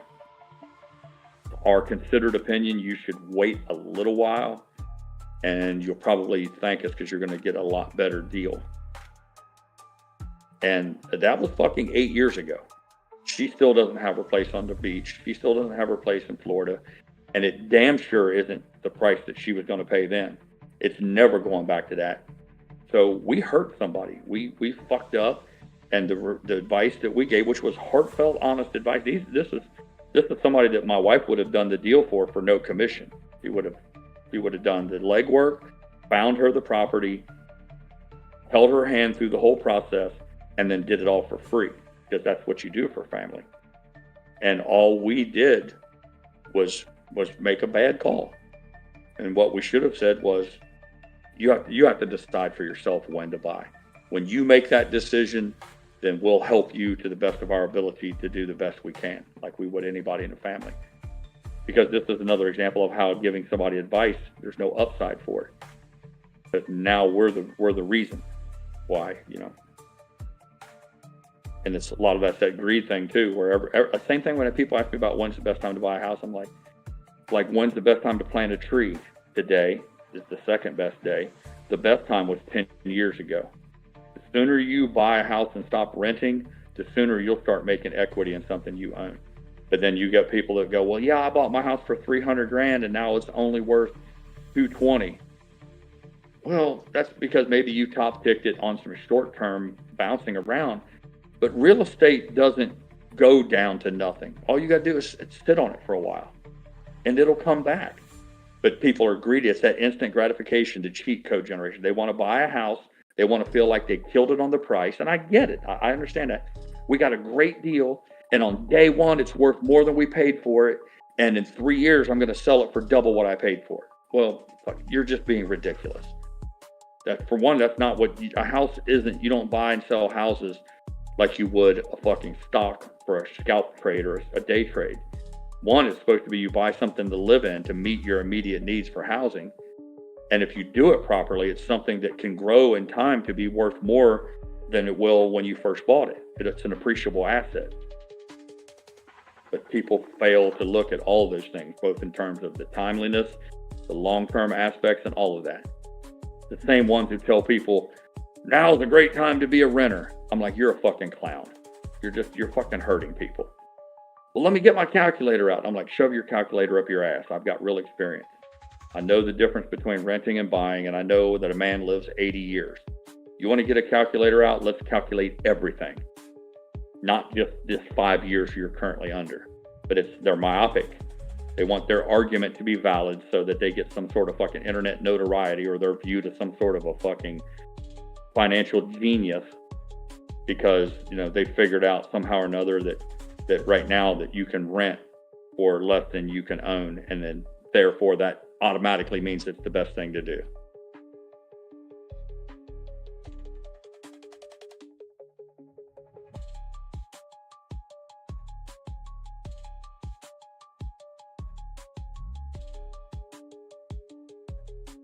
Sometimes that's one of the reasons why I paid for the blue check mark on Twitter, is because a lot of these subjects are too complicated to distill down just into a bullet point statement or 118 characters. And in order to make a well-worded argument, I needed more digits to type in. But it's always the same. I tell people, you know, it's about time. What are you expecting? Are you looking a way to get rich off of your house? Is that what you're trying to do? Well, that's wrong. But if you're trying to decide how you can build a lifetime of comfort, or at least a retirement of comfort, and you study your family's finances, I don't know how anybody can look into a fucking camera and tell people, yeah, rent your entire life and you'll be better for it. Dumbest shit I've ever heard.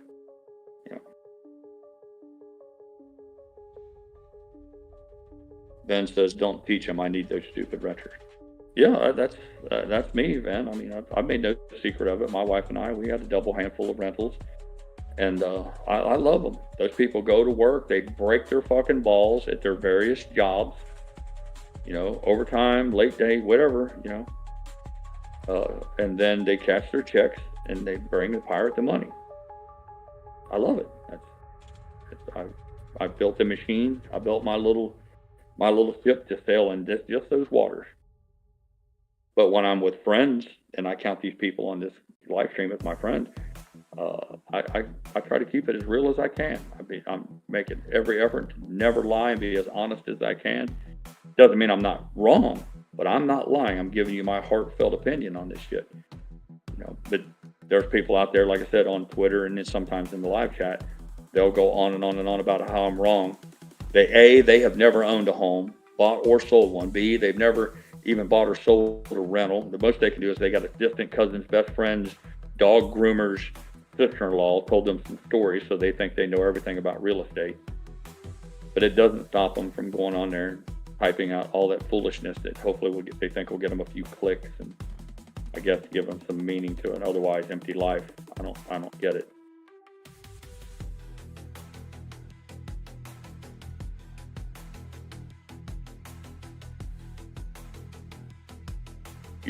It's funny too, I see a lot of ranting and raving about giant corporations buying houses and renting them. Not a bad thing. It's actually a good thing. It's a good that there's an industry where big corporations with money to invest say, housing is profitable and I'm going to invest in it. Everybody says they want more housing. Well, who the fuck do you think is going to build it? The whiners, the crybabies you think the fucking crybabies on Twitter are going to pool their resources and build fucking a subdivision? Fuckers can't even get a mobile home on a lot out in the country. So you got industries that's filling a need. They're building buildings to rent to people. That's not a bad thing. That's a good thing. But all these people running around acting like they can't get a house because BlackRock's scooping them all up, that's cope. That's somebody that's just, they're looking for anything else to blame their housing woes on, and that's convenient.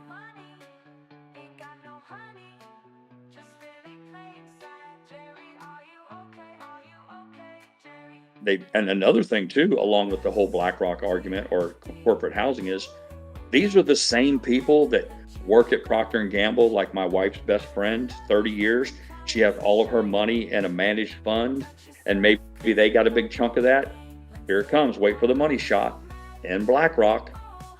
So do you think she's got a problem? Do you think my wife's friend who has her 30-year 401k and say they're heavy into BlackRock and Wall Street?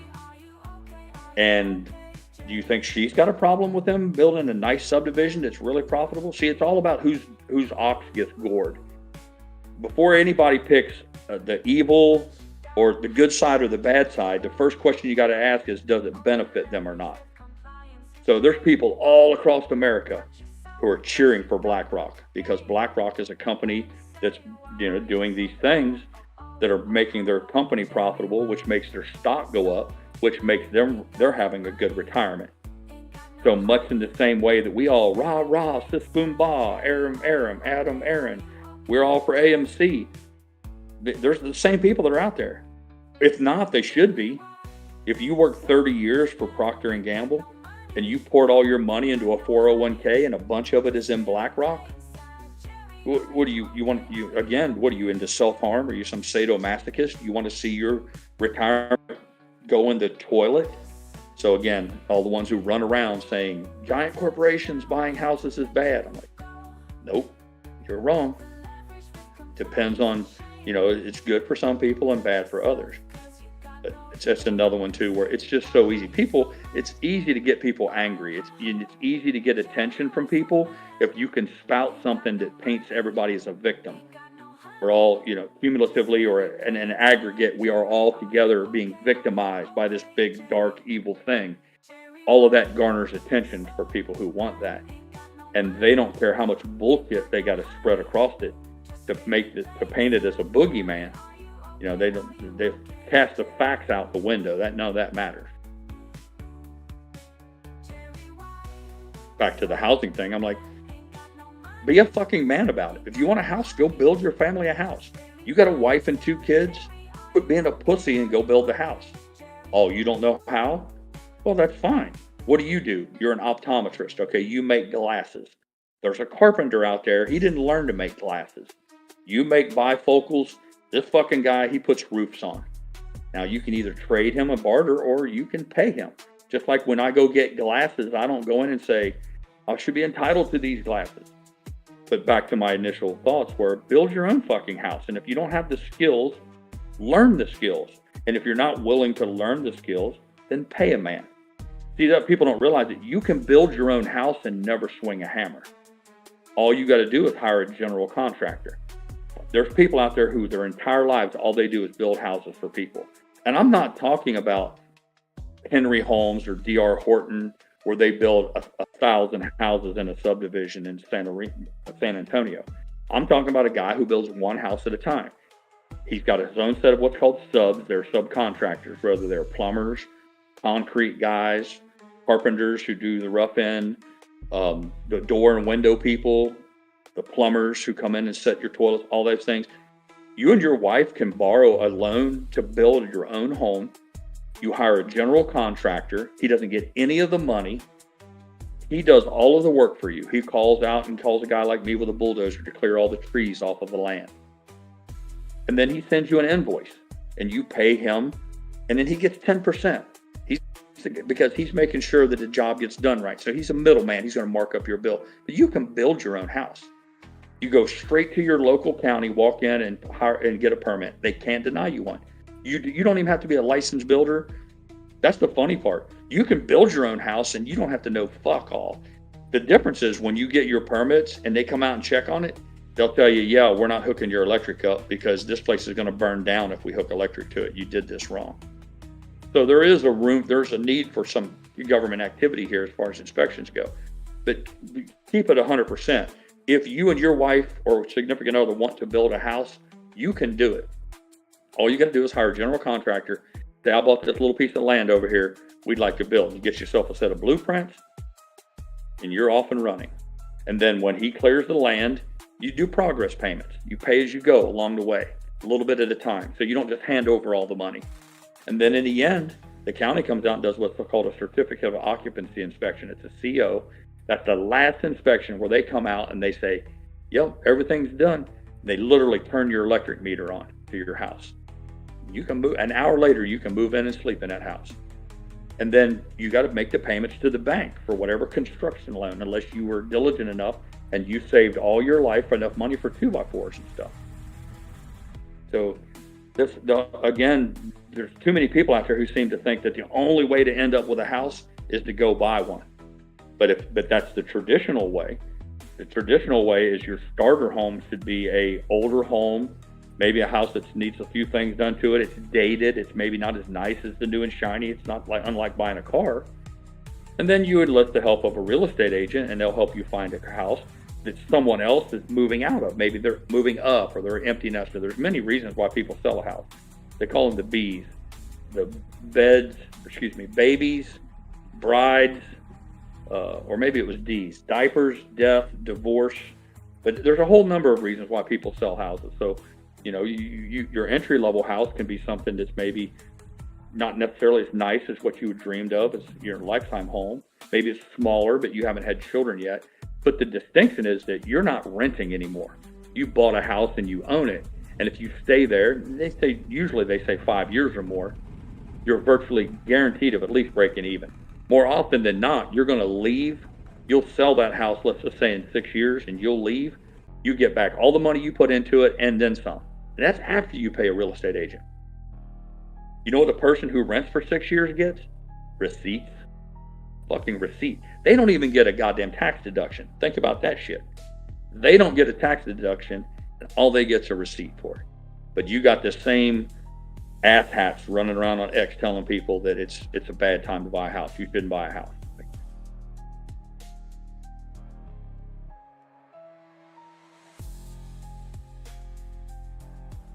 Now, does that mean if you go out tomorrow with a real estate agent and you buy a house for $300,000, your house payment's $2,500 a month for 30 years, and you bought it, and then the market crashes, and in 6 months you have your house appraised and it's worth 50 grand less? Yeah, but it's just on paper. It's no different than a stock. It's not like anything changed in your fucking world that everybody's like, oh my God, it's down. I mean, yeah, it went down. Big fucking deal. Call me back in a few more years. And then a couple of years later, it goes back to even. And then it goes on up. And then it comes back down a little bit. And then up and back down a little. But the moral of the story is tick-tock, tick-tock, tick-tock. You're growing older. Your kids go through high school. You're going to college. And the next thing you know, you're sitting on a house that's paid for. And I've been to these parties. They're really fun if you haven't been to one. It's traditional. It used to be to have what's called a mortgage burning party. We were too busy when Mrs. Pirate and I paid off our house for the first time. But what you're supposed to do is when you make your last payment, then they give you your mortgage, which is your loan paperwork. They're not worth anything anymore. There is no more loan, and you burn them. You have a barbecue grill, and you have all your friends over with steaks and beer, because at that moment in time, your world just changed. You own your home now. And that was a big thing, was having a mortgage burning party. And then if you're smart, you never had a mortgage again. You could do a HELOC, which stands for homeowner's line of credit. You go to your bank and you can set them all up. You say, look, my house is worth X amount of dollars.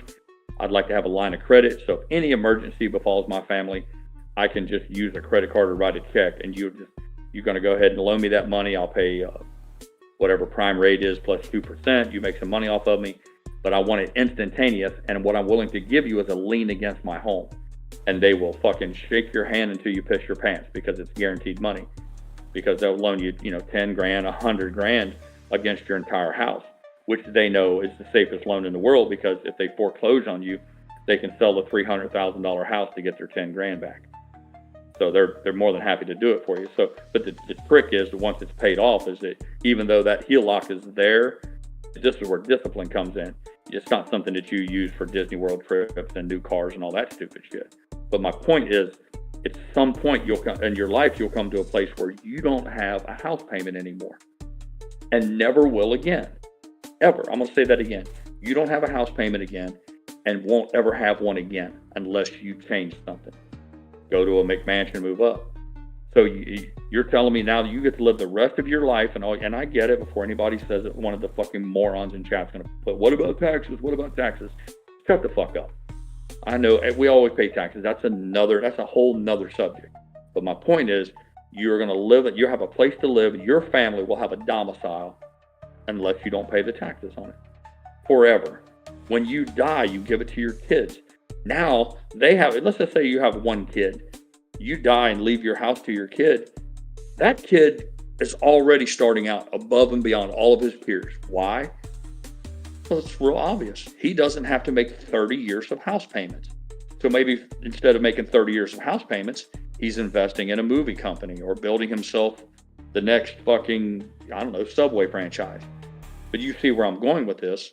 This is how generational wealth is built. They think in terms of maybe it's not good for you, but it'll be good for your kids, or if not, your kids' kids. And that's what sets a lot of the really wealthy people apart from the fucking hillbillies, is because everybody today is looking for the fucking easy button.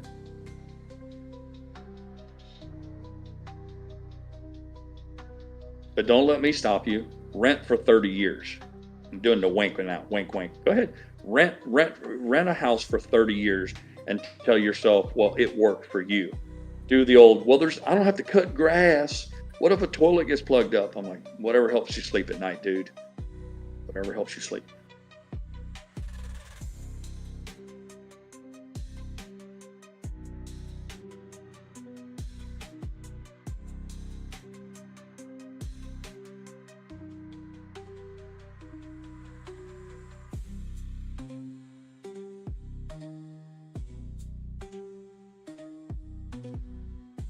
That shark that keeps swimming by that camera, for those of you who don't know, I believe that's called a black tip for the obvious reasons. Black tip on its dorsal fin, tail. But I've caught one shark in my life, and that was a black tip. And I actually skinned that sumbitch and ate it. I didn't care for it.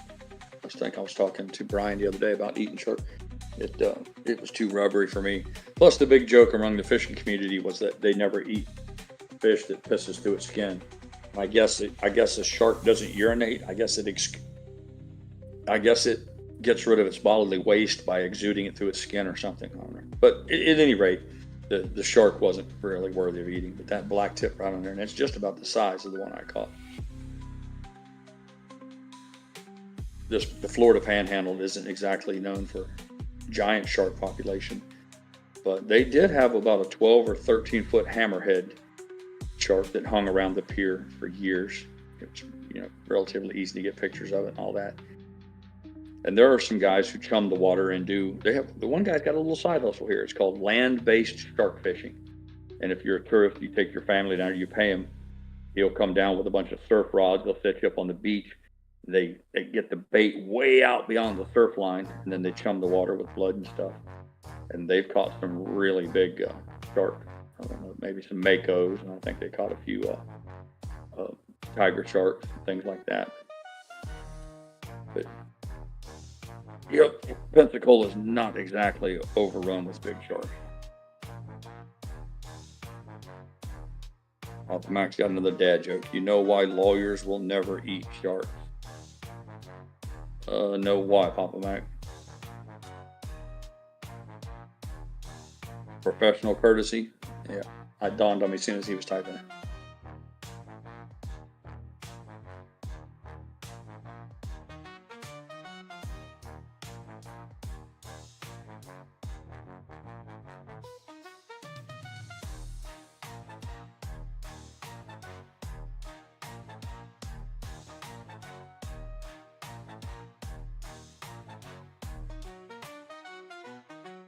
I got to be careful, Papa Mac. My youngest son is he's in the pipeline to be an attorney, so bear that in mind. I want to run afoul.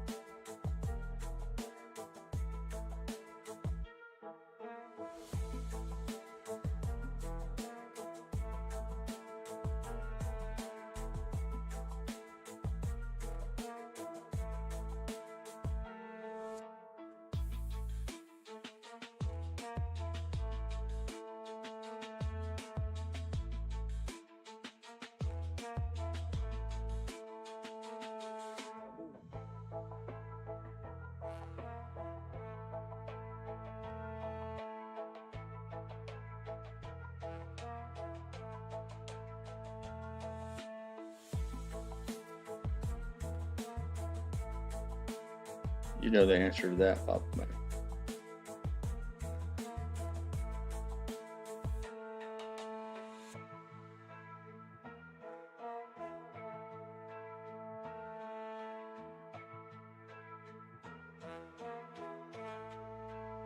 Get out there, son.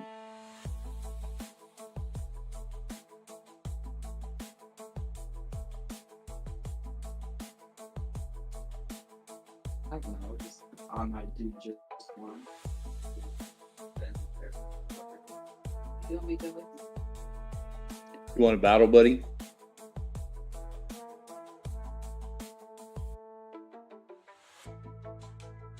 I'll be cooking soon. But be careful. Pork tenderloin, fried cabbage.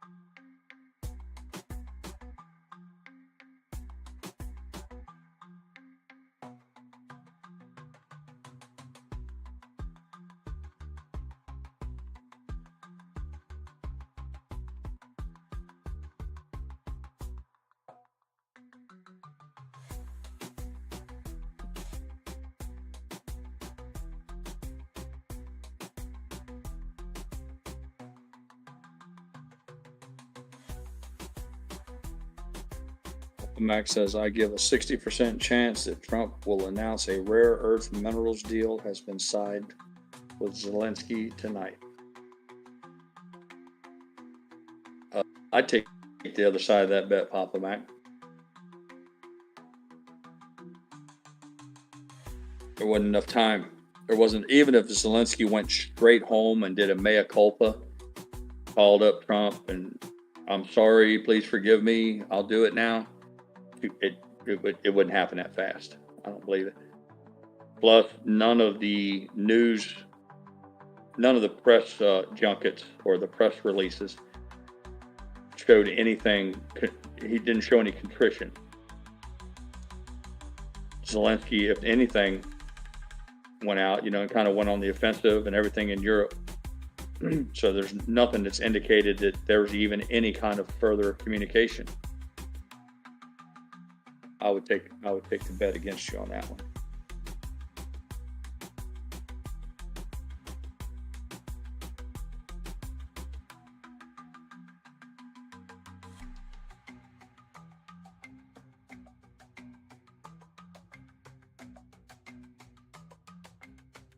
Tell you what, I hope I'm wrong, but I have a sneaky suspicion that this might be about Bitcoin and shit.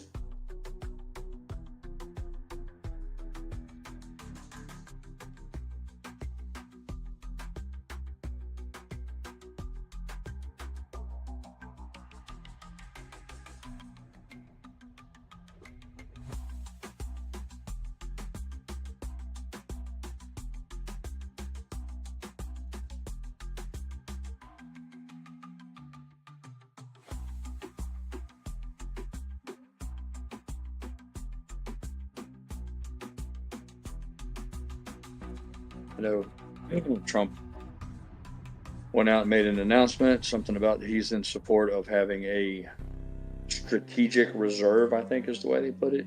Strategic reserve in And I think he said XRP and Ethereum.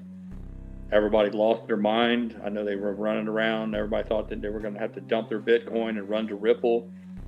Apparently somebody whispered into Trump's ear and said, hey, you forgot to mention Bitcoin too, because then he did a cleanup on aisle 3.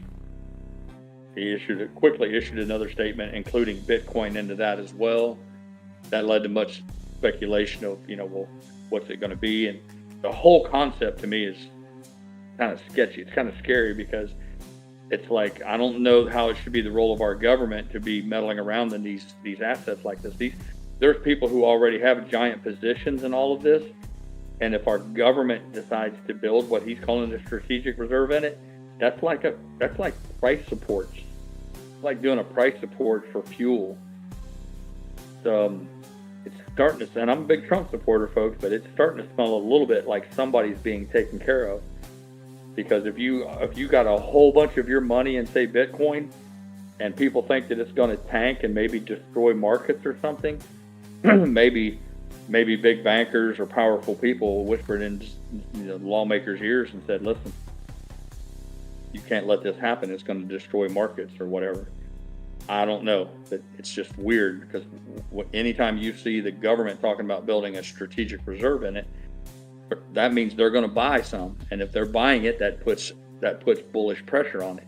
That's a price support. I don't get it, man.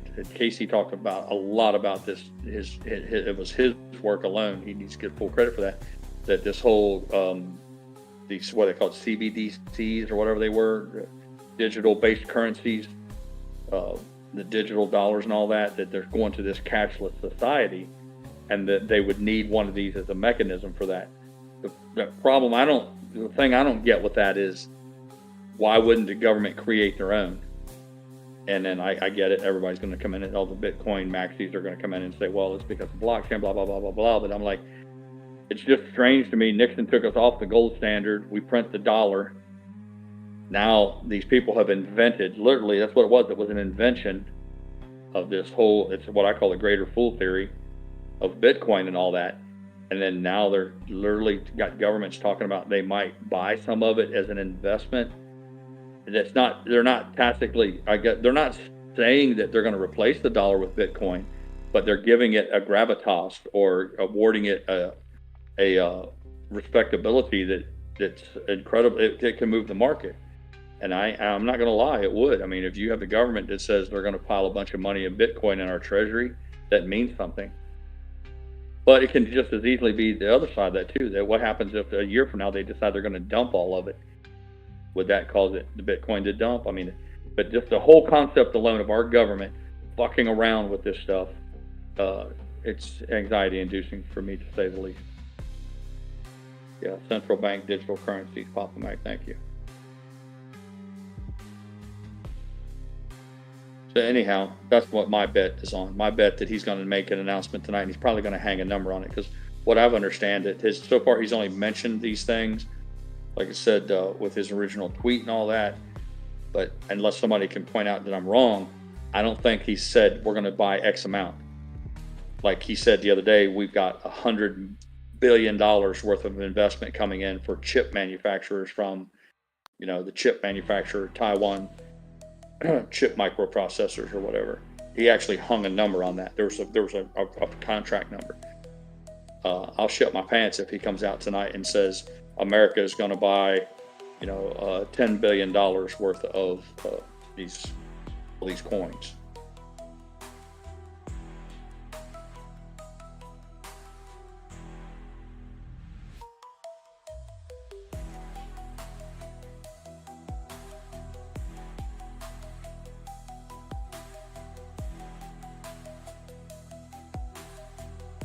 At the risk of sounding too dramatic, I'm not even sure if it's fucking legal. But I would need somebody, I need a constitutional scholar or somebody who's educated in such things to tell me. I mean, it's like, I should know this, and I'm ashamed that I don't, but that's okay. Can our government just invest in whatever the fuck it wants? I mean, could president do an executive order and say they're going to start buying stock in Microsoft or Procter and Gamble? I mean, I'm not even sure how that works.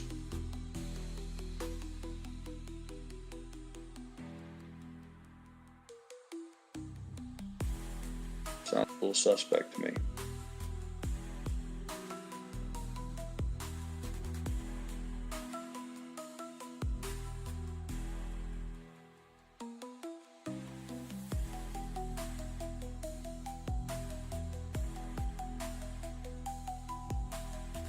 Billy said in his tweet, I'll read it as he wrote it. He mentioned XRP, which is Ripple, SOL, Solana, and ADA, which is Cardano, in the initial tweet. Okay, well, I didn't know that. I thought I read somewhere that they mentioned Ethereum as well, but I could have been wrong on that. Yep.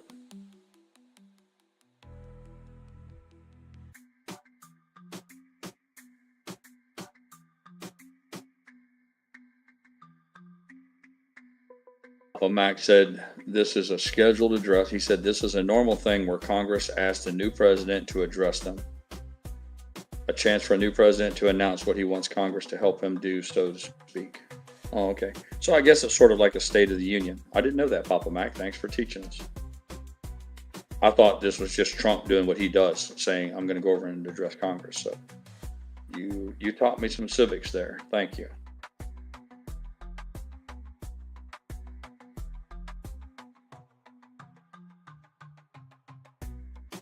Any of you car aficionados, wannabe auto mechanic, master mechanic geniuses want to weigh in on this, I'd appreciate it.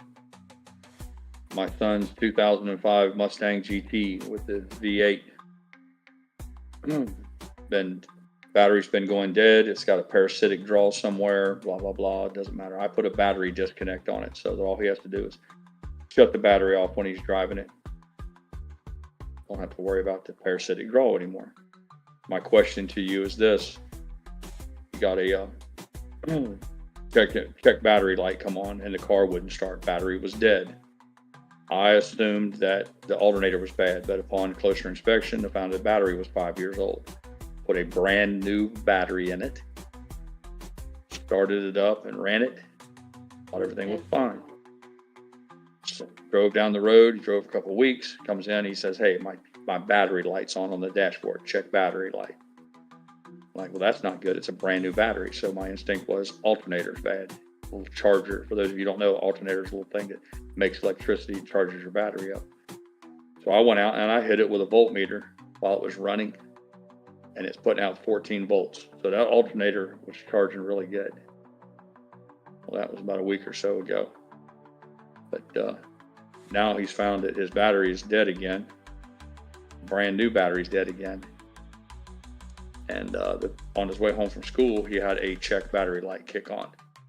And my question to you is it possible that alternator is working sometimes and not others? I think they're internally regulated. I know they used to have voltage regulators that, just like the name would imply, that regulates the voltage. I know that used to be a separate component.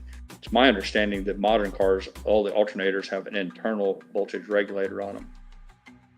But I'm going to test it again today, but I have a sneaky suspicion that it's going to register that alternator is putting out 14 volts. So if anybody has any thoughts on the matter, I'd appreciate it.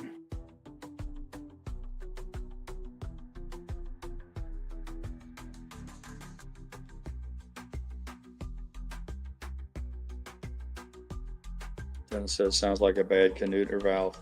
Dennis, you sound like a guy who pays people to do brake jobs for him, $600 a pop. You and Yucca.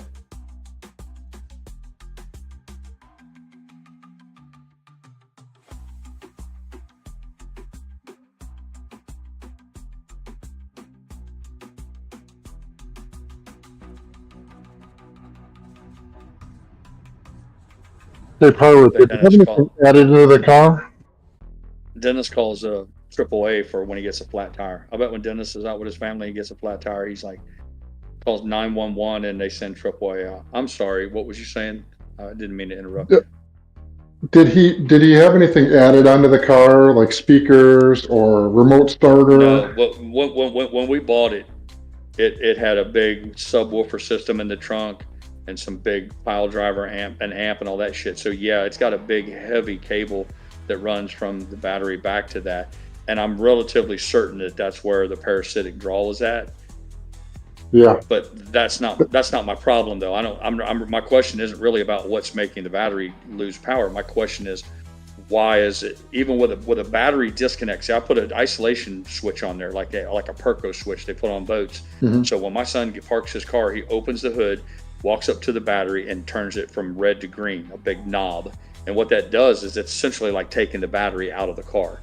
So there's no opportunity for a parasitic draw anymore. My question is why that alternator is letting that battery go dead when it's showing to me on a meter that it's putting out 14 volts.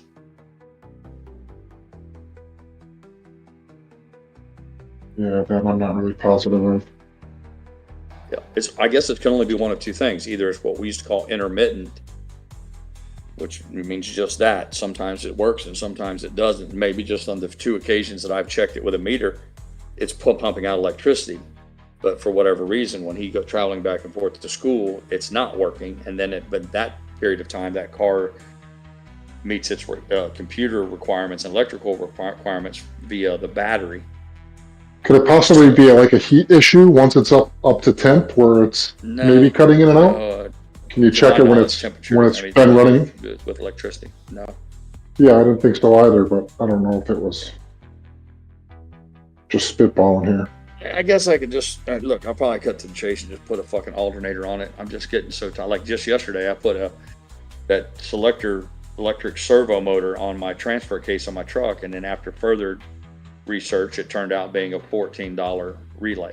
So I want to make sure that there's not a $14 relay out there that I'm missing somewhere, and I'm going to unnecessarily buy an alternator for this thing. Highway Frog said he had a battery blow up over an overcharging alternator. Yep, batteries can explode. I was sitting in one of my company trucks with the hood up on, letting one of my employees jump start a piece of equipment that had gone dead. And when he put the battery cables on my truck battery, the whole thing exploded. It was giving off some of that gas. The sparks ignited. It blew the entire top of the battery off. Battery acid all over, plastic everywhere. It was all over his face and shirt. But he had bad eyesight and he had glasses on. And to this day, I think if he didn't have those glasses on, he probably would have been blinded. But yeah, batteries. When you carry a battery, it's dangerous. A lot of people carry a battery and they like ride it up on their hip. Especially an older one where it's got sediment in the bottom, because that sediment is metallic and it can connect those plates. If you know anything about how the inside of a battery looks, you can short the battery out on the inside, and that's what makes it explode. When you carry a battery, you want to keep it level and plumb, and obviously when you're going to store one, you never store it on a concrete floor, because that puts what's called going to ground. It'll suck the electric out of it. You at least want to set it on a piece of wood, set it on a 2x4 or a 2x6. What is the make, model, and year of the vehicle? Ford Mustang. What's it, 2005, Sandy? 2004 GT Mustang. Okay. Because you could probably go on Google or any other thing and type it in and see if there's a known issue with that. He's done that. Okay. Yeah, but I haven't found anything either. That's our first go-to on everything if it's outside of my scope. Yep. I'm looking for something rare. Like, for instance, I asked people about the four-wheel drive mechanism on my truck, and 90 videos popped up saying change the servo motor out. Mm-hmm. It was a $14 relay. There was one guy that had a $14 relay video. So again, you got to be careful with the internet. It's not the god of all things, because it cost me a $200 fucking part that didn't need to be changed.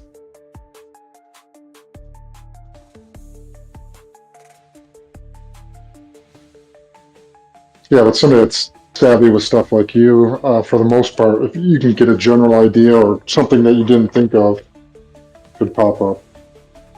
Not saying that that's the problem, but could give you some ideas. Yeah, but if he's looked and hasn't found anything, then old school where you just ask people, and sometimes people know, sometimes they don't. I had a truck one time where I bumped something. It didn't set the airbags off, but because I hit it pretty hard with my front bumper, it tripped a switch. I had no idea a switch even existed like this, but on some Ford trucks, On the passenger side, under the dashboard, below, underneath the where your glove box would be, there's a safety switch, and in any sort of impact, it shuts off the fuel pumps to the, I guess it keeps the fuel from squirting all over the ground, reducing the likelihood of explosion, I guess. I guess that's the theory. But if you don't know that it's under there and you bump something real hard, it can set that off. And until you reach under there and reset it, it's just like a circuit breaker. You just set it back to you push the little thing back in. That car's not going to start. And I'll bet you there ain't 1 in 1,000 people even know it exists. And it's in the owner's manuals, but how many people do you know that sit and read their owner's manuals? So anytime I have any oddball weird shit, I'll usually ask people if they have any ideas. Sometimes you can blind hog and find an acorn.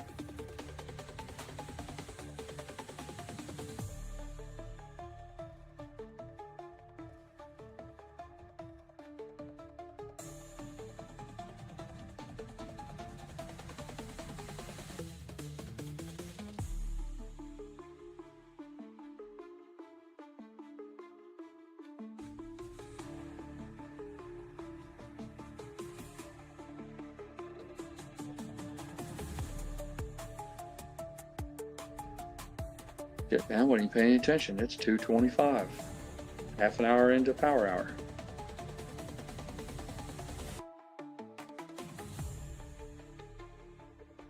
That's funny. Dennis said, my dad is actually a mechanic, and yes, he's ashamed of me. That's funny.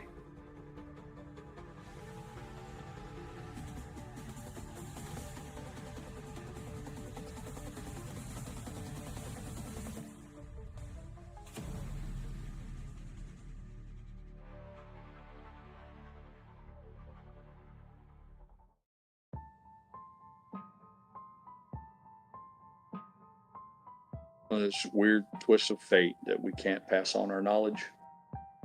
Every man's born, can't even talk when we're born. We have to learn everything and start from zero. If you're fortunate, you'll grow up around people who can impart some wisdom or knowledge on you. Maybe you partake in some sort of an educational system, at least get you the basics of reading, writing, and arithmetic. But whatever you accumulate, whatever specific knowledge or industry specific, you could be a real genius. Just think about the effort it takes to learn to play a piano or a guitar and all that. It'd be so much nicer if that could just be passed on to the next generation. Can you imagine if everything that you achieved in terms of intellectual growth when you died, if you could automatically just like swapping out a what they call it, a card in a cell phone, a little tiny chip you take out of a cell phone and move it to another one.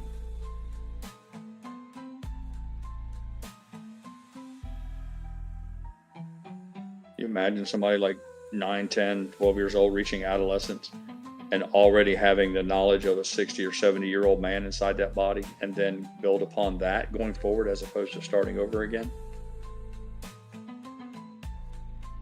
Tell my gummy's kicking in. I'm getting all philosophical. Thank you, Maze. The SIM card. That was the word that eluded me.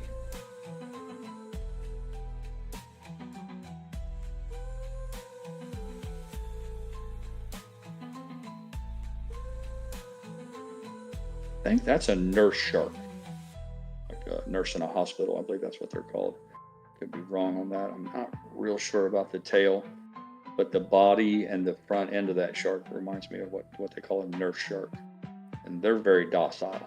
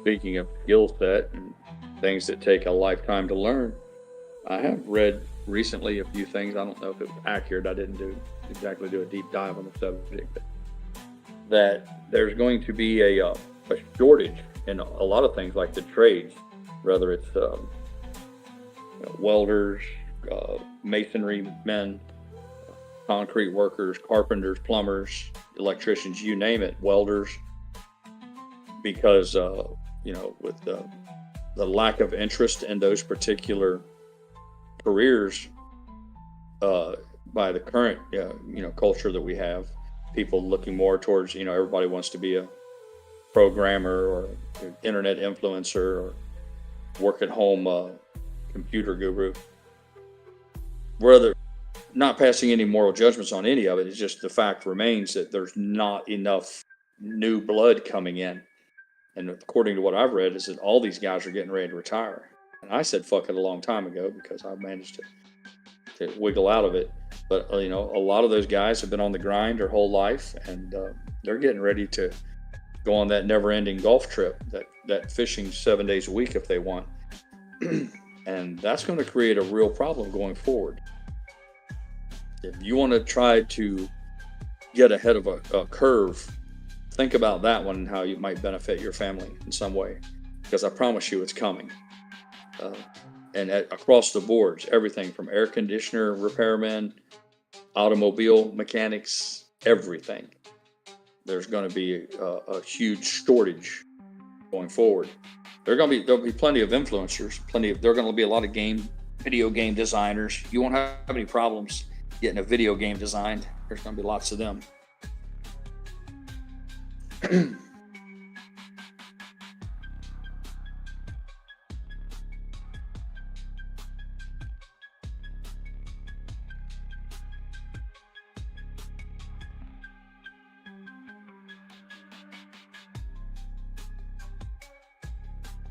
Bankers.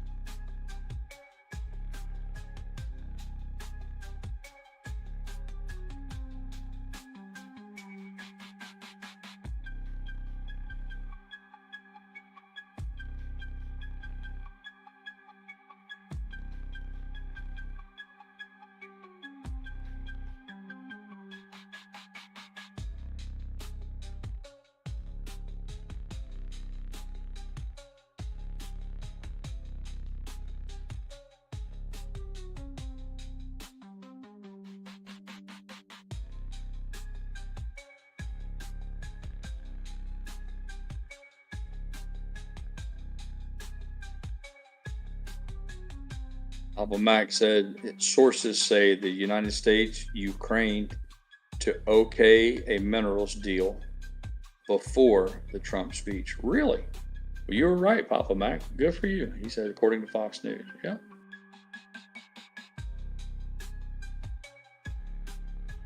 You correct me if I'm wrong, Papa Mac, but now, wasn't the minerals deal real simple? They were supposed to give us some sort of a sweetheart deal or first dibs on rare earth minerals in their market in return for what we've already given them. That's what we get out of all the money we've already dumped into that shithole. I don't think it, and if I'm wrong on this, I apologize, but I don't think it means any further aid is forthcoming, or that we're going to engage any further in any sort of way. I might be wrong on that, but the way I interpreted it was that was like settling an old account.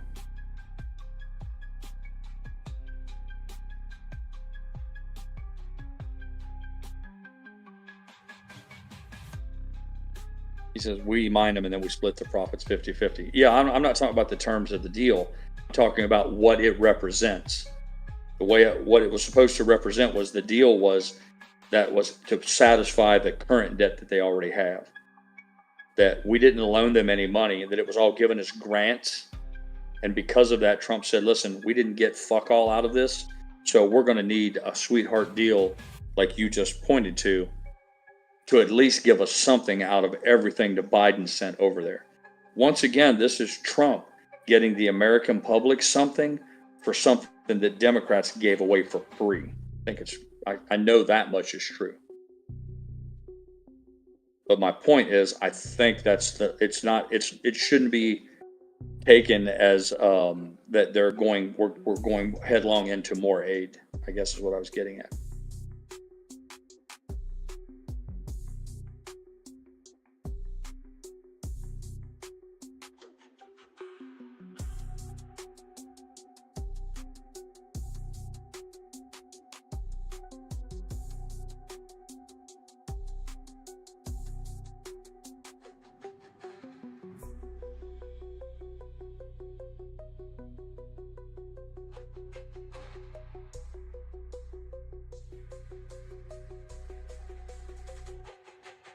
Kong says, extremely hard to extract these rare earth minerals, and we don't have enough expertise. I don't know anything about the subject, Donkey Kong, but to say that we don't have the expertise, I think, unless I'm misreading that, I think America has the expertise to do just about anything. I don't think we lack the expertise in anything. The way I understand it, the whole point with rare earth minerals is you can't mine something if it's not there. It's like lithium for these lithium batteries. You don't just dig a hole in the fucking ground and pull lithium out. You don't just dig a hole in the ground and pull rare earth minerals out. They have to exist there first, like the diamonds from Africa or the oil in Saudi Arabia. Who exploits the resource isn't the question, it's where the resource is at.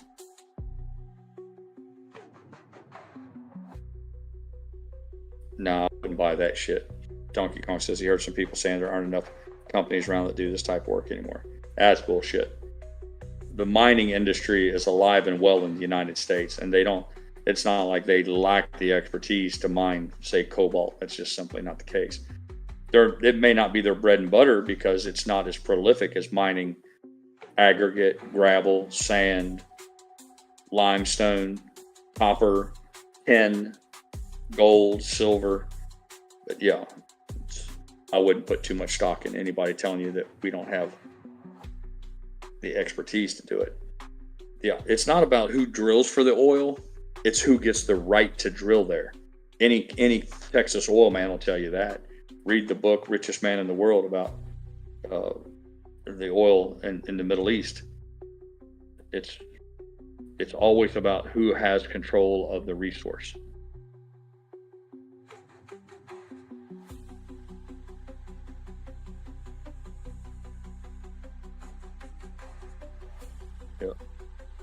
John Paul Getty was I don't think it was a biography, and I don't know if it was authorized or not. The book was called The Richest Man in the World, and it's about the oil in Saudi Arabia and how once it was discovered there, that it was really the fortune was made in getting the agreement to get to the oil, and then after that you just leave it in the ground. He figured out the cheapest place to store oil was just leave it in the ground. Why pump it out, put it in a super tanker, and carry it across an ocean, and then store it in a giant tank? No, you just take as much as you need to use. Kind of like they're doing with the grocery stores now.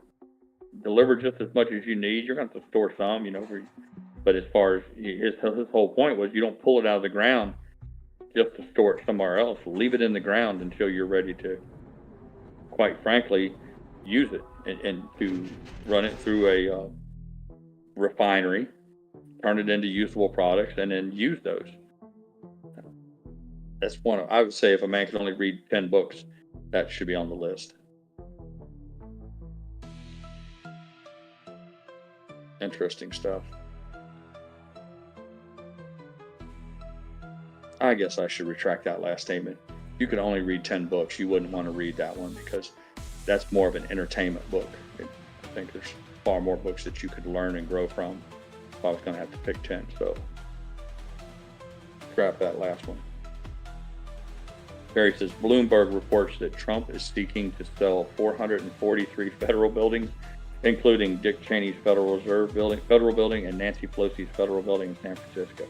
I love it, Terry.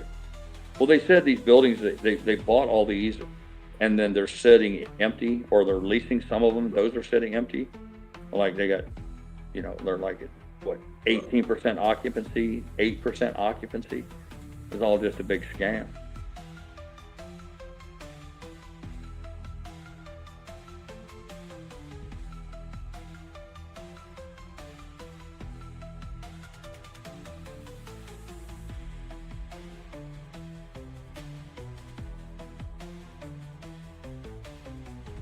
Donkey Kong says the rare earth minerals are them just wagging a carrot in front of your face.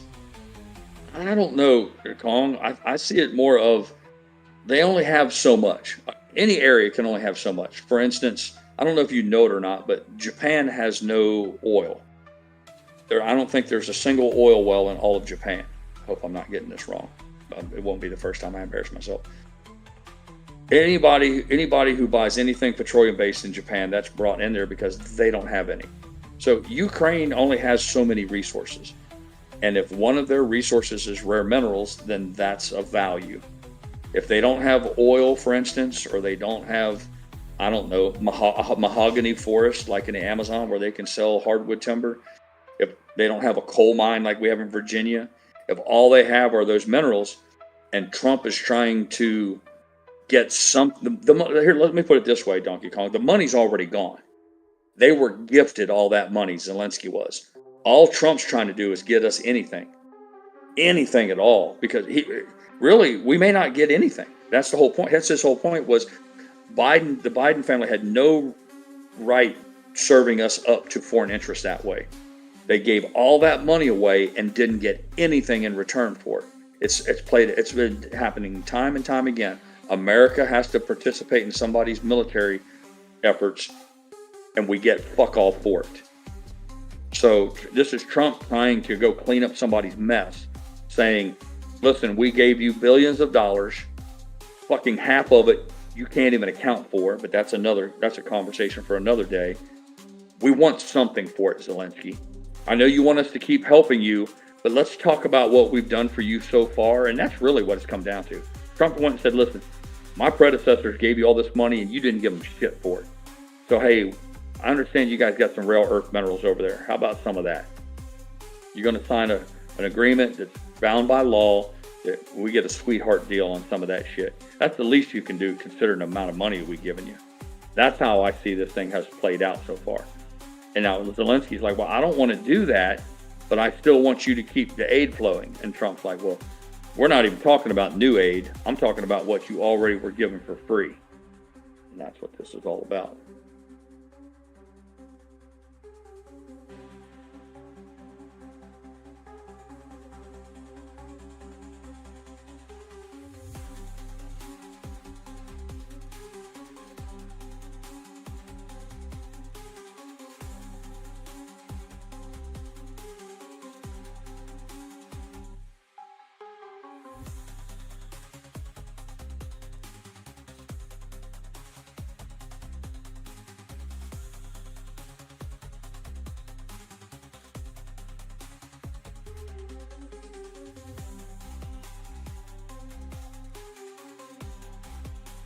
AMC's up, what, a nickel? 5 cents or something? 1% on the day or something? Let me have a look at it here.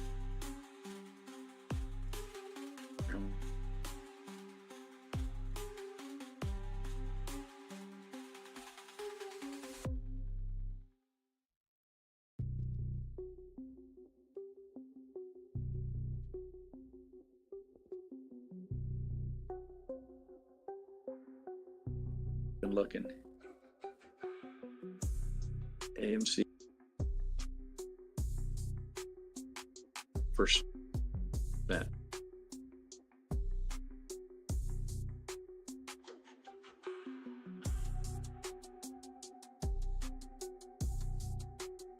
Stop at 2044. Essentially.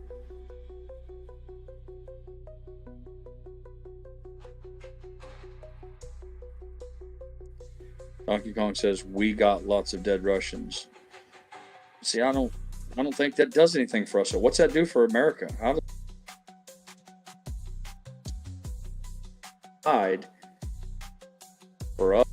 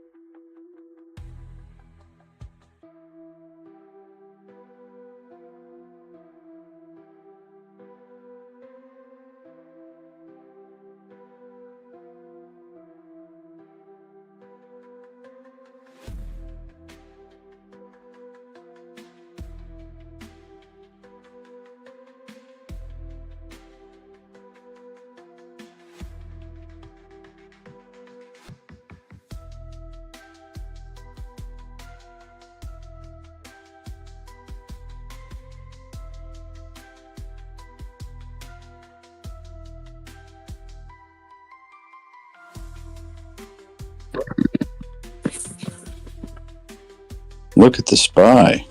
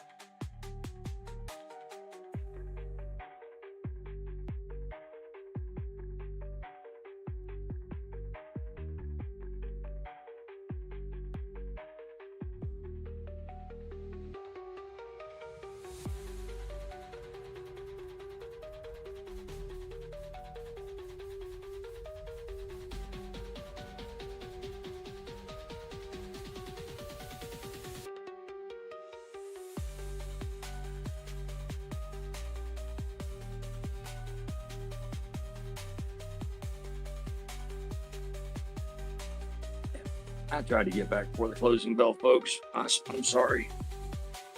Real life comes first. Mrs. Pirate's pool man was here, and we passed our inspection, and they have scheduled the gunite for tomorrow at 1 o'clock. As long as it doesn't get too windy or something. Very cool, man. Very cool. Weather watch for tonight. Yep, things are moving forward.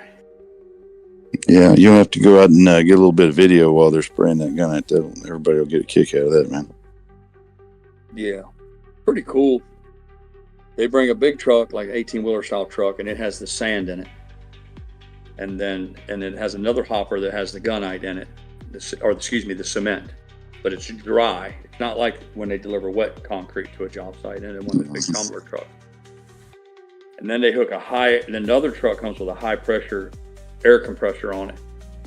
And what they do is they mix that sand and concrete dry, and they pump it through that hose dry. And then they put my garden hose, literally just a garden hose off the house, on the very end of the hose, and it introduces a little bit of moisture to it just before they shoot it into the pool. And it allows them to make it just wet enough to be sticky. Well, I was going to tell you, it looks like a fire hose.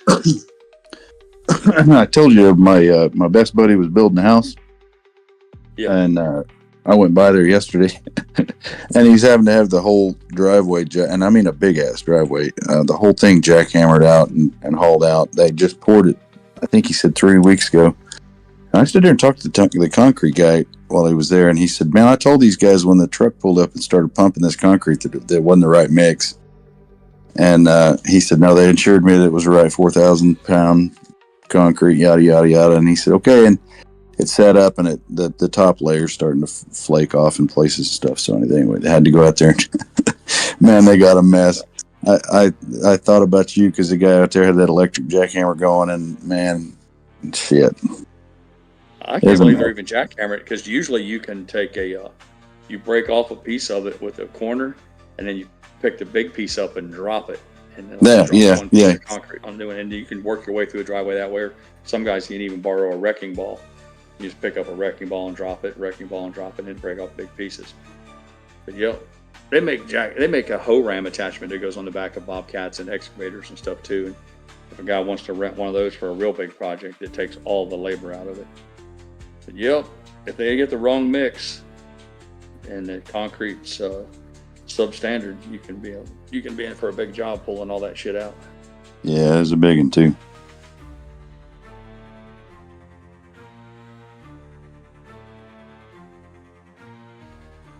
So the market closed. They do put somewhat of a plastic curtain around the pool area here. Oh yeah. He said because there's so much of that dry concrete comes shooting out of that gun.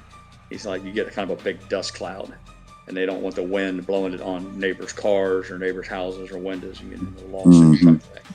So he said they build kind of a little ad hoc curtain, if you will, with some old tarps around the job site here.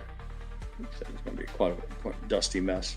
Yeah, it'll be cool though, man. It goes fast.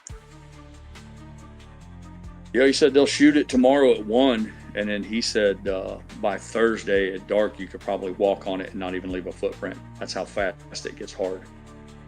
And then of course that has to set up and cure, and then he said they give us instructions on how they call it watering it. You have to mist it down with a hose for like a week, just enough for it to change color. And what they're doing is that's slowing the curing process. The longer it takes to cure, the stronger it gets. Instead of it rains, we won't have to do that. Then once that's finished and it cures, then they send a plaster crew out. The plaster crew is what puts the finish, the nice smooth finish on the pool. Would be similar to what a liner would be. One more link in the chain. Yeah, man. Well, good deal. Oh, reading some of the messages I missed here. GrayLeaf was saying thanks. You're welcome, GrayLeaf. I enjoy hanging out with you and the rest of the crew. It's my guilty pleasure now. It's become my number one hobby. I look forward to it every single day.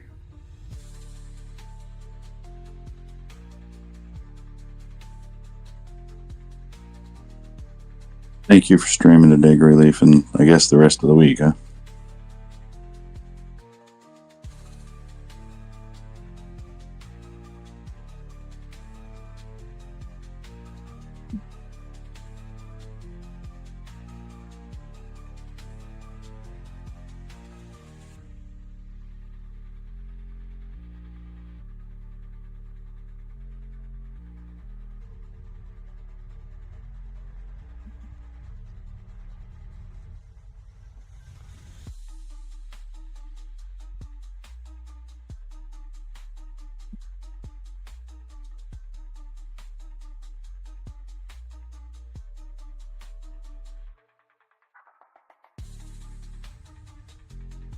The Ross stores reported after the bell. They had 1.79 versus I think 1.52 or something, but they had a real big earnings per share beat, and they're getting destroyed. I shouldn't say destroyed. They're down 5% after the reporting it. That is the craziest shit.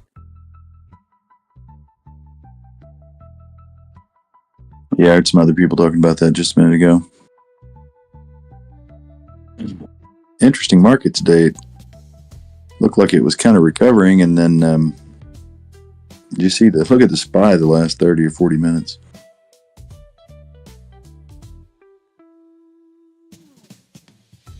You'll have to tell me. Of all the charts I have up, I don't have a SPY chart up. Yeah, it went from 585 to 574 in 40 minutes. Gave pretty much most of everything it gained back today back, which is, I guess, good for us, I guess.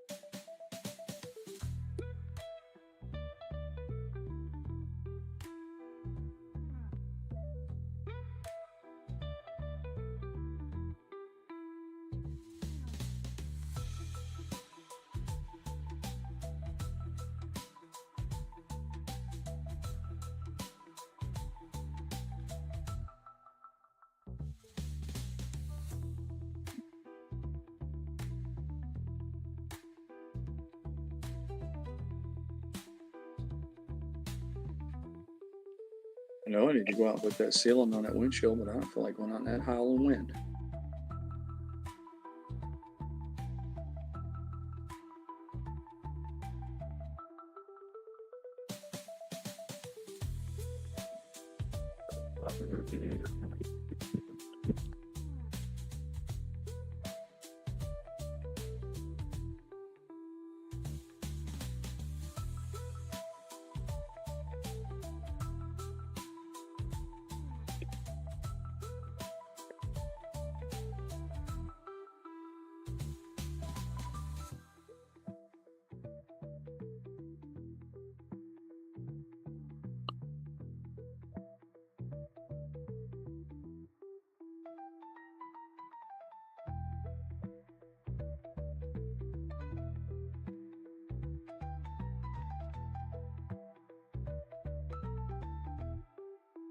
Old trucks develop a leak.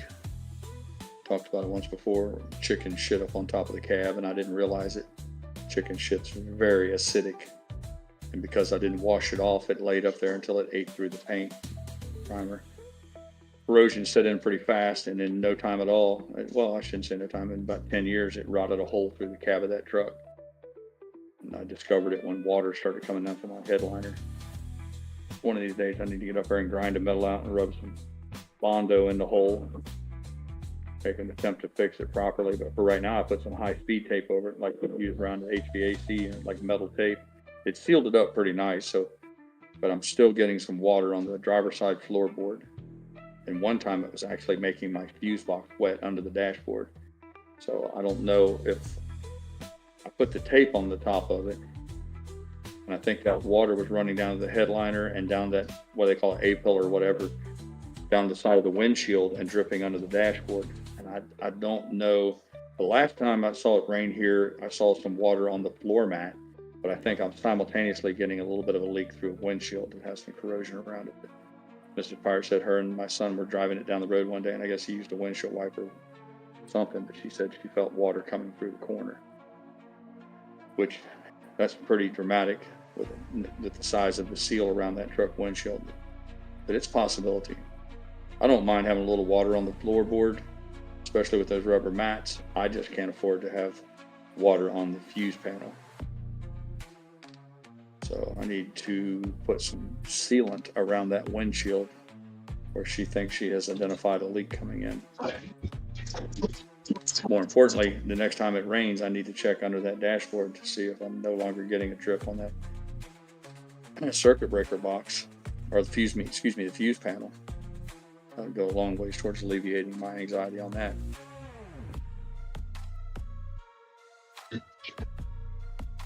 Get yourself some Flex Fuel. I got a couple cans of that shit laying around. I thought about taping it off and spraying it with Flex Seal. I thought about that. I've never used it. My son just showed me they got a cab for a pickup truck. It's just car cover, but it's just for the cab, and you can get it for the cab or the cab and just the front hood. And I thought, that ain't too bad. It's $200. It's, you know, keep the rain and the UV rays and cut down on the heat and all that. I don't drive the truck, so it's not an issue for accessibility. So I really like that idea. But Mrs. Pirate was comparing that $200 price tag to a truck cover to a can of tub and tile caulk. And you can imagine what her decision was.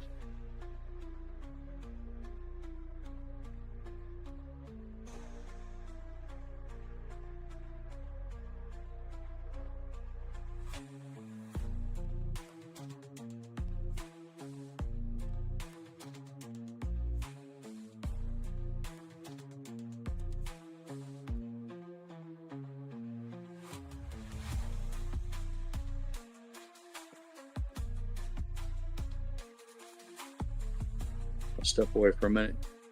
I'll be back as quickly as I can.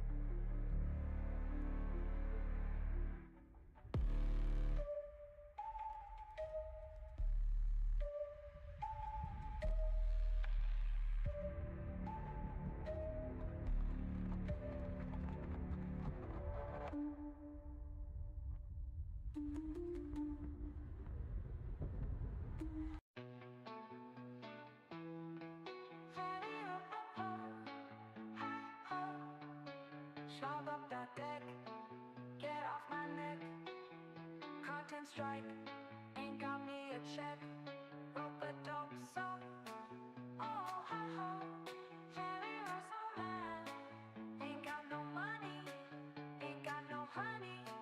Just really plain sad. Jerry, are you okay? Are you okay, Jerry? S-T-D, touchdown, had to let you go. Over leverage with compliance and shame. Touch yourself, cause you got no game. Let's say, why are you so mad? Oh, ha ha. Jerry, why so mad? Ain't got no money, ain't got no honey. Just really plain sad. Jerry, are you okay? Are you okay, Jerry?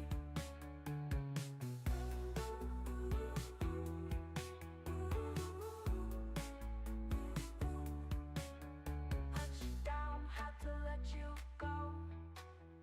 Over leverage with compliance and shame. Touch yourself, cause you got no game. Then say, why are you so mad? Oh, oh, oh, ha, oh. Jerry, why so mad? Ain't got no money, ain't got no honey. Just really plain sad. Jerry, are you okay? Are you okay, Jerry?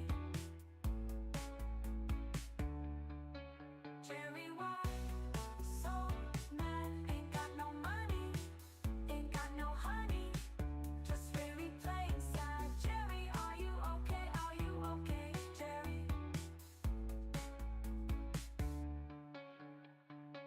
S-T-D,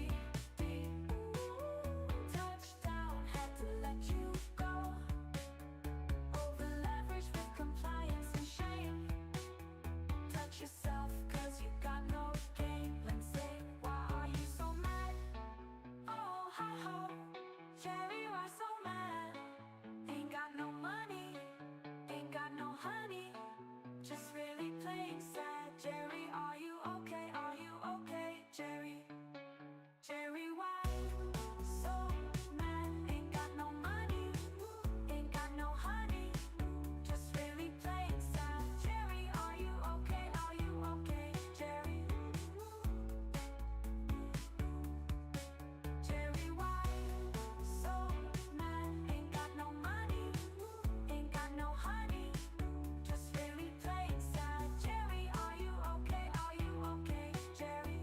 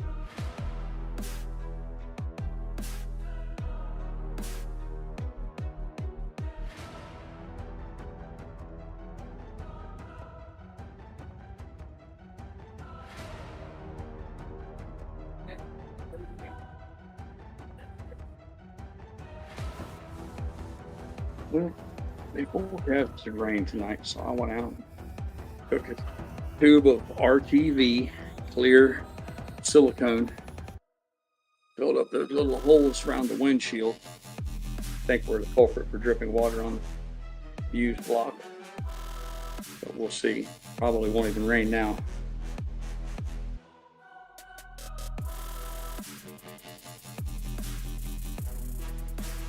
Started my son's car up again. Checked the battery. It's maxed out at 12.8 volts, fully charged. Alternator says it's putting out 12.47 volts. It's working fine. That battery light will not go out on that dashboard. I guess I'm gonna have to research. I have to clear a code, the default code in the computer. I tried to take the ground off the battery post. A lot of times, if you deny the electrical power, the computer will reset. This may not be the case.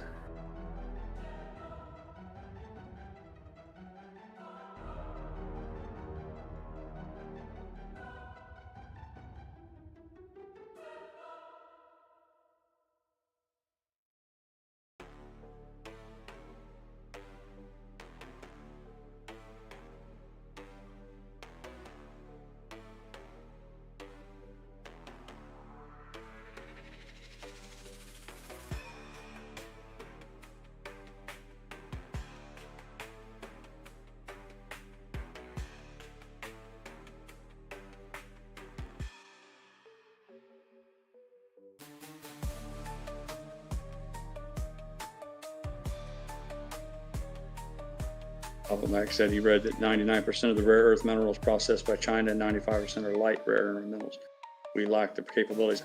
I find that incredulous, Papa Mac. I can't believe we lack the capabilities. I don't doubt that we don't do it. I just don't believe that we lack the capabilities. I mean, we mined uranium-235 and isolated isotopes to make atomic bombs. It doesn't get much more difficult to mine than that. Now, whether or not we don't have a system in place to do it because it's cheaper for us to buy them overseas, I might buy that, but I'm never going to believe that we lack the ability to do it. I simply refuse to believe that.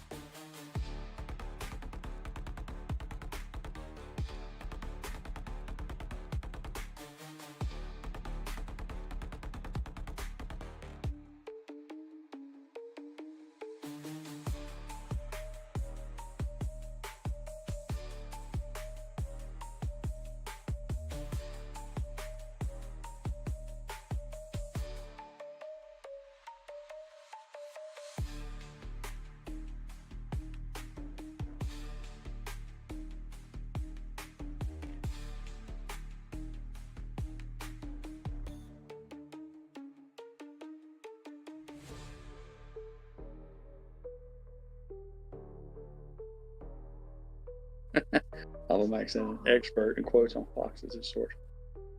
I see real rugged. So I went back and read some of the tweets I missed, or some of the chats. He says the check mark is the symbol of the day. What does that mean? I get it. Real rugged said, does anybody know what the icon emoji of the day is? And then there was much talk of that. And then follow up was, okay, it's the check mark. And what am I supposed to do with that?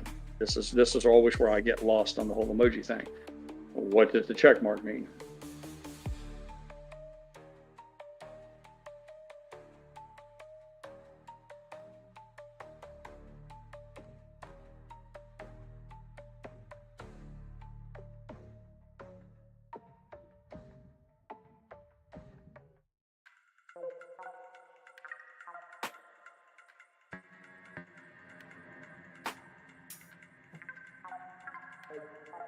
For the obvious reasons, it's really important to Mrs. Pyra and us at Camelot that it not rain in the next 3 days, starting from right now.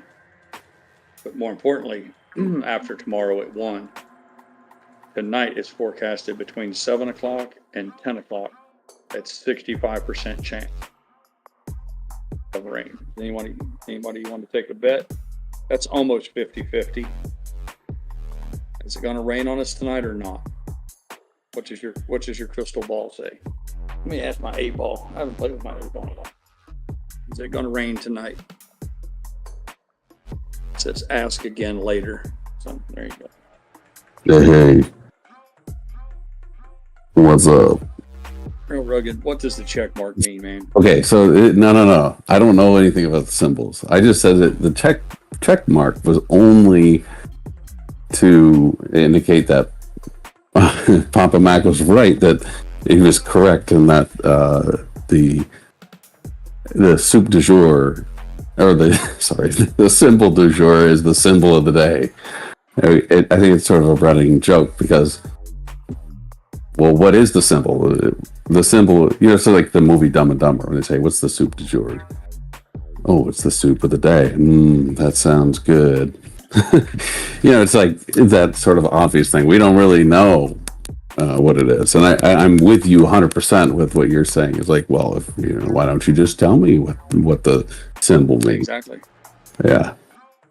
Yeah, I'm of the same thing. Same position as you there. All right. According to AccuWeather, they have dropped the percentage of rain to 49%. So it's close enough. Let's just call it 50-50. Is it going to rain tonight or not? Oh, 9 o'clock, they took the percentage to 66%. Uh-oh. You just put down some cock? I'm going to get fucked.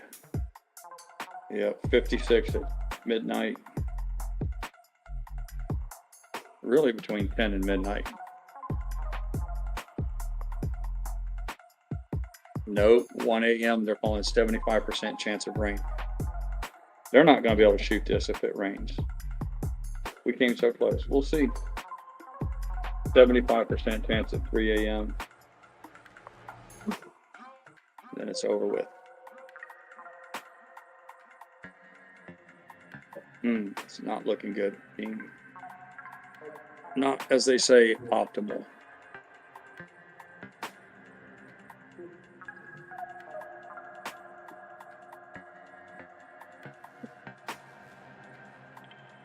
Oh, okay, Papa Max said he's being sarcastic. No one really knows what they mean. I think that's what he was saying. Yeah, he said as much. I was just away. I thought maybe there was a long conversation where the mysteries of the great emoji symbols were revealed for the common man, and I was wondering if there was anyone cared to share with me. Yeah, it's kind of running joke between Rugged and I about the symbols. Hey, Papa. Hey. How you doing? So, Rugged, are you saying that Zelensky X post is legit? All I know is, obviously the market was rebounding a little bit towards the end of the day, and I think it is. I think Trump's making a speech tonight to Congress, and I think he wanted to bring them a piece of good news as well. So I think it's accurate. I mean, I read it from a good friend of mine who's a reliable guy, but he was saying, hey, I don't know if this is true or not, because he's like me, he's not an expert in the X world, but he posted the statement, and it was pretty much everything other than Zelensky saying, I'm sorry to Trump. He basically said everything that Trump, I think, would want to hear. So I want peace. I want it now. And, yes. And let's make this happen now, and let's start, so I hope it's true. I hope the dying stops soon. Yeah, I want it to be true, but I don't believe it. Yeah. I hope I'm wrong. Man, I'd really love to be wrong in this, but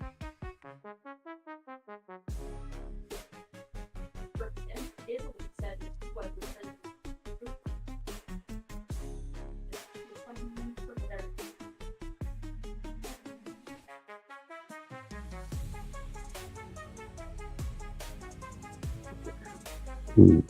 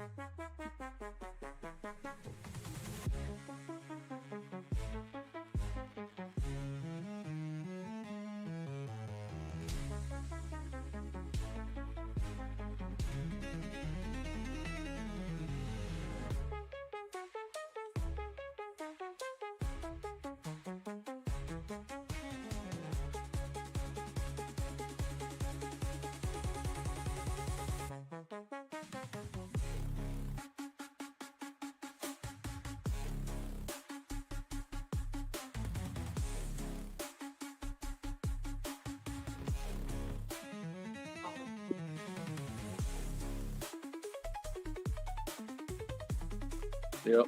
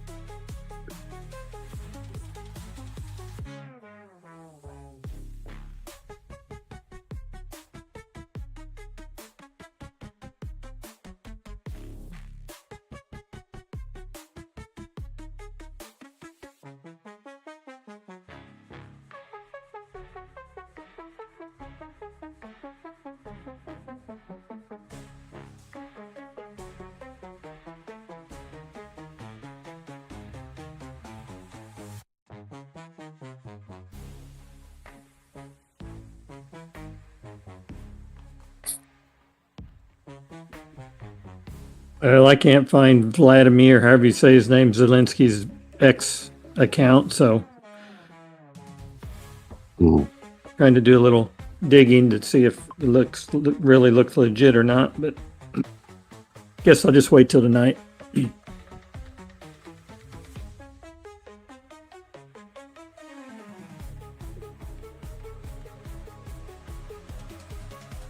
Think you'd put Zelensky in your search in X and he would be the first one that would pop up, but it didn't work that way.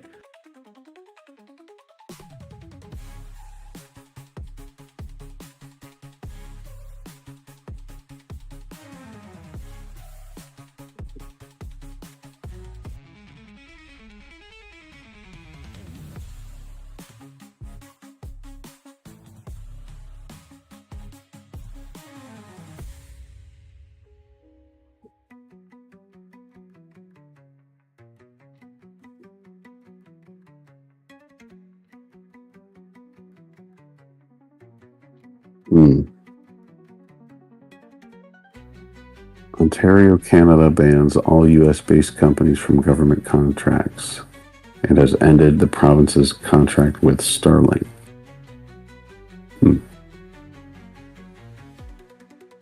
S&P 500 has officially erased entire gain since the election, down $3.4 trillion in value.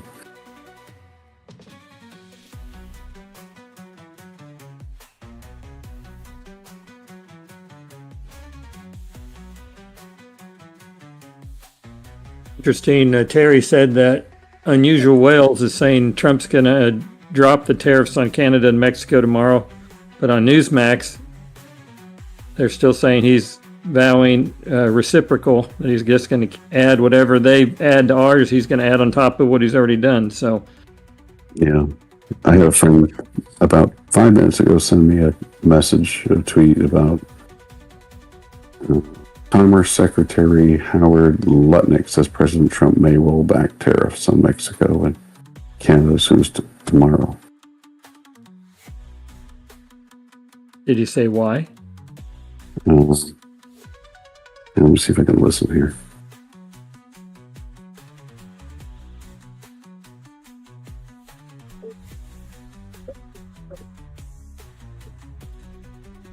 He seems to be saying that he won't. Trump will is seeking to have them do more. I think in terms of border presence or whatever, or whatever the case is, and maybe it'll get reduced, something like that. May or may not be a full rollback, but I mean, it's kind of counterproductive. If Trudeau just announced today that they're adding an additional 15% tariff on our stuff, and Trump saying I might roll back some, but he made a statement that he's going to add Trudeau's on top of what he already did. So anyway, yeah, definitely conflicting stories here.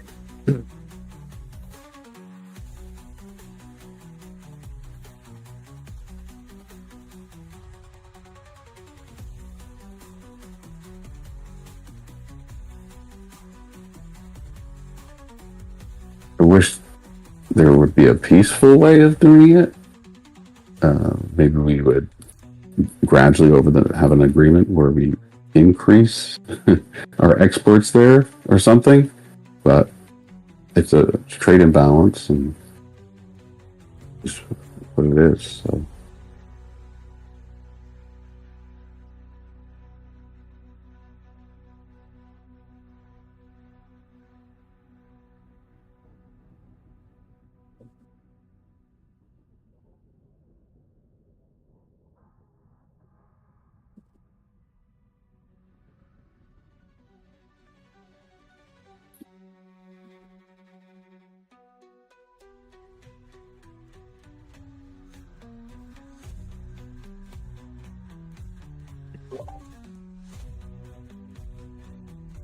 Anybody happen to be watching NVIDIA on Weeble right now?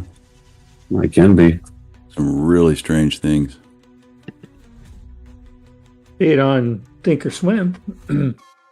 Time frame? I'm looking at the 5 minute, but it's just literally like jumping up and down. It's not saving any of those jumps on the I see. chart. I just saw it do a. Yeah, that's weird. It jumped down to $82 or something like that just a second ago, and then it jumped up to 120. Well, right there. Whoa. 165.25. I'm recording this, by the way, while we're watching this. All right. 125.62 is what it jumped to, and then it went away. I see it now, and the thing is doing something. Somebody's drawing some lines or pushing some buttons and doesn't know they're live or something. There's something weird's going on.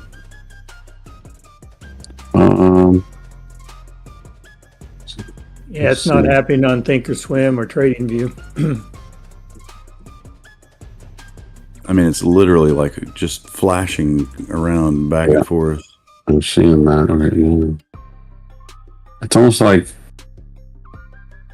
someone was flash buying the. Let me see if it's doing. You said it is or is not doing it on TradingView. Well, I think that's what 103.62 is what it just dropped to. And it's not on GrayLeafs, and it's not on my 159.43. It just jumped up to. Yeah, I see that. It's weird. 107.71.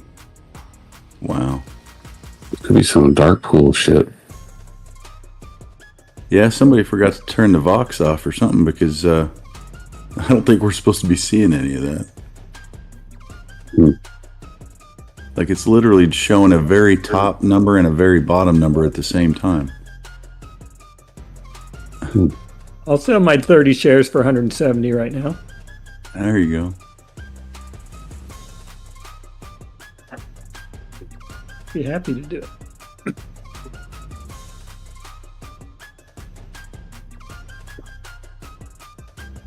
$86.96.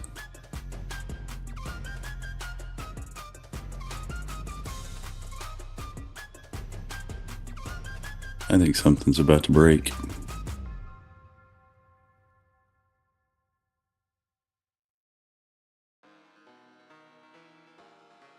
It's at 115.99. Well, let's see. That was the closing price. It's at 117.59 on Thinkorswim.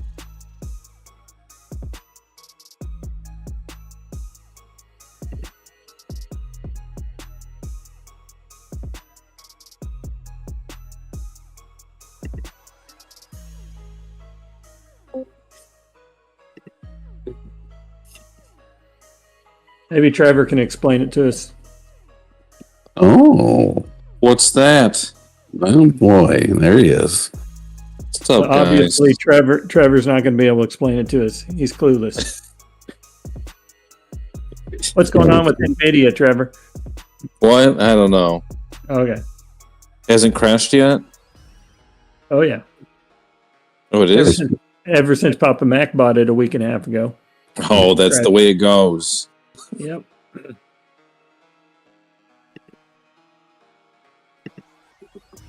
You just keep buying the dip, huh?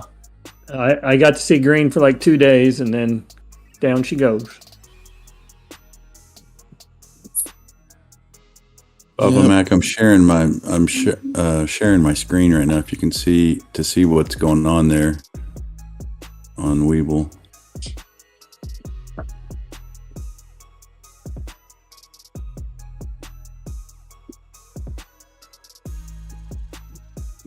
Weeble wobbles, but it looks like it might fall down.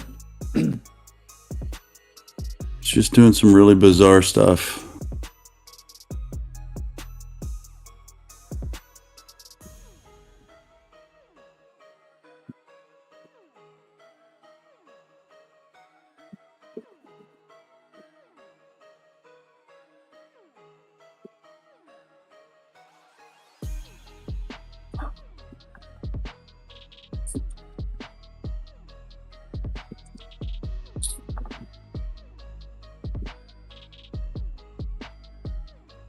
Seeing that, Papa? Yep. Schizophrenic. I just got back. What are y'all looking at? Their Weeble is showing NVIDIA going crazy.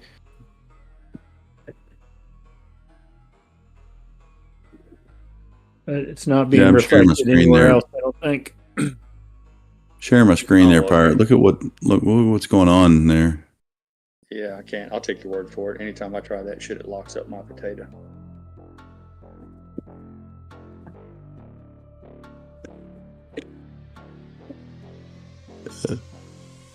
Is it going up or down or both? It's just literally like, you know how those crime candles sometimes in after hours look like just a big candle wick up or a candle. It's just literally jumping from like $82 to $144 and then back, and that's crazy. It doesn't like my wine. Video, but I know it's not legal. 108.97 is what it just jumped in. I'm gonna go to my grave believing NVIDIA is a fucking Ponzi scheme. I'm telling you. They are a fucking Enron. I've been saying it for the better part of a fucking year.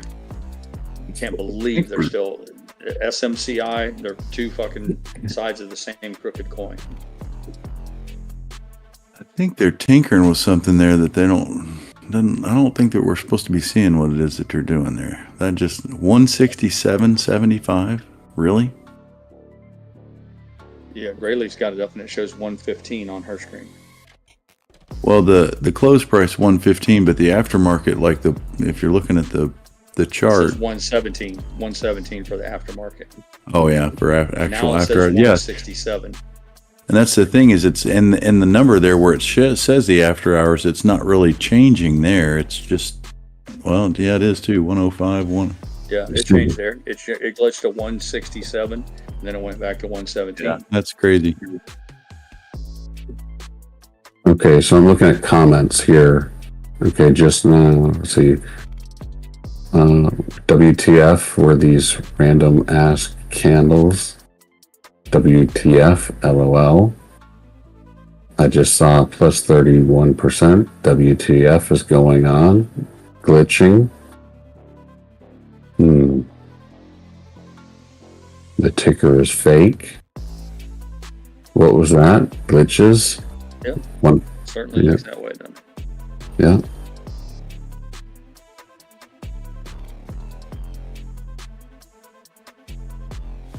So should I put a sell order on my little piddly 30 shares for 170 and see what happens? I'll put it in there for $10 million a share, see what happens. Yeah, sure. Somewhere between 170 and 10 million. I was happy with 170, but 10 million would even be better. Well, I mean, you know.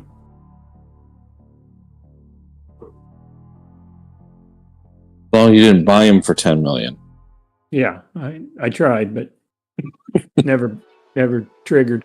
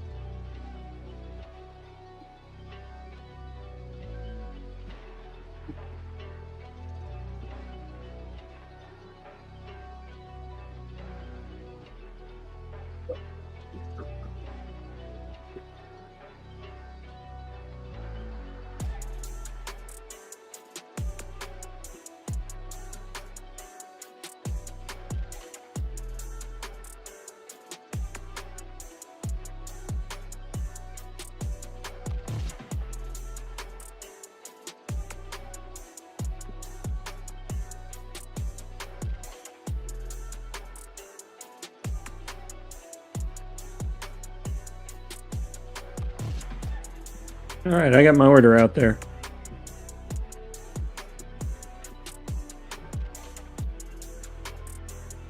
You think the filler? That should stop the craziness. As soon as I try to do something, it'll go back to normal. No, drop to 70.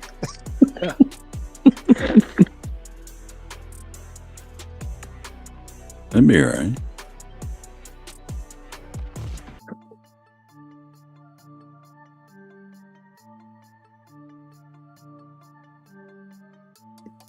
Papa, have you been holding it a long time, or you just bought it recently? I just bought it less than 2 weeks ago. Okay. Bought it before their earnings and expecting good earnings. Great earnings came out, so it went down. Mm-hmm.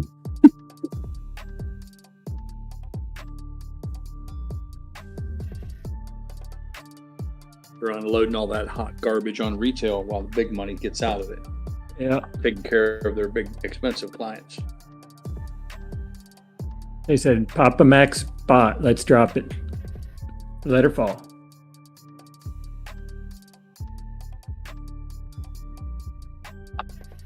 Feels that way sometimes, doesn't it?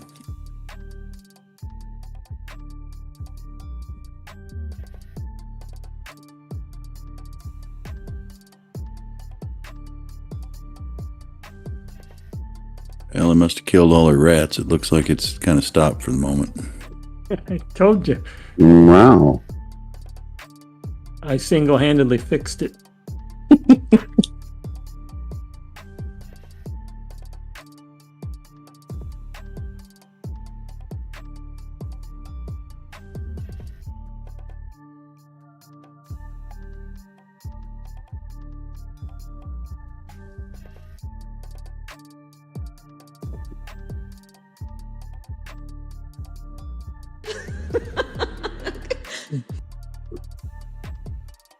Aren't you glad we don't have to hear that for the next 4 years as our president?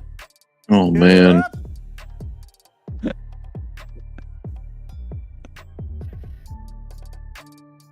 I'm cool with seeing her at, ball games and in her ball cap and, in civilian life. I'm okay with that.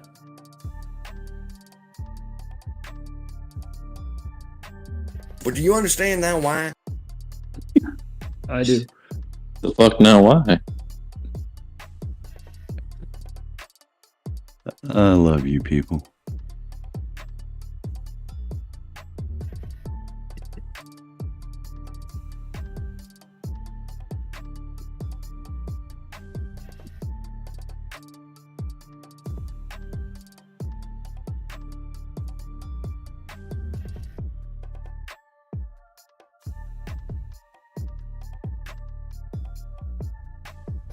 They got a high surf warning here in Florida Panhandle, Pensacola area. Gulf breeze. If any of you want to grab your boards and head out there. Rare. We don't normally have good surf conditions around here, so how about it? My daughter had high wind warnings today in Colorado Springs, up to 70-mile-an-hour gusts. Yeah, That'd be good for parasailing. It's been blowing 25 knots here today since daybreak. Literally since sunrise. I don't think it's let up. And it blew a big part of the day yesterday. What that's all about. I think Kansas City, Missouri today had blizzard warning and it said a dusting to 2 inches. So really, I guess it does, you think blizzard means a ton of snow. I guess it just means any snow and a certain amount of wind. As it said, a dusting to 2 inches. The threshold is 50 mile an hour, I think, for wind. So the wind is the most critical important part because it leads to those whiteout conditions where you can't see anything.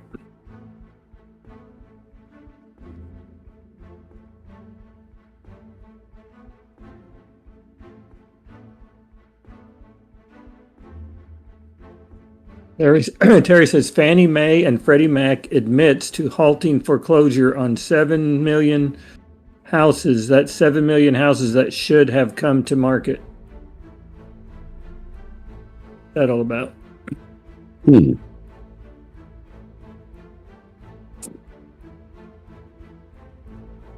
They got some splaining to do.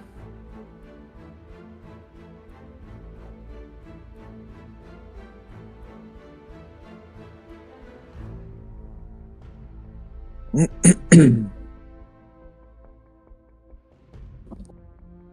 don't even know how they could legally do that, but I guess if they hold, when it says halting foreclosures, I don't think Fannie and Freddie can stop a foreclosure from a bank. I don't think it works that way. They would have to hold the note, and then they wouldn't halt a foreclosure. They would just refuse to go into the process to begin with. So I don't know what that story's about, Terry, but it's kind of odd. I have questions. When it says admits to halting foreclosures, that implies that they have the ability to halt it. If Bank A loans me money for a house and I don't pay them and they take me to the county court, Fannie Mae doesn't play any role in that. So if the argument is Fannie Mae had the foreclosure, the house, why would they halt a foreclosure? They wouldn't start one to begin with. The person who initiates a foreclosure proceeding is the person who's aggrieved, the person who's not being, the loan isn't being serviced. So Fannie Mae wouldn't go down and file a petition, a writ with the court to get a foreclosure started and then halt it.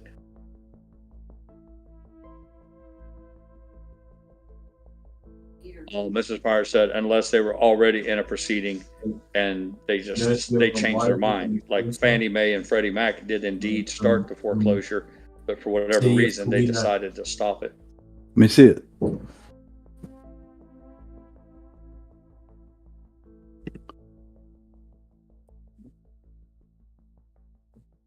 No, it specifically said they halted 7,004,262 foreclosures.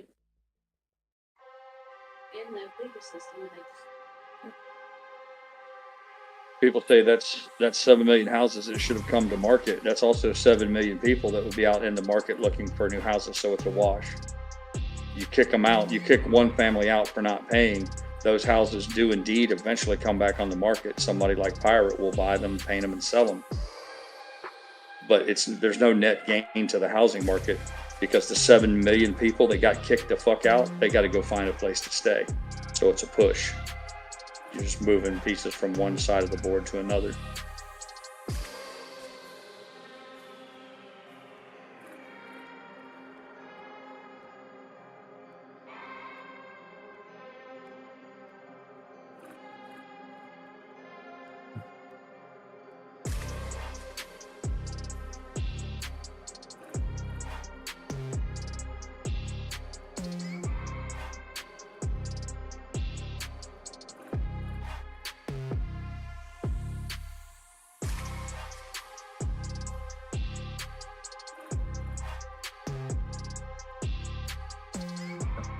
Donkey Kong says, didn't they do that during COVID? Yeah, something similar, Kong. They said that because of the extenuating circumstances of COVID, and because they were a government or agency, that they were going to kind of give forbearance. That they weren't going to foreclose on people and kick them out. I don't know how it was structured. I don't know. Typically with forbearance, it means they let you skip the payments and then they add it to the principal of the loan on the back end. So I don't know anybody who was involved in all that, but yes, they did say, but that was just Fannie and Freddie. That wasn't mortgages across the board.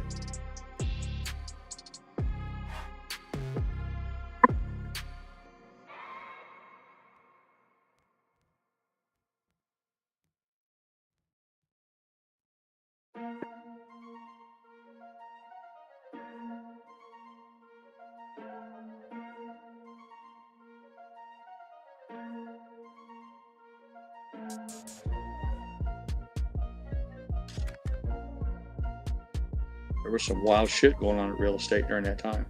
Some places they tried to tell landlords, like your friend Pirate here, that we couldn't kick people out for not paying, but the banks still expected to get the payment. Now, if a landlord had a leveraged product, if he had properties where he didn't own them outright, so it was the weirdest thing. You had a lot of California, the psychopaths out there telling people, well, if they can't kick you out if you can't pay your rent, we're not going to make that legal. And then at the same time, they told the guy that owned the building, make sure you pay the bank now. It was crazy. But again, that's why you got to, if you're going to fool around with real estate, specifically rentals, you better make sure that you're living in the right county and the right state, so you don't get treated like a criminal while they let the ne'er-do-well roll over you. You didn't have any tenants try to pull that on you? Fuck no. We didn't have anybody even miss. I don't think we had any vacancies, anything.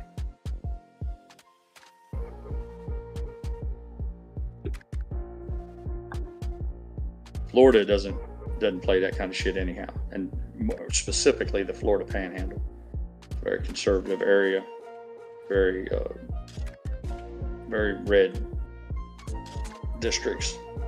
We're not real big on criminals' rights around here, and they're not real big on tenants' rights. It's all about property rights. If you own something, the rights belong to the owner. Everybody else is at the mercy of striking a bargain with the owner. Even our specific county, the county that we're in right now, our sheriff is the one that's famous on the YouTube right now for telling people that if you break into a house, that they hope that you get shot a lot so that the police don't have to do anything when they get there. He's the one who invited homeowners to come do their gun safety classes and their marksmanship courses that they put on for free to make you a better marksman, so that if someone does break into your house, you can really handle your business in an efficient manner. That's our guy. Way different than California. Yeah, you don't want rounds going through the walls to the neighbors, but your hollow points. The hollow points, those will stop, right? No, hollow points are made because they're hollow, when they impact, they open up in a mushroom style fashion. Right. And then it does a lot of damage, but they're not known for penetrating, right. Far distances. That'd be safer for your neighbors. You want to try to shoot a guy through a car door, you wouldn't want to use a hollow point. Right. It depends on you wait till they get out. Yeah. No, yeah. His point was there's places like right now they're passing laws in California that say you're not allowed to shoot somebody even if they invade your home unless you feel like there's some other. They've got like a list of things. Like you got to go through a menu and make sure they check off all these things. So they're trying to make it so that it's illegal in California to shoot somebody, even if he breaks into your home, if he's only there to get a snack and maybe watch a little TV. Let's go through this. You have to. So I'm just pointing out the differences between that's how they view things in Florida, California, and in Florida, our sheriff gives a shooting course that shows you how to be more efficient, so you can blow his head clean off when he comes through the. I think in California, you have to get on eBay and see how much the value is of the items he's stealing to make sure they're over 2,000 before you shoot them. Just know where you live, man. That's our sheriff, man. That's who we voted for here. That's our guy. You know. Do you have a knife? You live in California. You fucking do what you want. What's that, Rugged? Do you have a knife or a firearm with you by any chance? Ice pick. You mean if he pulls a knife out, you got to ask him how long the blade is. Go through the list of the items here. I see. You're playing the victim. Oh yeah.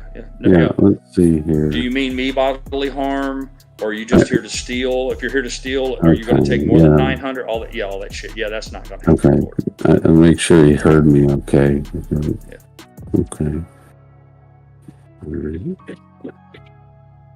Make a few notes here. I'll make a few notes here on what he said, and then okay.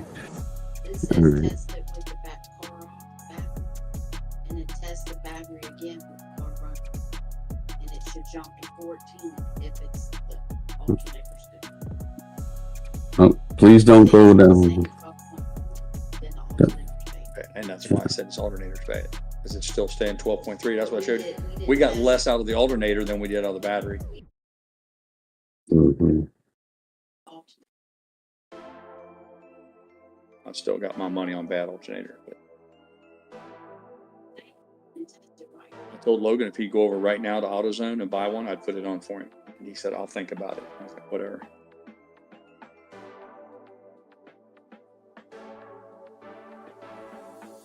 I know this, the other day we tested it, it showed 14.3. And I was like, this alternator's putting out 14 volts because it's supposed to do more than a 12. But that's not. But however you test it. But when I tested it, it was 14.3, and then today I only got like 12. So that tells me that sometimes it's working and sometimes it's not. Luckily, it's an easy change. Oh, I'm sorry, guys. I forgot to mute myself. Screaming in across the room to my wife.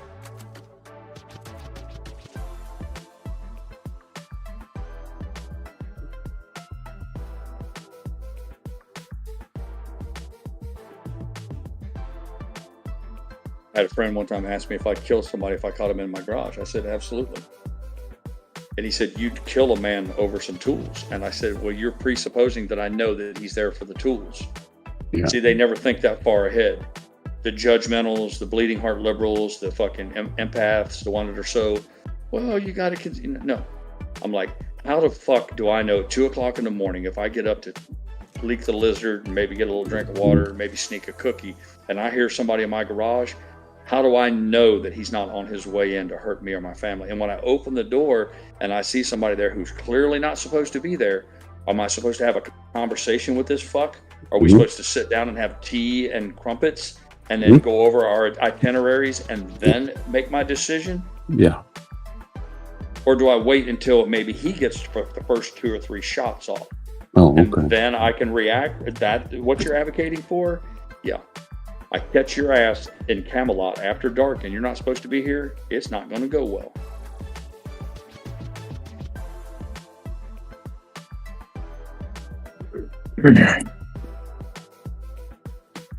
Long thinks you're a lot like the alternator pirate. FYI. But man, sometimes I'm working, sometimes I'm not. Said we tested it wrong. I was supposed to test it with the battery disconnected, but I did all that the other day before we even bought the brand new battery.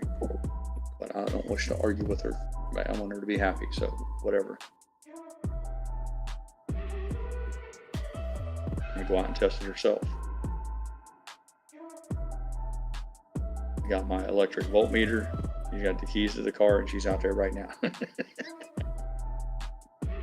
I shit you not.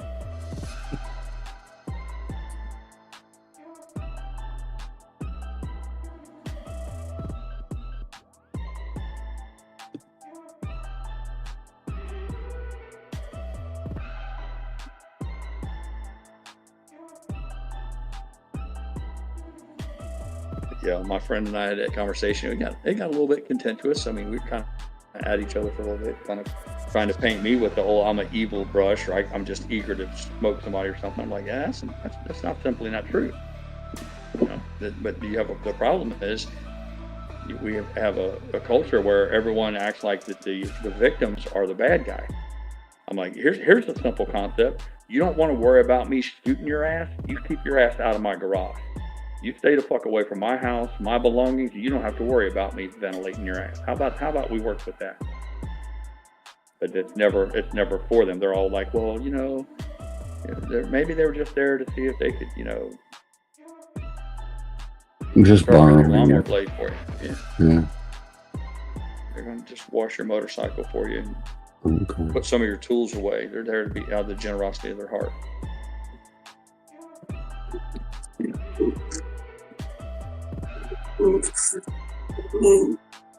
Byron, I want to amend my statement from earlier. The baby eagles, I'm going to say they're so ugly, they're actually cute. You got a better look at them today. Effect. Yeah, you can have that effect. Yeah. Got a better look at them today with their bobbleheads. I don't know if they call it fledged. Fledged is when they fly. They haven't feathered out yet, and they're usually probably naked, few little pin feathers on their head, big old water head, little skinny neck. Yeah,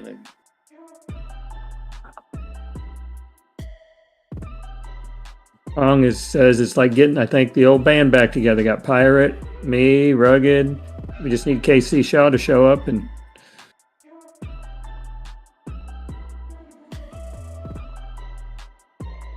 Real rugged. Trevor, Audio. Yeah, the gang's all here. There's quite a few missing. I won't even try to go down the list. I'll miss somebody.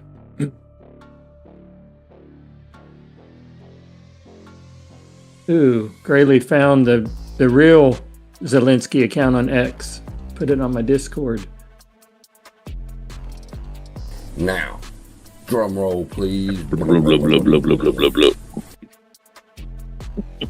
They spoke with the president. Yeah, I told Logan he can jump in the minivan right now. Oh. Now. That's what I said when we were out there an hour ago. I go, we got less now when it's coming out of the battery. Yeah. He can drive it over to AutoZone and back though. It'll go that far with a fully charged battery. And if he goes and gets it, I'll put it in for him, and he can drive his car to school tomorrow. If not, it don't matter. I'm just volunteering. Do electric. Well, they'll charge you for the core, and then you run it back over there, and then they'll credit the credit card.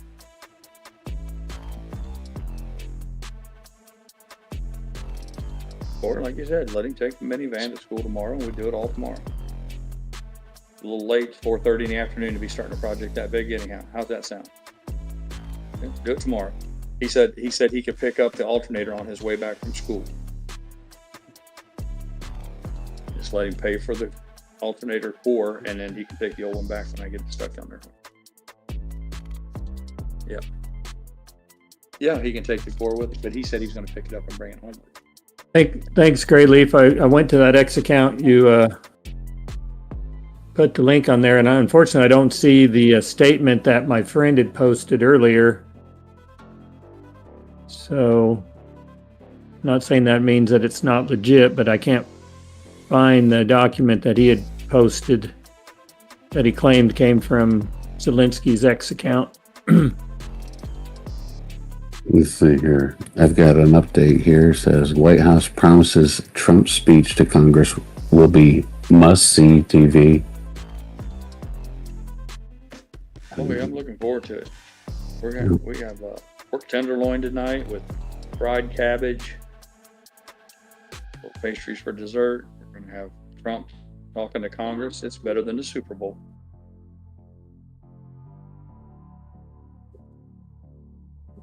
Yeah, Kong, I don't believe KC did show up today. I know Tuesdays are the days he usually does if when he does, because he seems to have more time on Tuesdays, but I don't think he, as far as I know, I was lurking most of the day and I didn't hear him, so I don't think he was here.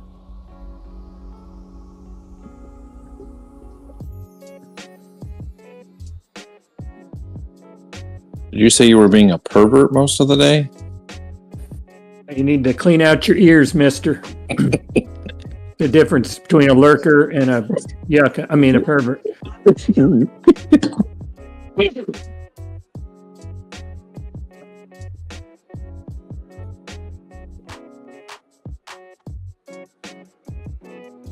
You're only a pervert if you're on mute, they said. I read the Donkey Kong about the Boston mayor giving her condolences to that guy. I saw his little love interest, live-in, baby, mama, whatever the fuck they call themselves. She was giving an interview or crying the blues on YouTube about how he was such a good boy and didn't deserve to die. She had a restraining order against him at one time. That's that way that whole bunch runs. He had been convicted of pulling a switchblade knife on somebody. He had convictions for a grown man, all things tagging, like vandalism, spray paint and shit. I mean, grow the fuck up. And he had a whole bunch of charges, domestic violence, all kinds of shit. Finally, he fucked around and found out. And immediately they come out. He didn't deserve to be executed. I'm like, what made it an execution? It wasn't like the cop came to his house and knocked on the door and shot him in the forehead. The guy got out in the general public and was doing that fucking gangster shit. And the cop wasn't having it. Now he's dead, and reached a couple with a knife. Depended on him. Yeah.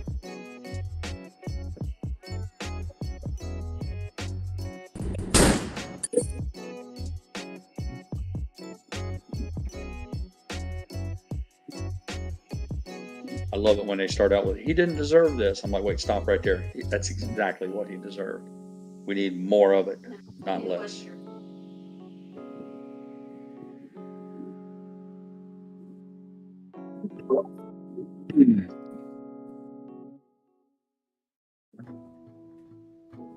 Yeah, you don't have to digest. You can just turn around and sleep.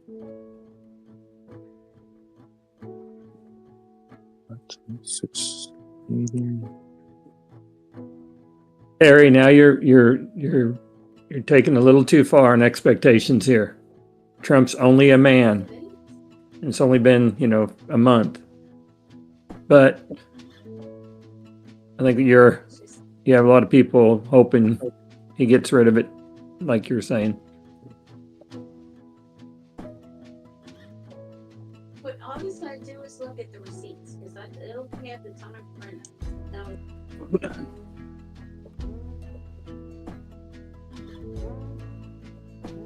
If he could just get rid of winter, I'd be happier.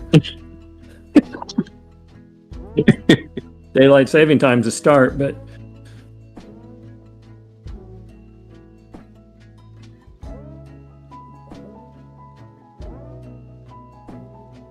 Nothing more than a 10-mile-an-hour wind. yeah, I'd say 50 degrees should be the low of the with wind chill.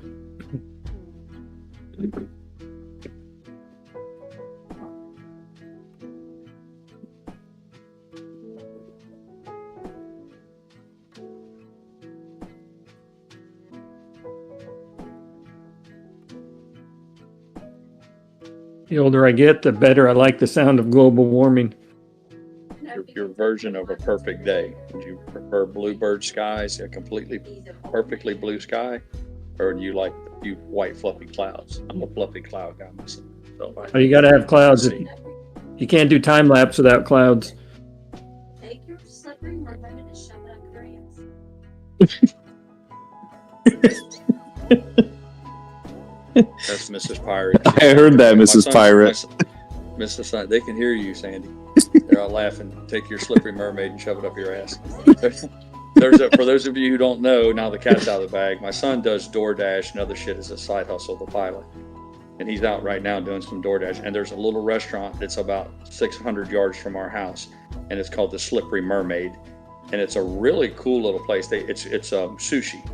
It's a little tiny mom and pop place. They're killing it. They're probably going to be multi-millionaires for it all over. But the name of it, Slippery Mermaid.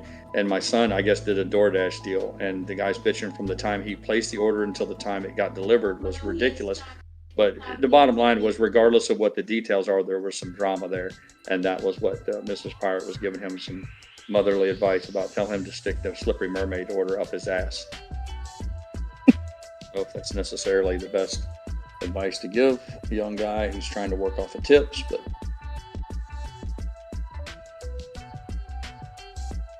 He doesn't take that. he's cussing and berating her little baby boy. I need to teach Jesse what he should have done was took that goddamn Slippery Mermaid and just dumped it all out on the ground and stomped on it. Motherfucker, I'm just here to deliver your food. I'm not here to be your fucking punching bag.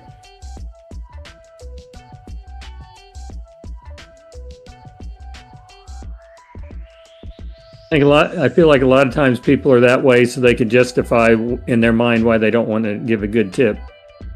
Yeah, Papa Mac said there's a lot of people saying to do that shit so they don't have to give a good tip, and then they got their excuse.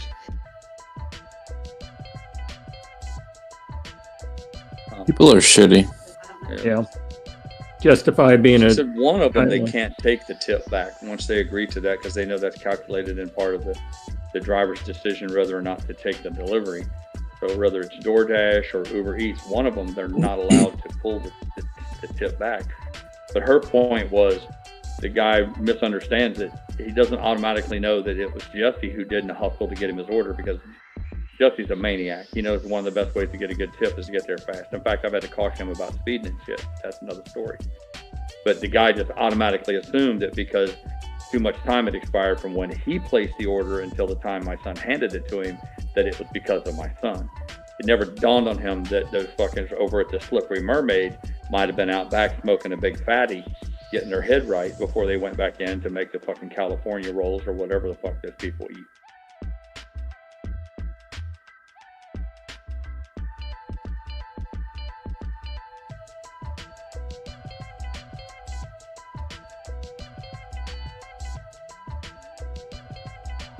She did give him some good pointers. She told him, you know, obviously when he makes that order to the sushi place, there's a timestamp. When he knows when he called the order in, because he has to do it through the app. So the time that the food is picked up is also noted.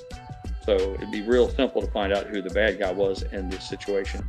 But like a lot of things, Americans, the angry American syndrome is they don't even need to have all their facts together. They just see a young kid making the delivery and they're having a pissy afternoon, so they think they're going to talk to him like a dog.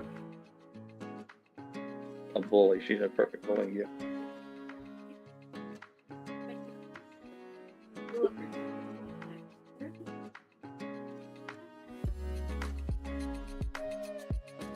I mean, your son literally would go to the restaurant and see which orders are ready to go and just pick one, or how does that No, even it doesn't work? work that way. When you sign up for the app, your phone rings. You get like a phone notification. You look down at it, and it says sushi order from Slippery Mermaid. Delivery 6 miles one way. The guy's offering $6 to, $6 tip, and DoorDash pays you $3. So they do the math real quick. Okay, it's $9 to drive 6 miles, whatever, but it's all usually spelled out. And then the first person who clicks accept, they take it. So once Jesse touches the button on the cell phone and says, I'll make this delivery, then he has to run over there, pick it up, and take it to the dude. Now you can take the delivery and then back out of it, but if you do that too many times, they ding you for it. They track all of this shit. It's all about customer service, which guy's really hustling, on-time rate, is he getting lots of 5 stars, and then they steer work to him. So their business model is really actually set up pretty good that it rewards you for doing a better job. Then other little things like if you tell people they live up 4 stories up and there's no elevator, you don't have to carry their groceries to the top. You can tell them, I'm downstairs, come get your shit. But if you're a young hustler, Maybe you run up them steps with 3 bags in each arm in the hope that maybe old girl might, the gods of the tipping world will smile upon you. But no, you don't just drive into a restaurant and pick them up. It comes across as a phone order. So when Jesse says, yep, I'll take that deal because he knows it's 400 yards away and he drives over to the Slippery Mermaid, he may have to sit there and wait 20 minutes for them to Exactly. get it That's done. kind of what happened here. He said he waited 15 minutes just for the order to be filled. That's precisely what happened. I didn't share that with you. So like I said, I can open up my window with my high-powered rifle. I can do the guy at the window over there from where I'm sitting. That's how close they are. So when my son decided, yeah, this is a slam dunk for me, he's kind of got a little squeak scam going for him because the unique position of my house in terms to its proximity to these restaurants and all these high-end beach shit, he's perfectly suited to. He's practically sitting in the restaurants already. So he doesn't have to drive to the restaurant, pick up the food and deliver it. He's pretty much there. Mm-hmm. So all he has to do is cherry pick the people who are willing to pay a decent tip. And if it's an order that he feels like it, they have a habit of filling quickly. But yeah, he drove over there and he sits and waits. And that's because, what are any number of reasons, how many times does it happen? Domino's tells us your food will be ready. She orders online. Mrs. Pirate goes and picks it up and it says 6:45. We pulled in before she's gone in to get the pizza, and up on the computer screen it says order ready for Mrs. Pirate. And you go up and you're like, where's the pie at? And they're like, oh, it's still in the oven. Well, that's a manager who knows they're tracking all of his metrics, and he's logging in. He's cooking the books. He's telling that computer that pizza's done, so that when corporate reviews his on-time delivery rate, their flow rate, all that, it looks like his metrics are really good, when in reality, Mrs. Pirate and I got to sit in the parking lot for 15 minutes because they hadn't even built the pie yet, much less put it in that impinging oven. So there's all sorts of, with food delivery, there's all sorts of gamesmanship going on between the time the order goes in and it's fulfilled. But the fact that these people getting this stuff delivered, they want to take it out on the delivery driver. Same thing with if the food's wrong. Like, my son didn't make your sushi for you, dumbass. He just brought it to you.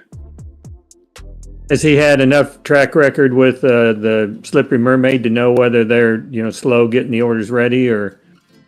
They all know them. All the restaurants know. They learn who the drivers are real fast. No, I'm saying, has Jesse learned that Slippery Mermaid, he gets there and he has to wait 15 minutes for the order? He knows his customers now. There's no patterns like that. It's not like that restaurant has a habit of not having the food ready. Gotcha.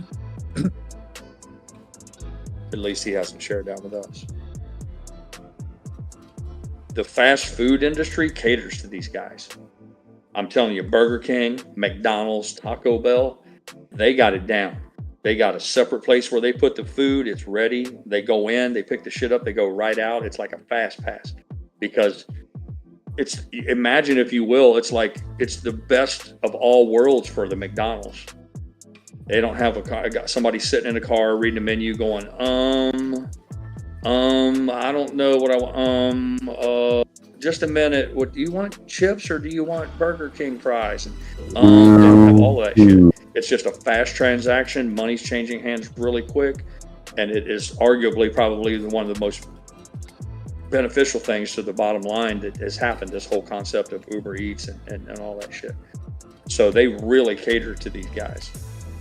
If the food's wrong, they don't care. They apologize. That my son has gone and picked up food and the order's been canceled, and they've told him just keep the food. I mean, he brings home shit all the time. They're just going to throw it out anyhow. Once they put food in somebody else's hands, they can't just kind of take it back and put it on the rack. Mm-hmm. But I can tell you, all of those restaurants bend over backwards for those drivers because they're tantamount to an employee, a full-time employee that's not being paid. You're delivering their product. You're affecting the transaction. Without you, it would not happen. And they don't have a dime in it. Well, that's not fair. I think the way the Uber Eats thing's set up is like maybe Burger King pays a little something. But I can tell you, the little bit that the restaurants pay the drivers isn't what makes it happen. What makes it happen is tips. It's a gig-based economy. That's like a hairdresser. Yes, she gets $13 for cutting your hair, but her real money comes for the guys who tip well.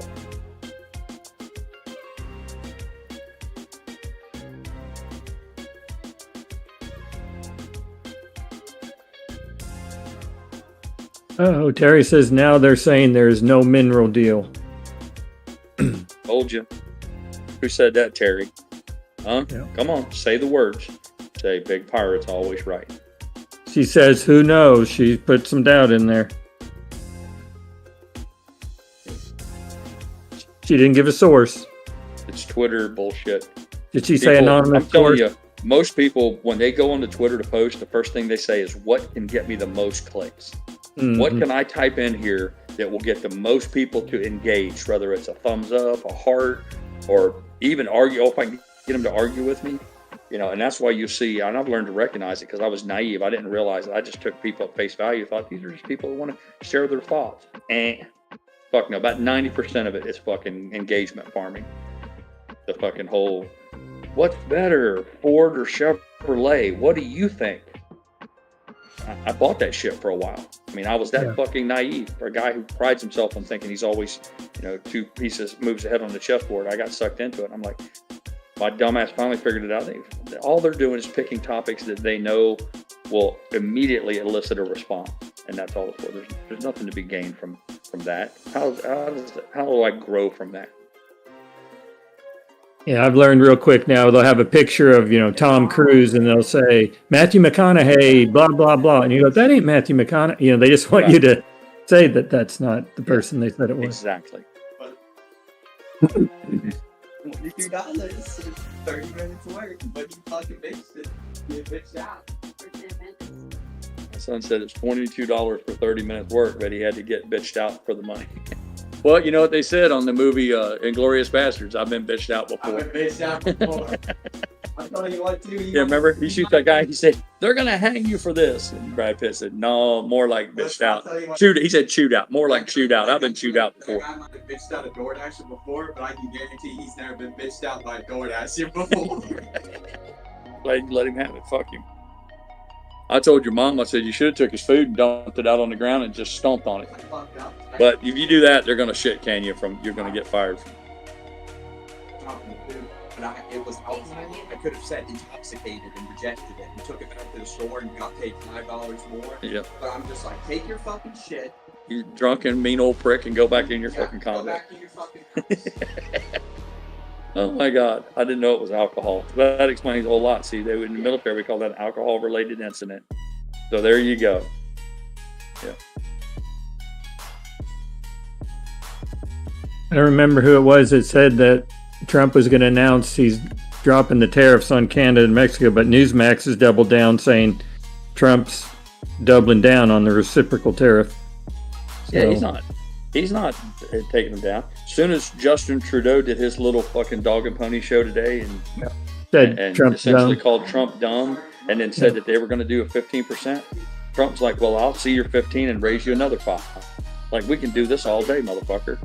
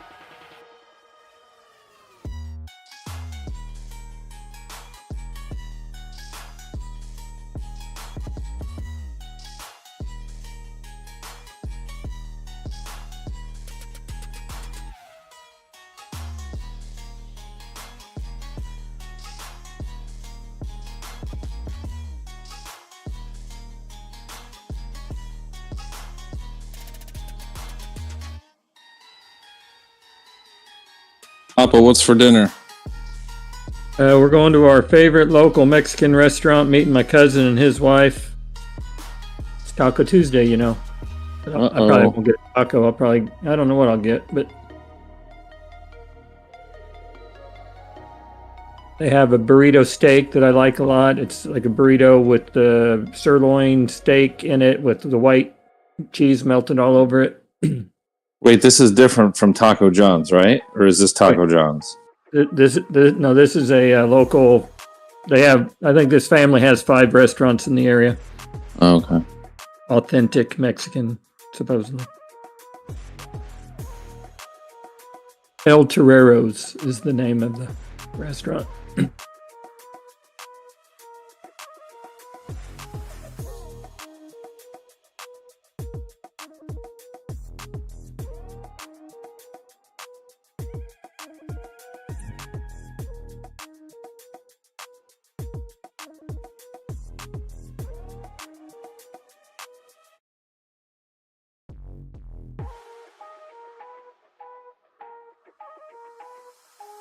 You're probably more focused on what you're going to have for dessert tonight. Which flavor ice cream, aren't you, Trevor?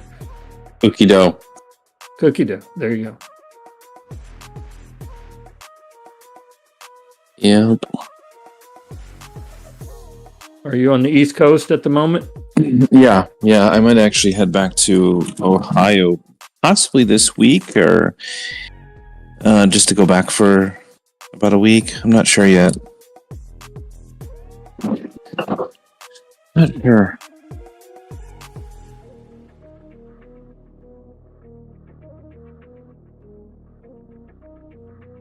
Why, you want to come visit? No, I was just thinking maybe we should send you up to the Trump address to Congress tonight. You maybe sneak in and give us some insider perspective. All right.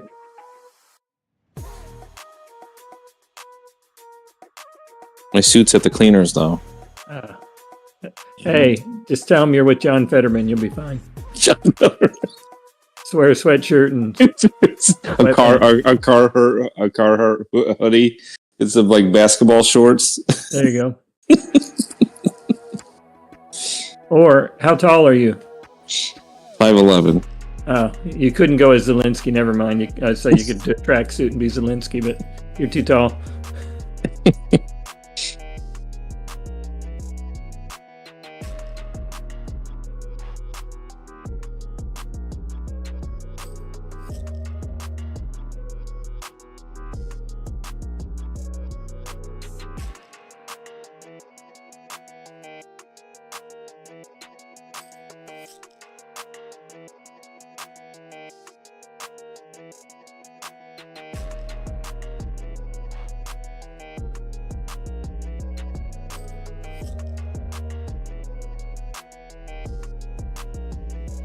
Tom keeps telling us the mineral deal's just a carrot. He thinks it's just a scam to keep the war going on, but I say it's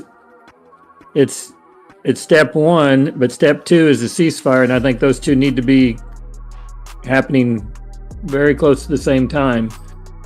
Step three in the plan is as long as they want. They just can't do do it what? with our money anymore. They can keep the war going as long as they want. Those fuckers can fight for the next 50 years. They just ain't doing it with American money anymore. Yeah, I don't know if Kong means that they're trying to trick Trump into continuing it by him getting something out of it, if that's what he means. But the way I understand it, that money goes into a pot that they make off the mineral deal, and the U.S. gets 50% out of the pot. Ukraine gets the other 50%. Those profits, how they want to spend it, I guess would be up to them. It's really not as much about the money as it is about cornering a real rare resource. It's more about that, because there's certain things, rare earth minerals are among them. There's just not enough of it. It's in the fucking name, rare. So it's really like, it isn't always about money sometimes. Sometimes, it's something so rare that there's a certain power that comes with having a source for it, regardless of the price.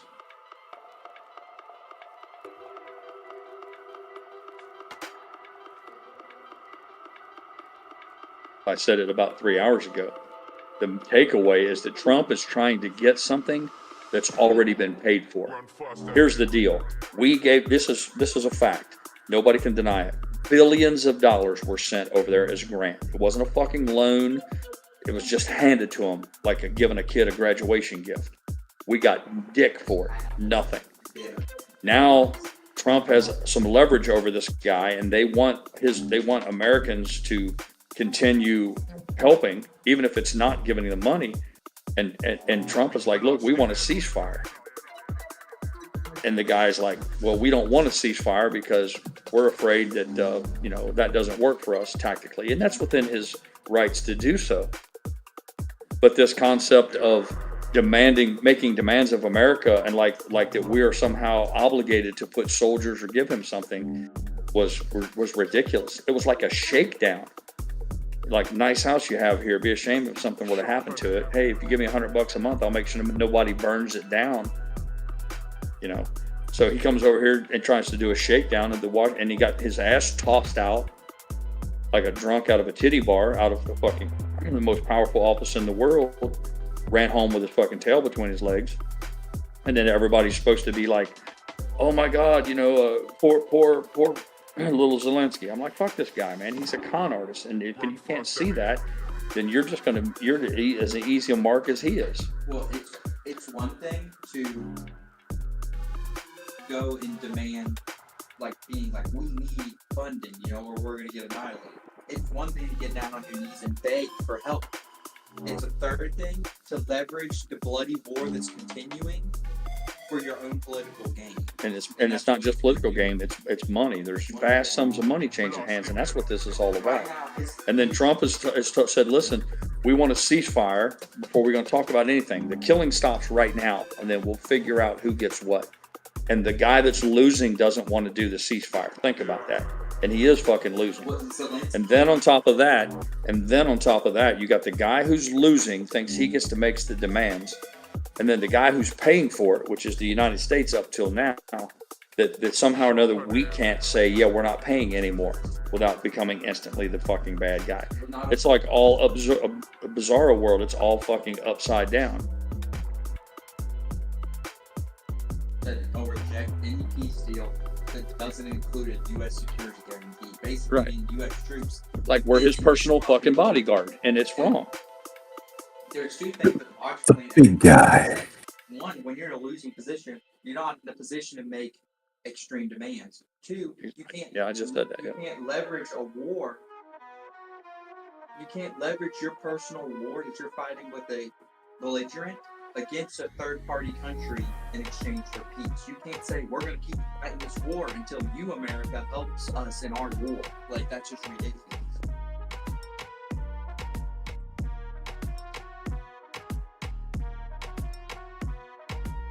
And you got all of Europe with their hair on fire saying that somehow or another we're not doing the right thing, like we're abandoning our allies. Again, it's back to the whole money thing. Well, it's real easy for you to judge somebody else when you ain't the motherfucker paying the bill. How convenient that is.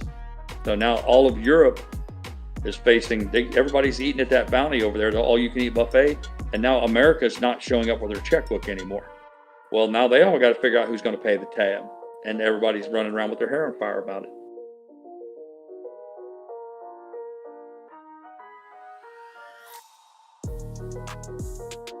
And it's all in an effort to keep the big war going because it's big money. It's the strangest thing to go on Twitter and see people arguing for more war. Crazy town. More killing, more death.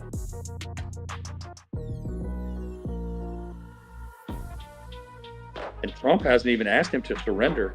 He just said, let's just do a ceasefire. Let's stop the butchering.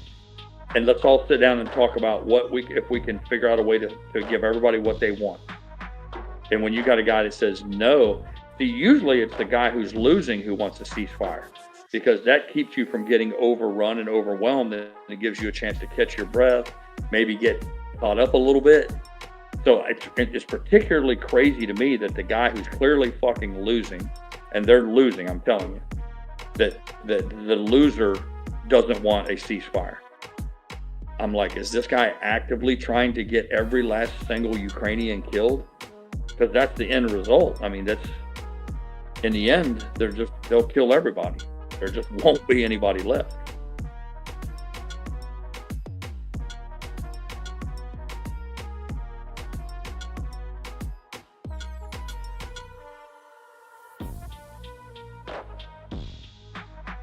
American politicians talking about how we should spend more money and this, that, and the other. And I'm like, and talking about boots on the ground. I'm like, man, always the same.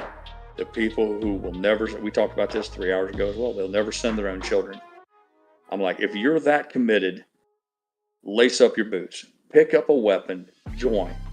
There's a website right now that you can go to, and you too can be a proud member of the Ukrainian army, whatever the fuck they call themselves. Go. Oh, you're too old? Send your sons. Kiss them, give them a hug, tell them you hope they make it back. Send them over there to fucking fight. There'll be very little of that. But there'll be a whole bunch of that fucking chin music. People popping their fucking gums. Shit they know a little of.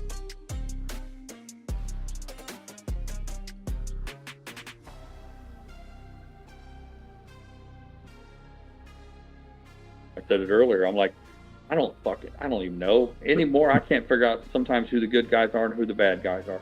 Maybe Zelensky and Putin are both pricks. Is that possible? Maybe both of these fucks are evil. You know, there's no rule book that says, that I'm aware of, that says automatically there's a good guy on one side and a bad guy on the other. Has anybody ever considered the remote possibility that both these guys are just fucking lunatics? As often happens. And if so, why is it America's responsibility to get involved in it? Let the Germans handle it, or the Italians, you know, or the fucking Hungarians, or the Irish. Let the Englishmen take care of it. They all, you know, all these countries, they wave their fucking flags and talk about how evil America is and shit, and we're the great Satan. Then they need to go about fixing it themselves. Italy said that they will not be sending any troops. That's interesting. Thanks for sharing that. I've been read up the last 2 days. I've been too busy to keep up with a lot of my geopolitical shit. But that's what I'm talking about. You know.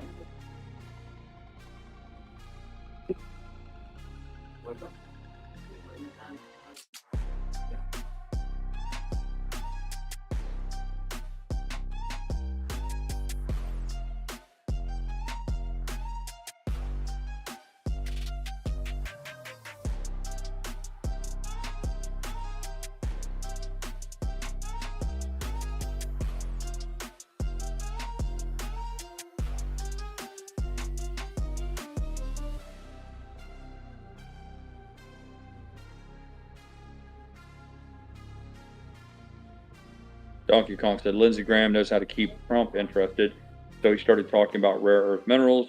Months ago, Lindsey Graham has been over to Ukraine about 40 times. Why do you think that is? Yeah, he's a war hawk, man. He's part of the big war machine. I don't think anybody disputes that.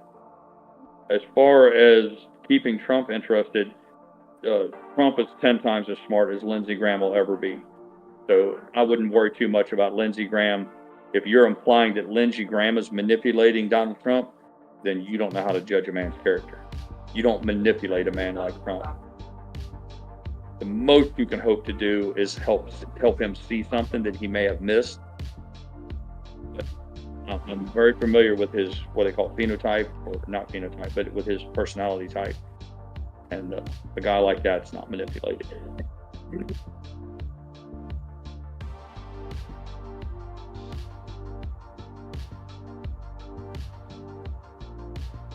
Now Zelensky, on the other hand, now there's somebody who can be manipulated very easily. I mean, if you've done any kind of a perfunctory search, you'll see him. He was, what the guy wanted most out of life was notoriety. I hope everybody here within the sound of my voice realizes that. I'll say it again because it is worth repeating. The number one life goal for Zelensky was celebrity. That's why you've seen him prancing around TikTok videos. He was I think he was some sort of a fucking wannabe comedian for a while. And I love comedians. Hell, I'm a fucking wannabe comedian myself. But I didn't go out and try to be fucking president of the United States just so I could reach celebrity status. That's my whole point. Is Zelensky, this is just another fucking role for him to play. He isn't some sort of patriot who from his earliest age was enamored with politics and the love of his government and all of that. Are you fucking kidding me? The guy, he wanted to be so many different things that all had to be centered around being some sort of celebrity, and he finally found one that gave him what he wanted. It's that look at me shit.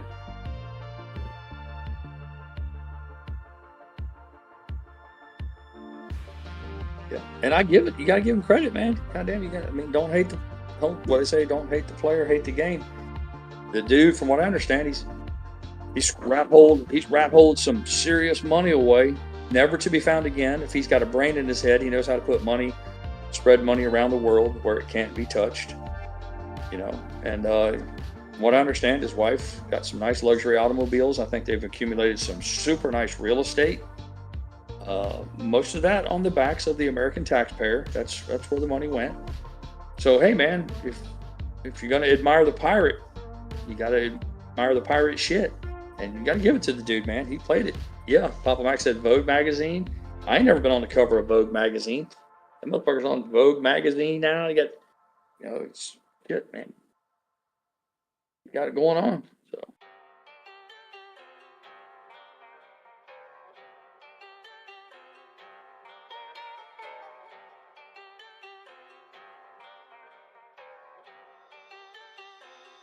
With the Grahams, Lindsey Grahams of the world, and the Dick Cheney warmongers, all the rest of those fucking war hawks that have never met a war they didn't like, that whole bunch, you know, it's all about the money and the machinery, the Lockheed Martins, the tank manufacturers, the armor plating, the weapons, all of that. It's all big business to them. There will always be another war. If the Middle East went completely to, if every member of Hamas and every Arab ran over and kissed and hugged every Jew in Palestine, and they all just sat around the campfire and kissed and said, we're going to be friends now. This is a 6,000-year-old feud between two brothers. Literally, it goes back to two brothers. We're going to all be friends now. Washington would find another place. They'd find another fucking place that we could justify fucking going and ginning up wars. It's like, it's all we fucking do. Same thing, same with Ukraine. If Ukraine and Putin had a meeting tonight and suddenly became stepbrothers, hugs and kisses all around, and they're gonna have parades and everything's gonna be beautiful. Ukraine's gonna rejoin Russia as one. We'd find someplace else. Lindsey Graham, the Cheneys. Do you think they would be like, okay, it's all safe now, the world's cool, we can go about trying to cure cancer and maybe see if we can fly to Mars? Fuck no. We got to have us a war, man. What can we get started? Can we do something maybe in South China, Taiwan? What about South America? Can we do something down around there? You know, Africa maybe? Maybe we get a big war going in Africa. Yeah, I'm just sick of it, man. I'm tired, sick and tired of being sick and tired of all of the war shit. All the fucking dumbasses on Twitter, the young kids that still wet behind the ears. I mean, some of these fucks ain't been out of high school or college 3, 4, 5 years, and they think they know all. They know nothing about war. But it's all fucking more war. Crazy shit, man. I grew up as a young boy, 6, 7, 8 years old. That was late 60s. I was born in 66, so I remember the hippies. It was all, for them, the Democrats were make love, not war, peace. You know, put a flower in your hair and you know, kind of the Gandhi thing of just peaceful opposition and all that shit. And I'd be goddamned, I never saw it that 50 years later, the Democrats would be fucking warmongers.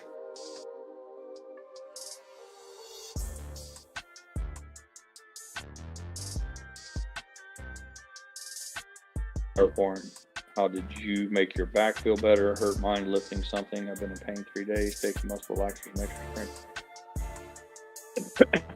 strength. I beg your pardon. Nana, I just let it heal up. Made sure that I didn't injure it again. So you got to make sure you don't pick up nothing heavy or bend over. And then I just took an Aleve. I think Sandy gets aftermarket ones at Costco, but it's still an Aleve. And then 2 acetaminophens, and that's it. I didn't use any kind of heavy chemicals or anything like that. And after a while, the best cure for bad backs is to strengthen your back. So if you're having back problems, Nana, you might want to adopt some sort of a little regimen where you exercise your back a little bit, try to strengthen them up some. I was going to make a really funny joke about chiropractors, but one of my closest friends on here, I'm not going to dox anybody, but his wife is indeed a chiropractor. So before I go into one of my Jerry Seinfeld comedy bits about how chiropractors aren't real doctors and all that, I'll just leave it fly there. Chiropractors aren't everything they're cracked up to be, I'll say.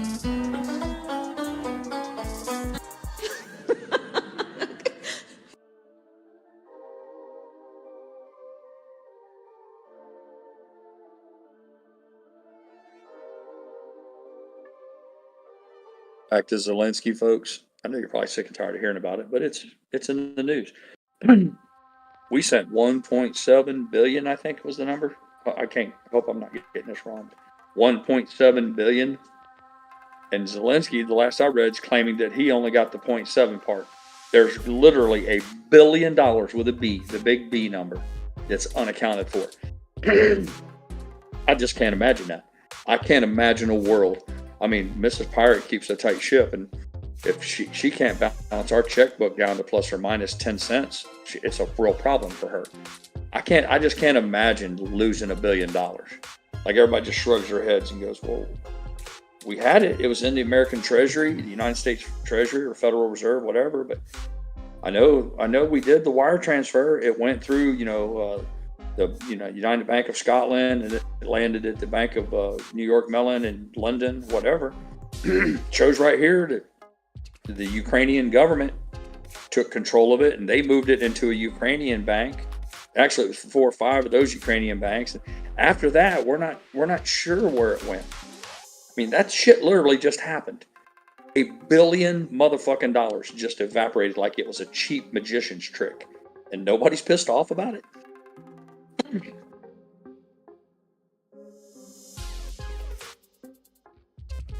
I thought it was 100 billion.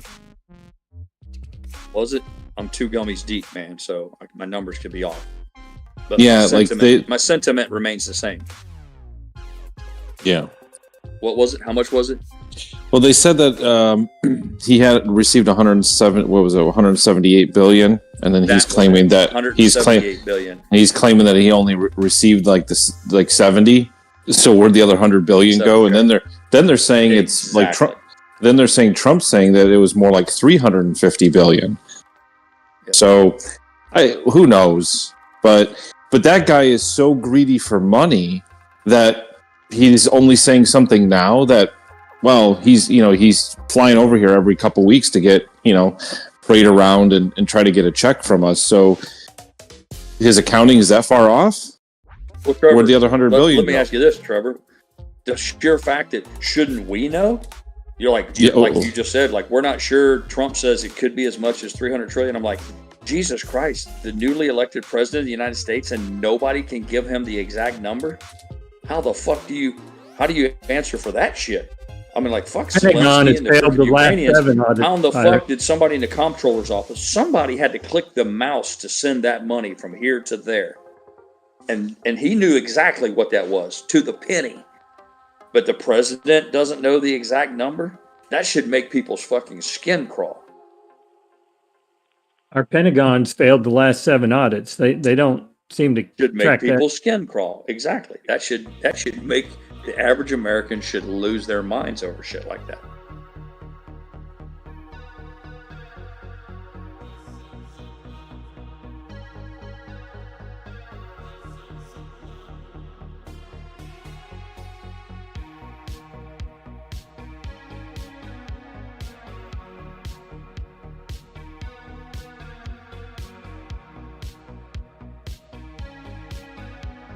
Nope, Nana, you can't snort that much money up. Even if you want to. The simple fact is that money's still out there.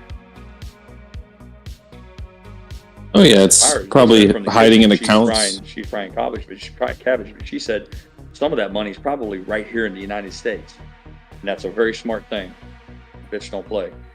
She's exactly right. It didn't dawn on me, but that money could have made full circle. It could have left Washington, D.C., went through the banking system all the way to Europe, and then ended up right back in Wall Street. Yep, you're exactly right, honey. I never thought about that. That's a good one. Does anybody check Nancy Pelosi's freezer right now? What's that? Anybody check Nancy Pelosi's freezer?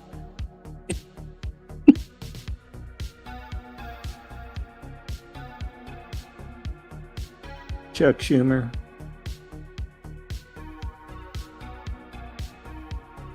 All done Exactly. legal. That's why they're so mad about all these NGOs being shut down, these non-governmental organizations. Your little, the do-gooders, the 5013Cs or whatever they're called, the charitable organizations, the non-for-profits, feed the hungry, starving little children's groups. All a big fucking con, man. It's just a money laundering operation so the money can go from Washington, D.C. out in the form of aid for the hungry little orphans. Goes to whatever the aid organization is that Clinton's had, the Clinton Global Initiative. Ooh, doesn't that sound like do-gooders? It's a global initiative. Gonna do the whole planet. All that fucking grift and bribe money went straight into the global Clinton initiative. How much of it you think? I think they said they built, I don't know, 4 fucking houses in Haiti. I think they got billions of dollars, hundreds of billions of dollars from Washington for Haiti hurricane relief or whatever. Yeah, I think they built 3 tiny homes and a fucking camper somewhere. The rest of that shit went to administrative costs for the Global Clinton Initiative. Yeah. The Global Clinton Initiative money, they get it. And that's got, but let's see who works for the Global Clinton Initiative. Oh, would it be Hillary's butt ugly daughter and her husband? Oh, okay. They're the administrators. Oh, I see. He is a what's he? Oh, a consultant. How about that? He is the consultant for the Global Initiative. So, and they're on salary for $3 million per year per annum, full benefits. And of course, they don't have to show up or anything like that. So then the Clintons, they take that money and then it ends up where? In a hedge fund or in a bank. Well, they're not going to take it to Haiti. So I think Mrs. Pirate hit the nail square on the head. God damn, now that I think about it, most of that money could still be in the United States. Now that would be irony. You think, man, if somebody could do a forensic audit on that and prove that, you'd have the makings of a movie that would make Wall Street, The Big Short, and Margin Call look like fucking cartoons. Imagine if you could trace that money and get an interview along the way from anybody who played a role in it, and until you found it in its ultimate destination and show where it literally landed up right back in the Clintons' pocket, or anybody else, Republicans too. Man, you could put that shit on pay-per-view and make a mint. I guess in some small way, I'm just pissed off Papa Mac and Trevor that I didn't get in on it. Because I'm like that, man. I'm jealous, man. Like I said, I was a kid who grew up where everybody else had nice cars and I didn't even have a bicycle. So I'm like, I get mad when I see somebody else that's just getting theirs. I feel left out. And I think the truth of the matter is I'm just jealous of all these fucks.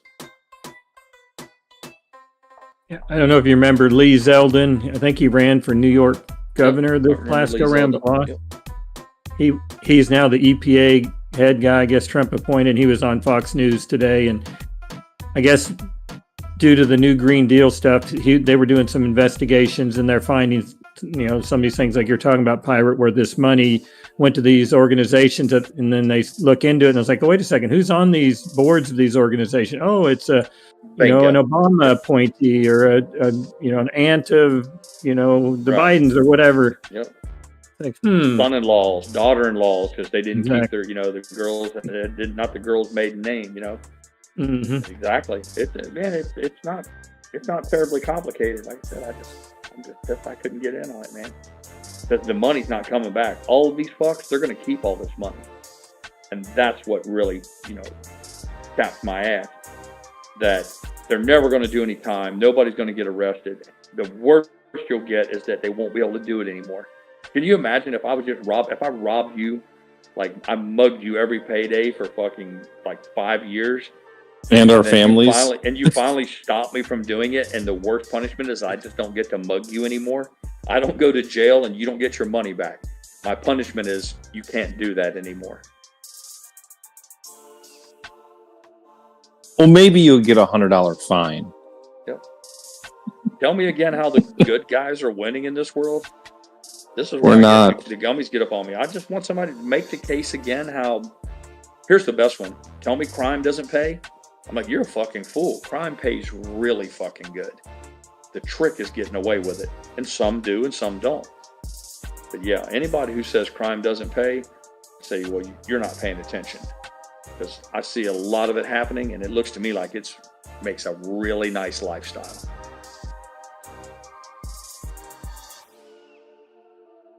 Our friend from the icy north, you know, censor content, I'm going to start calling you they call them frostbacks, which is, I think that's particularly nasty. So I like the term for Canadians being a frostback was one I heard. They got another one that's kind of a really nasty slur. What would they call it? Not frostback. I don't know. It'll come to me in here in a minute. But anyhow, censor content said, initiative is an interesting word. It means literally that you want to do something without any guarantee that you will actually follow through. Now that's interesting as hell. I had no idea. That's pretty cool. Yeah.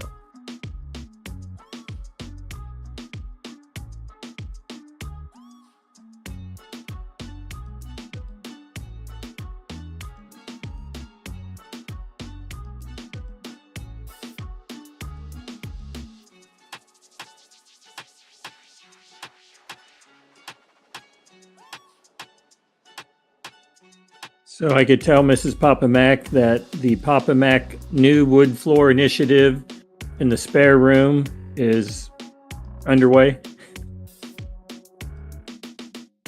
Just think about it. I don't actually have to do it. What are you remodeling? Oh, I'm joking. Or we just did one room. I could see her potentially asking, "Hey, what about the other room?" at some point in the future. It's coming. Yeah.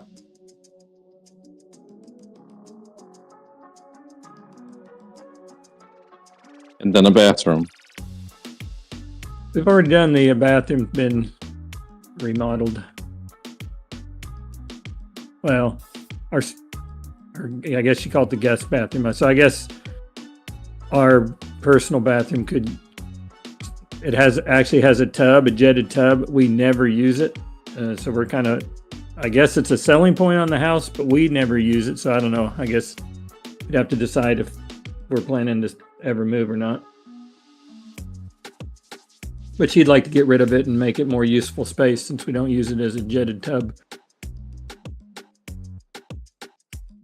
I had to look it up because I couldn't remember. The other one they got censor content is they're calling you guys snow Mexicans now. How do you feel about being called a snow Mexican if you're a Canadian? Asphalt amphibian, otherwise known as highway frog. I know you're from Canada. You care to weigh in on that? You want to know which one is more offensive? You as a snow Mexican. You want to know which one's more offensive so you can use that one? Right. I'm trying to learn here. Which one's more offensive?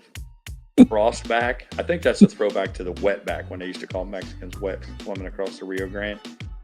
So instead of a wetback, they're calling them a frostback. So I've seen snowback, frostyback, and snowback.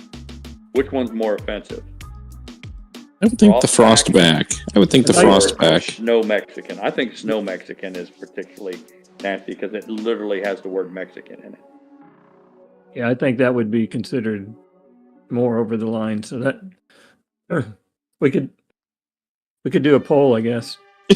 There's only how many are listening right now? There's 9. There's only 13 of us here. They don't have to do a poll. They can just type it right into the chat. Yeah, I could count that high.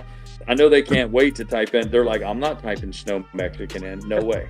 No way, pirate. I'm not even typing that. I'm going to end up on somebody's list. I'm like, are you shitting me? You're scared to type the word snow Mexican?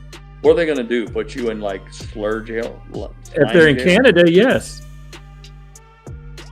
Where do you think they this may is? end London? up in jail. You guys think this is fucking, the Thames? Think this What are is they London? going to make you? What are they going to make you eat frozen burritos? Yeah.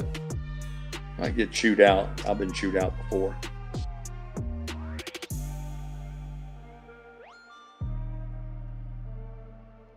Censor says, I don't get offended by anything the undereducated may say. Oh, okay, there you go.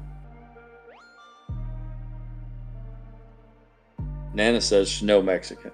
She said that's the most offensive. Ben says, snow Mexican's the most She thinks offensive. you put a snowflake and that's going to make it come across softer.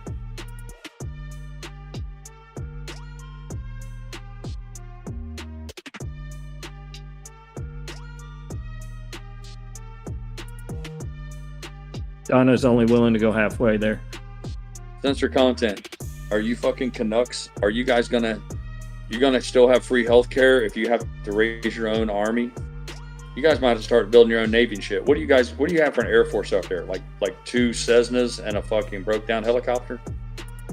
You guys might have to raise your own army, your own Navy. You still gonna have enough money for all that free healthcare and shit you guys give away up there?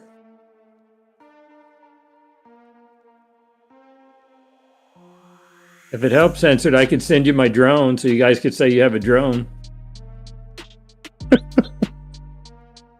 It just doesn't strike much. Yeah, it's at 249 grams, so it's considered a toy technically. What do you fucking guys in Canada give your army for weapons? Like, what do you carry? Like a hockey stick?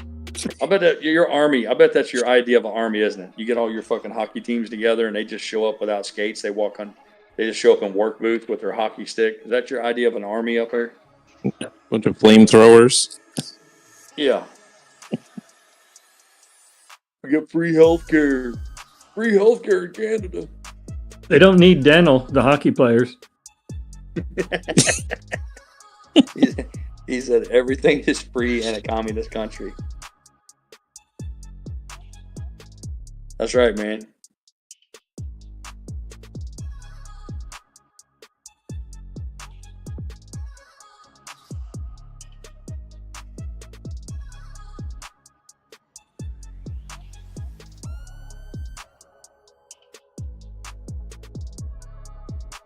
You got Comrade Trudeau, by communist. Governor Trudeau, you mean, as Trump calls him. Comrade. He's a communist. He's comrade.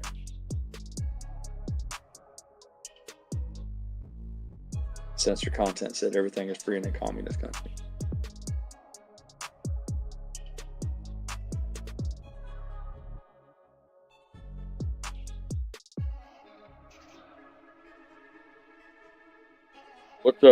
What about your area, Censor content? Is there a lot of Canadians going to go over and fight for Ukraine? Any of the young men in your neighborhood, are they joining up? I bet the airport's full of them. You probably having like a parade, ain't you? Everybody from Canada like go to the airport and see them off, like they used to in the old days, World War II, where they'd load all the soldiers on the train and everybody would wave them goodbye. Is that what it's like in the Canadian airports? Everybody at the Canadian airport, they're clapping for all the young heroic soldiers leaving Canada to go fight for Ukraine. I was shocked to learn the other day that their conscription, I think it's the right word, method is they're literally just driving around in a van, and anybody in the military age, they grab them. Yeah, look at the videos, man. Look at the fucking videos of what's happening. Can you imagine, Pawpaw?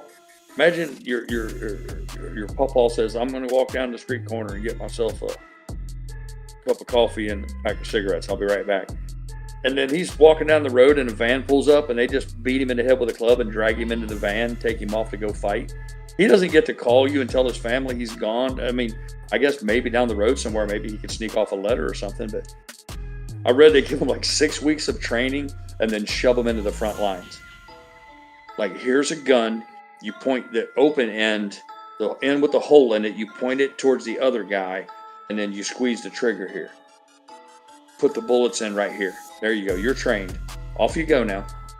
I read a letter from a Christian organization that said that they're pretty much anybody in certain age range. They just stay in the house because they had a youth leader that was headed to a conference, and they stopped him way, left his car got abandoned. They took him and he just disappeared.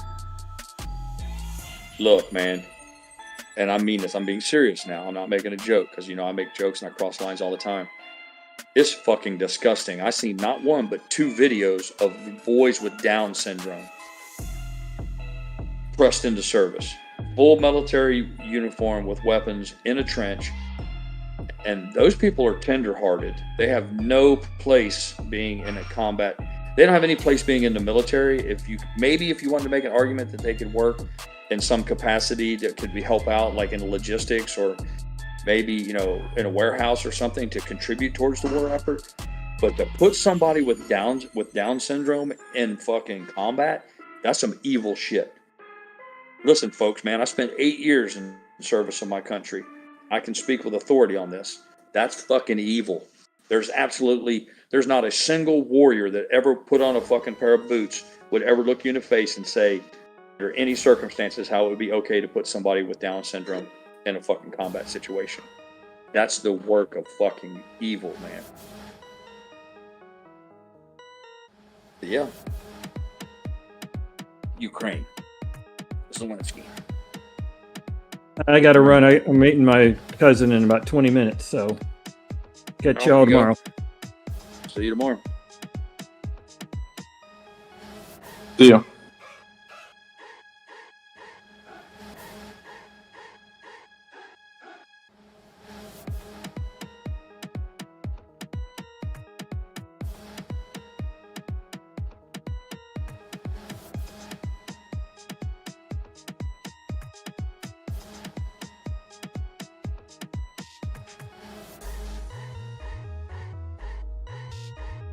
Sandy, tell me everything's going to be okay. Even if it rains, they'll just pump the water out and it'll dry out.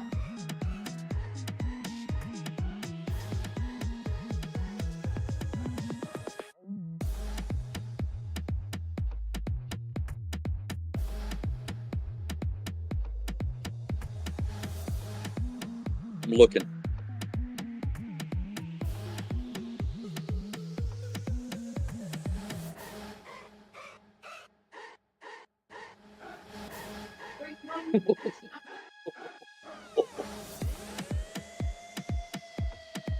Um, 73 degrees tomorrow, Sandy. It's going to be plenty warm. It's going to be windy, which the more the wind blows, the faster it dries up water. I told you that's from my dirt monkey days with bulldozers. Sunlight isn't as important as wind when it comes to drying up a muddy job site. So the wind will work in your favor tomorrow.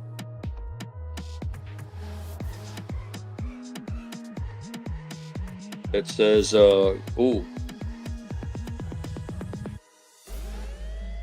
mile an hour, or no, westward winds, 20 miles an hour gusting.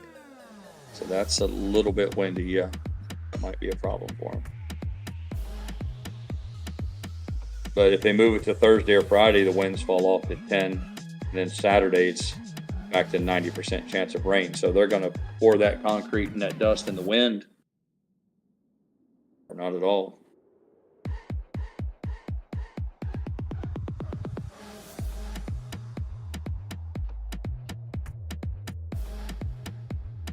And I got a nice buzz going on.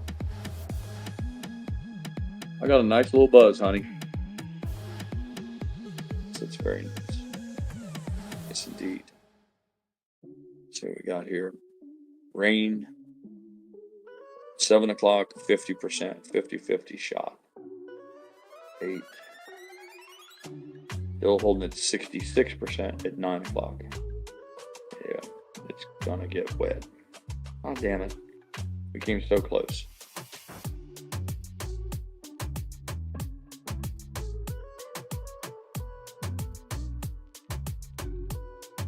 We got back to the chat here. What's got?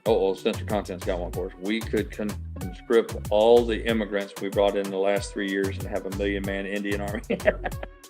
There you go, man. That's a win-win, CC. This is why they should put you in charge, man. That's exactly how you do it. And that's what you do. You tell people, say, listen, you go fight in Ukraine. You join the army. You give us 4 years in the army. Of the 4 years, you're going to do a year fighting Russians in Ukraine. And then we'll give you citizenship after that. I'll do that. Yep.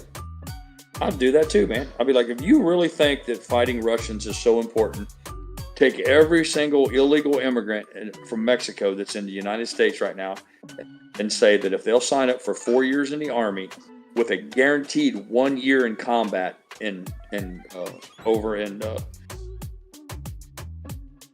that shithole fighting for Zelensky, then you can have citizenship. There'd be a bunch of them take you up on it. And if they could survive the meat grinder and then do another 3 years in the Army here stateside or wherever, defending the United States and then looking out for our interests, then yeah, maybe they'd be worthy of citizenship. Never happened though. They don't want it that bad. The only way they want it is if they could sneak across the border and sign up for a free hotel room in New York City and benefits.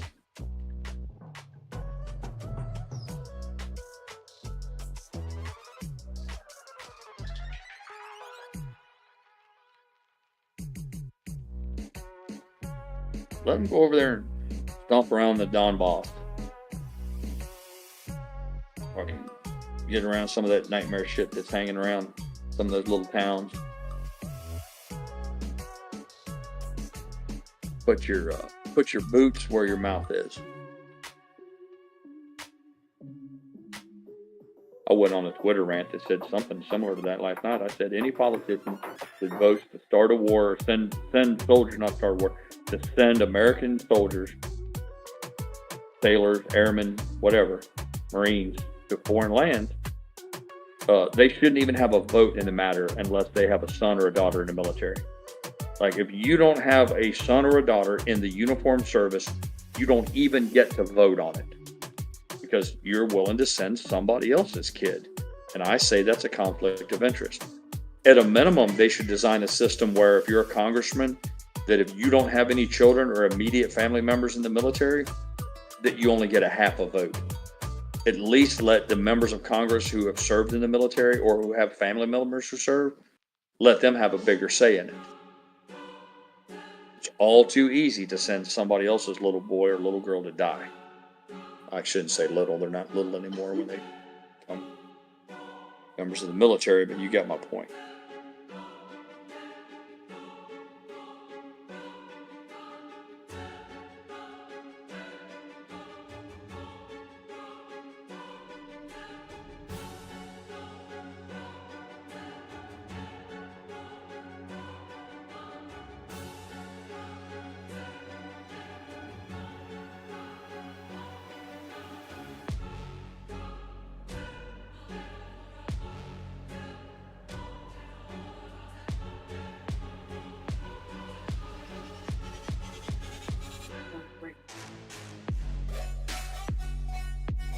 Oh, we got a tornado watch. Just hit our neighborhood. They're doing the old Weather Channel alert.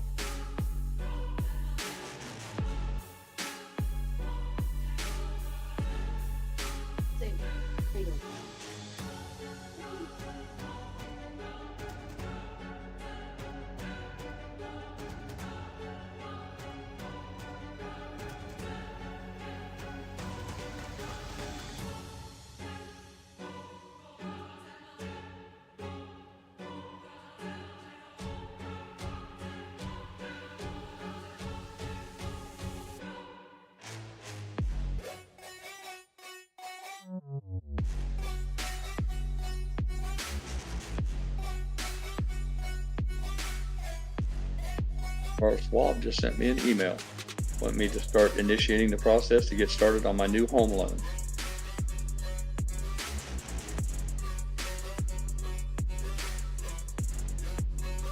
Easy now, man. They send you the shit right to your email inbox. You just start clicking buttons. They'll fix you right up.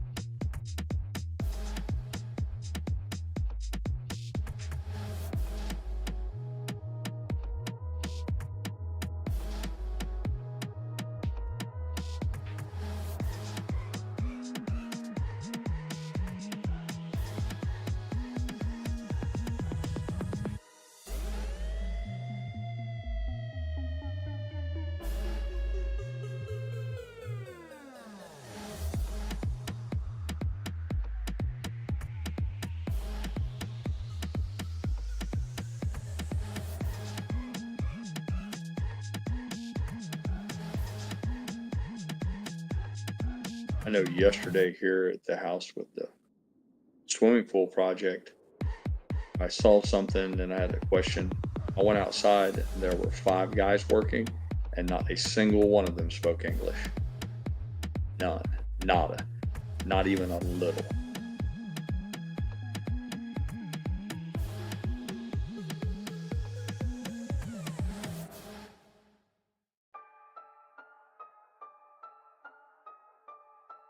See a lot of challenges in the services industry when all these immigrants are sent out of here. I said some time ago, as much as I can't remember when, but that if a business was centered around immigrant labor, that they would do well to have a plan in place because it was getting ready to come to an end. And I hope, because I don't want to see anybody's business fail. I mean, if they use cheap labor because it was available, I get it.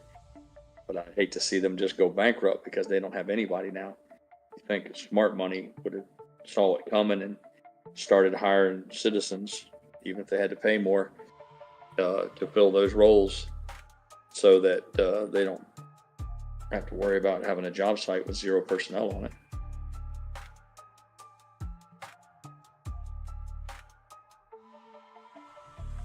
Hope they finish my pool before the raids start here in Florida.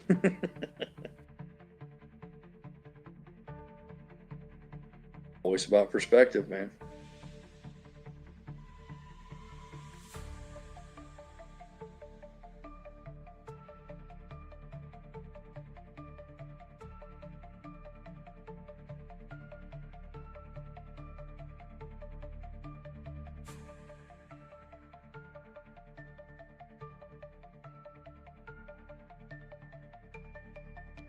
That old man, that's Inspector Sandy, was going to walk across that ditch and that aluminum ramp I got. I said, I wouldn't do that if I was you. I said, I fell down that hill once. I said, that soil is soft, and that's. I said, yeah, I better walk around. He walked all the way back around to go around and look at the pump filter and all that.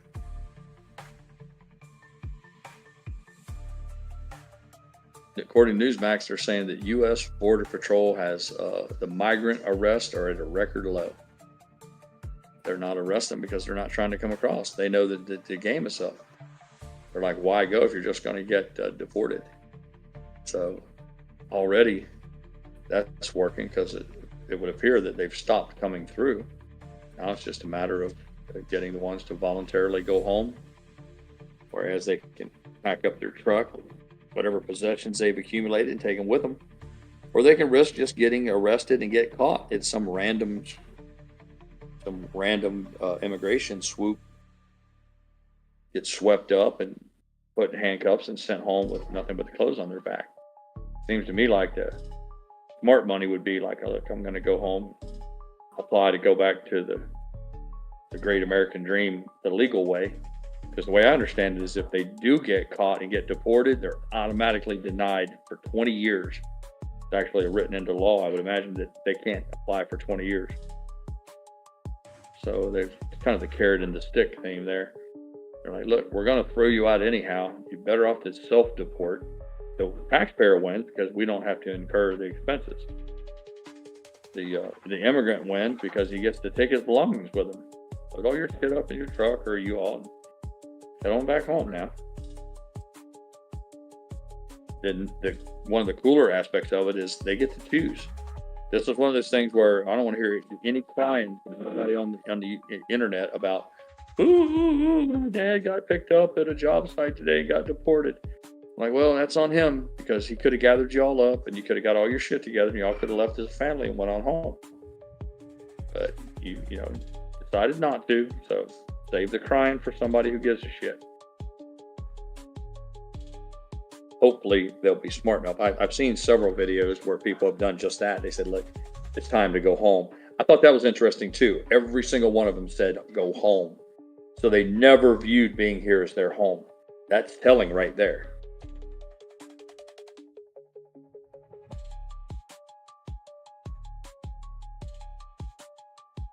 And it said Mexicans are hard workers. I would argue some of the hardest workers on the planet, Nana. And then when you combine it with they'll work for half the money. So you get twice, it's like a 4X. You get twice the worker for half the price.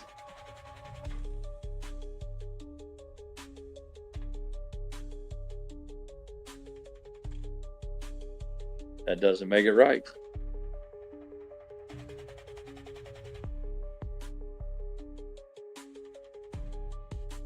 I know the guy that owns the company that builds our swimming, or the family, I should say, that owns the company that's building our swimming pool. I don't want to say they have fuck you money, but they're close to it. Mrs. Pirate went to their house and dropped off some documents and what have you.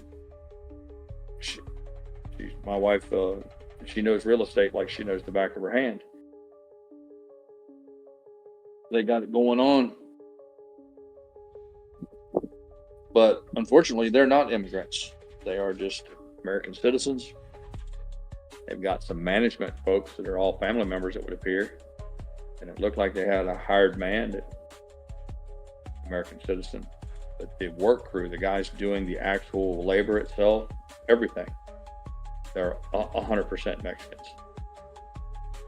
Everything from the equipment operators, the plumbers that were doing the pipe, the electrical wiring, the concrete work, steel, every aspect of it, 100% Mexicans.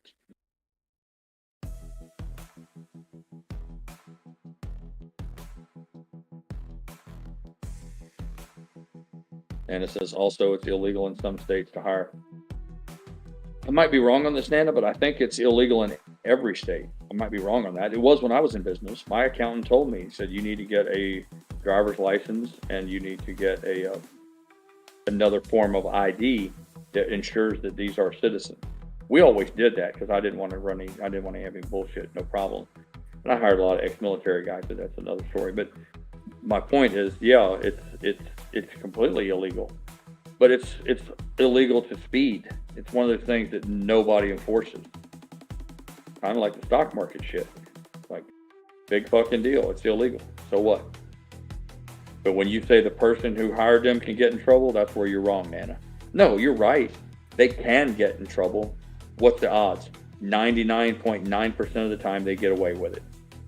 So you're not, technically you're right. They can get in trouble. Ask yourself, are they likely to get in trouble? And the answer is no, Nana. They wouldn't do it. I know a guy who runs a roofing business, him and his son, two white guys here in Florida. White, I don't know why I said white, it doesn't matter what their race is, but American citizens is what I should say. I'm drawing a distinction between the Mexicans and the white guys. But my point is, him and his son are the only two citizens, American citizens, involved in the whole process. They got anywhere from 5 to 8 roofing crews going out at any given time, 100% Mexican operated. And the guy's multi-millionaire off of their labor.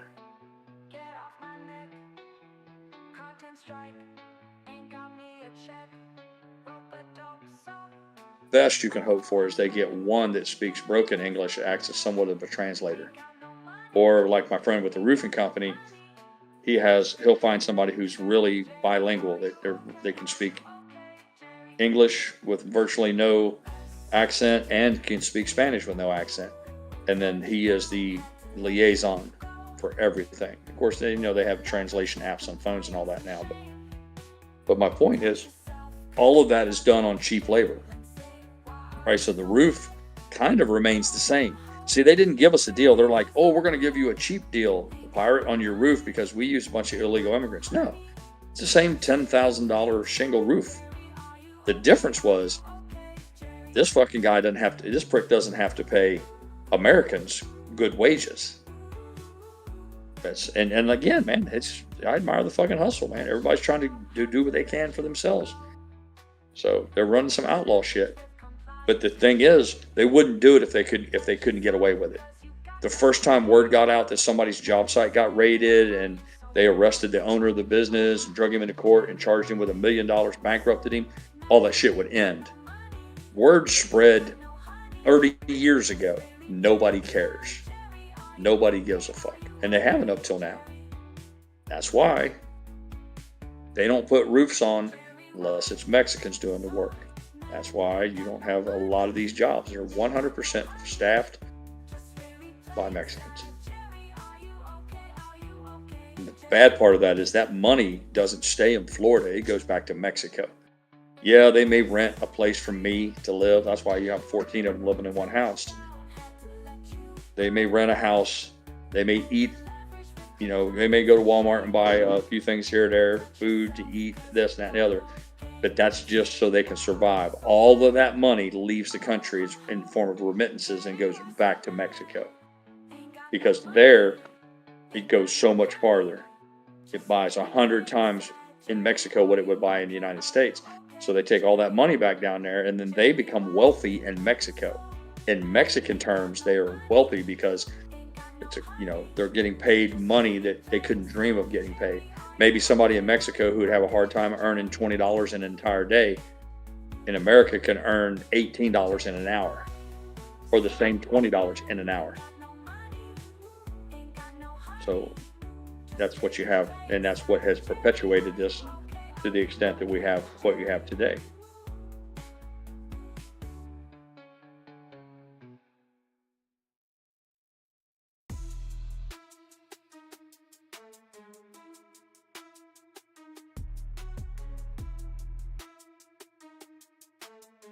Perpetuated this.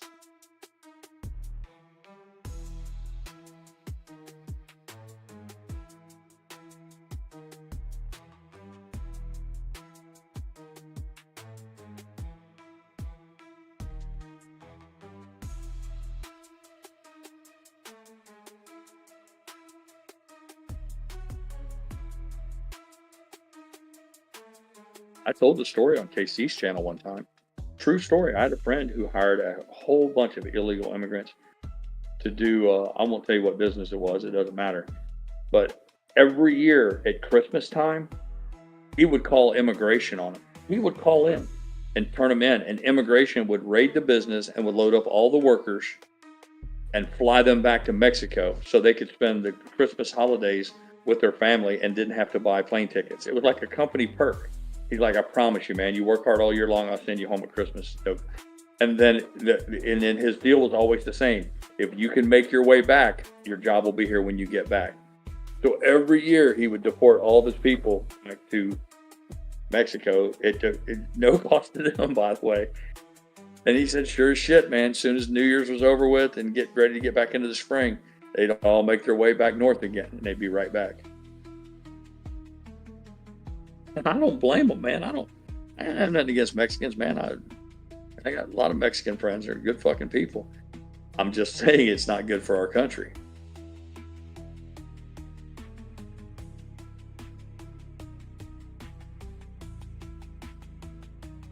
That's funny. Nana says, I have a Mexican family bought a beautiful house across the street. They really fixed it up, even more beautiful. One day the FBI SWAT team was there. The cars fled so fast, but they arrested one. Well, if it's FBI, that's not immigration. I beg your pardon. Yeah, that's somebody was on like a most wanted list or drug cartel shit, but that even drug cartel would be DEA. If it's FBI, it's either national security or, like a real bad felony criminal, somebody committed federal crimes. A lot of people don't realize, but the FBI is just really an intelligence gathering organization.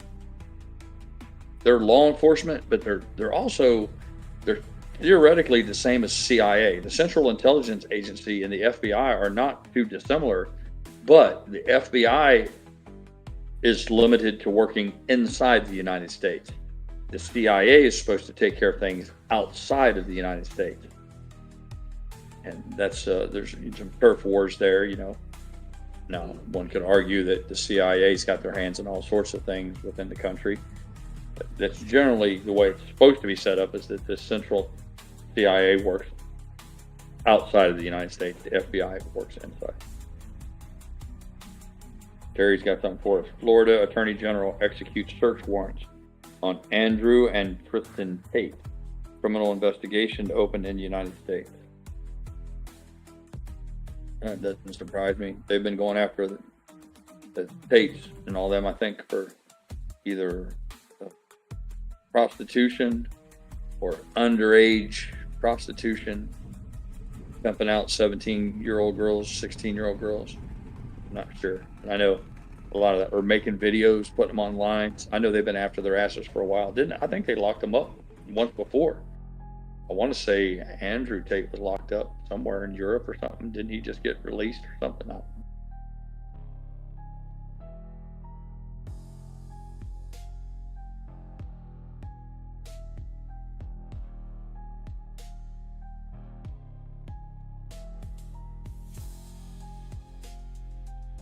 And it says her daughter calls him the El Cartel. That's funny.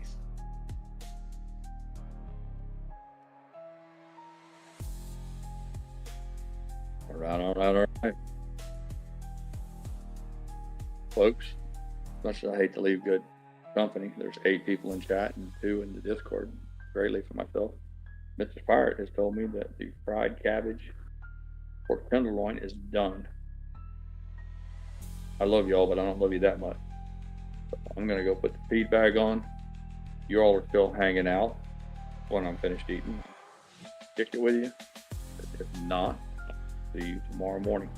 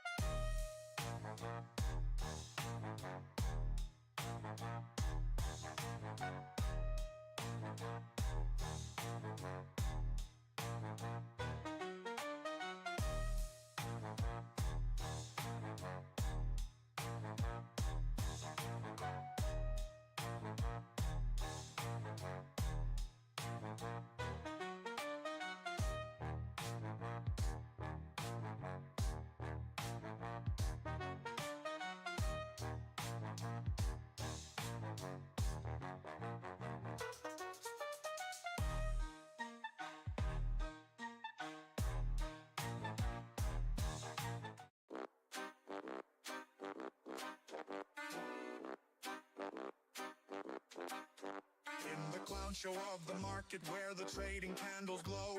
We gather our strength, ready for the show. Loyal to each other, we rise up, no fear. Together we're a force, the apes, we are here. We were born in the chaos, rising up so free. Holding tight like we're meant to be. We are family, all the apes are with me. In this jungle of stocks, we find unity.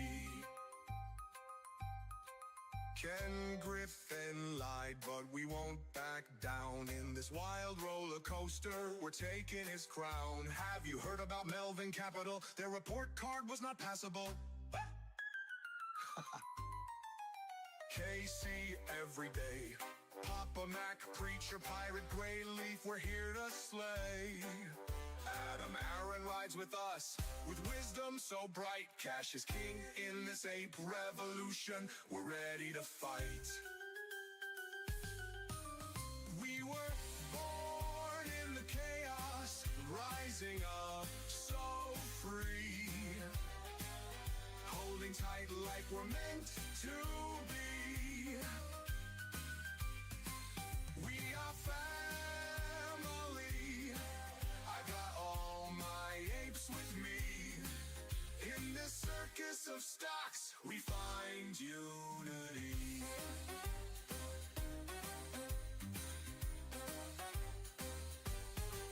Crayons in our pockets, we're sharing the ride. Bananas in our hands, with respect as our guide. Caring for each other through thick and thin. In this epic adventure, we know we will win.